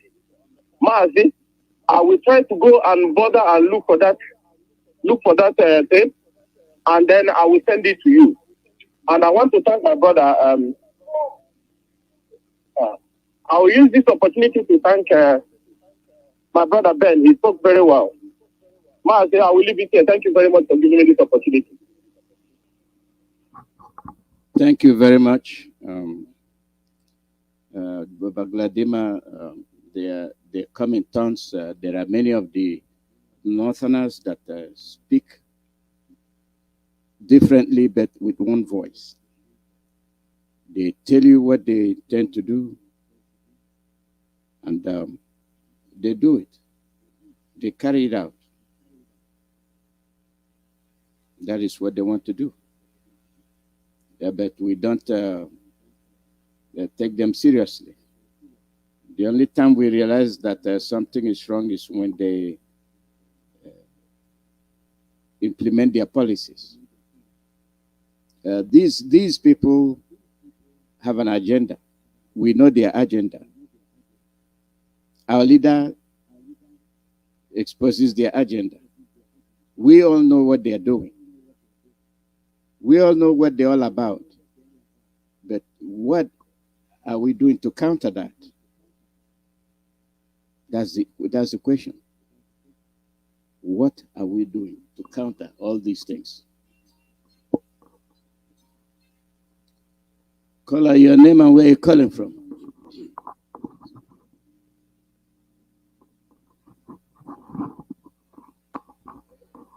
Your name and where you're calling from. Are you hearing me? Yes, we are hearing you. Go ahead. Okay. My name is Chukwu Manuel. I'm speaking from my location. I greet you, Mazi for your today's topic. I greet our leader, Nnamdi Kanu, who set up this platform to expose all the evil that is going on in the whole world, Nigeria in particular. I have a little question about the wife of Tinubu. Are you hearing me, Mazi? Mazi, go ahead. Go ahead. We are hearing you. Hello? Mazi, what's wrong with your phone? We are hearing you. Go ahead. Mazi, we are hearing you. Is this woman talking on family, Tinubu family, or is he talking on behalf of Yoruba as a race? Mazi, she is talking on behalf of her husband. When I make analysis, I am explicit when I say something. Madam Tinubu is talking because her husband is running for the presidency, so she must promote his agenda. She doesn't represent the Yoruba people. Okay. If the woman is talking on behalf of Tinubu, I don't see the reason of making any sense to waste as a time of talking to the woman. This is a personal decision or whatever she may say. There was a clip of as of yesterday or day before yesterday that Igbo shops was destroyed in Lagos. I don't know when that one happened, but let me put it across. You see Fulanis, these people you call Fulanis, they are very wicked people, and they know how to manipulate, to cause havoc, to cause division, because they are Satan agents, Fulanis. Fulani doesn't live in a peaceful place. They always create havoc. And that is their life. Maybe they have given some instruction to Tinubu for certain things to provoke the Igbos more in Lagos. If we want to be a president of evil country called Nigeria, they may give him a kind of homework to do against the Igbos. The same thing they are giving P2B, because sometimes, maybe last week, they instruct P2B to say that IPOB is a terrorist or something like that. I think last 2 weeks or so. All these things are the homework of Fulanis, because they see these people as so foolish as they are. If the Southerners as a whole understand what Fulani is all about, nobody by now will be talking about the election in Nigeria. Because this election is what the Fulani are using to complete their agenda. Ahmadu Bello made it very clear on 12th October that this country, this nation, new nation called Nigeria, is their father's estate. They must ruthlessly prevent not to change their government. They use the middle belt as a winning tool. The South as a conquered territory. They will not allow them to rule over them and not allow them to control their own future. All these points by Ahmad Bello, they have concluded all this plan from number 1 to Z. This matter of not allow you to control your own future is what is playing on ground now. That is why you have saboteurs, Igbo saboteurs all over the place. When they give you money, You sell your soul to the devil. You continue castigating your life, people who are saving you and saving your own generation.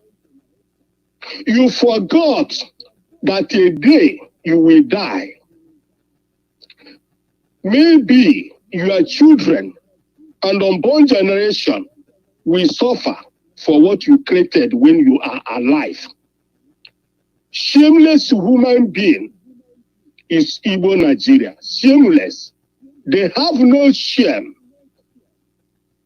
They are animal in a human being. Igbo Nigeria. How shameful you people. Go and listen to history of 1945, 1953, 1966 to 1970 to today. If you are Igbo man, you can never change. You have never changed up to today. You are not supposed to be alive as a woman because you animal in the bush is far better than you. The Fulani know where they are going, but the Igbo Nigeria don't know where they are going. They choose to be a slave in other parts, on other people country. This is an Igbo. Being a slave this is an Igbo president is what they want to be, instead to be a freedom of themselves. Our leaders have done this so much.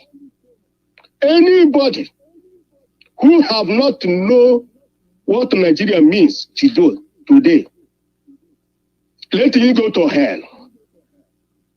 Our leaders have tried so much. If you are IPOB, you don't know what our leaders have done for you, for unborn generation. It will remain a curse to you, to your family. Even when you die, the curse will be there, waiting for your family. That is the payback to the evil man. Thank you, Mazi, for all this work you are giving, servicing your people. It is not easy. Chukwu Okike Abiyama will be your strength together to our leader, Mazi Nnamdi Kanu. Thank you very much. All hail Biafra. All hail Biafra. Thank you, Mazi. People do what they want to do. The repercussion doesn't end. It spreads. It spreads because when we say things, we try to portray why we are saying those things, and in our own case, we are talking about us. We are talking about us, nobody else. Us, we, the people. We are the victims, and we must address ourselves. We must address our problems so that we can solve it. If we fail to do that, we are not doing justice to ourselves. That's what it is. Caller, your name and where you're calling from.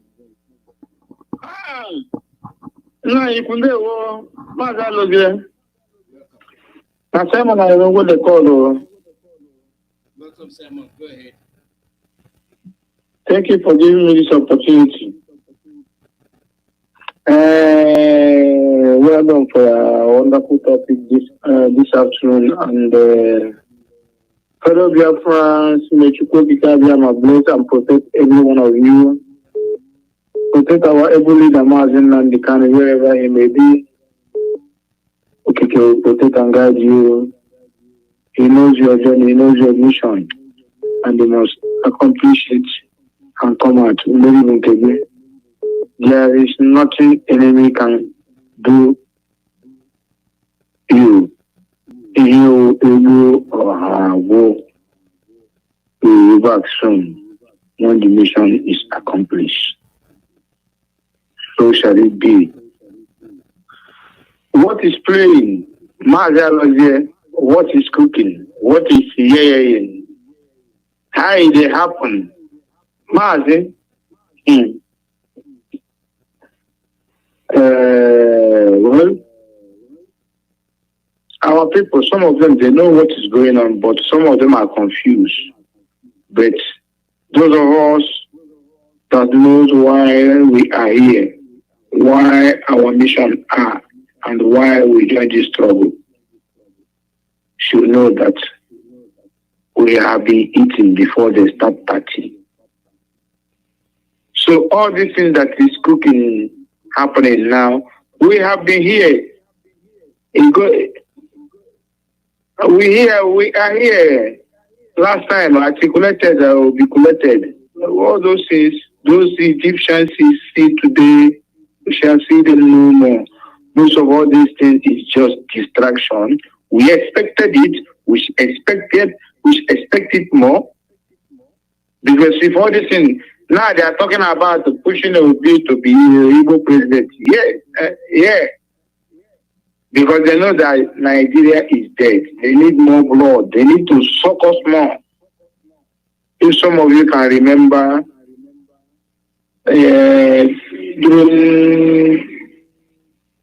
before 2020 election and the Trump election and whatever, like Mazi, I think it was you that remember what happened to January 2020, January 2017, January 20, 2017.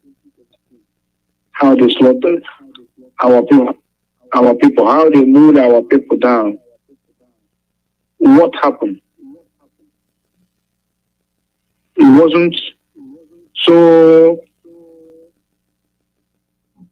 wrong. The Buhari, not even that Buhari said, because that time that Buhari, I think that thing goes up, is gone already. It was our blood. What did we do? We were just celebrating. Finish. They rolled us down. There wasn't inquiry. If there is any inquiry, which there is a place we can go in America, those are our people that are all themselves lawyers. All these things, there is a place where you can go and lay complain about these things. People will take it up, inquiry. You people that are in more Western world, please, this is what you people can do for us. But that is it. But Mazi, what is going on in our place now is this. They just want to distract us. When they distract us, they get us, they slaughter us, they tell us again, man, Mazi, Manada was Moduka again. No. We're looking at Moon, Una Maria, on your word, Black Jerome. Igbo people, I think PDP now is like they are kicking you people out, where you people sold our blood. But we'll be watching. What we are asking for is just freedom. That is all what we want. We want to be left alone. But to be you who say that you will be a stumbling block, as long as you are something that we are created by human being, you are mortal. The soldiers of the Lord will meet you. That is only what I will say today. Almost say, Biafra. Thank you for giving me this opportunity. You're the last caller. Go ahead. Daddy, this is Mazi Iyke. Ahayawo Ndana Barimada as his surname, which means these people insult animals, not human beings, because we don't insult human beings. Mado means the beauty of the creation of Almighty. So I do not insult that, but I insult the inanimate object, not even the animals. So Daddy, I will make it brief in a few seconds. I won't take a minute. The question, a rhetorical question I will ask. Few of them who have been hovering around scavenging for P2V and all it takes to bring an Igbo man in to rule Nigeria. The question is this, please, P2V, have you ever told UN the same truth, or maybe your fellow Nigerians or fellow masters of Fulani masters, that their present is no longer alive? Number one question. Have you ever sit along with the medias and converse and let them understand that you clamoring for one Nigeria, or maybe going for presidency, is an opportunity, the best opportunity given to Mazi Nnamdi Kanu and also the IPOBians everywhere in the whole world to bring you down when you sit on that throne, because you don't know what is coming upon you. Because you are only giving us a good picture that you don't want referendum. And you don't want not just only referendum, you don't want restructuring. Because when restructuring comes, it's going to bring you down. Do you understand? But since you don't want restructure, your point is that you want to sit at that throne. So that comes next dispensation, you begin to play the game that Fulani are playing with us and with their Britain counterparts. But it's unfortunately that you are bringing yourself to the minimum of your destruction. Because when you sit on that throne that your dead father, Lord Lugard, have given to you people to be dragging, scavenging, you will see that will come up legally to bring your integrity so, as in, rubbish you to the level that you will not even see, you will even, before you come out from that throne, you will commit suicide by yourself. Since you now know they get ear, you now know get sense, that brain where you now use the top fish, the top burger, anywhere where they born you, you go school finish. Now here you think say you go come they show say you be man. Everything London. I'm not all them men or maybe I don't know what do you. Are you guys smart? Old men like this you can't give yourself a breath to think twice. Animals everywhere. I don't know what to say to you guys. You don't know why you need to but why never not town. I know here no email. I hope I hear see a good one local government chairman give an instruction in Ahoda that any day he comes back and see that they give light 24 hours in Ahoda, they will sue that NEPA. And you want them to be giving them light at interval of 8 hours. And you are telling me I should be clapping for this idiot. Who knows what I now will 2020? I don't know what you need to say. Who knows what it says? That's the bye for now. I've gone beyond my time. Bye. I love you.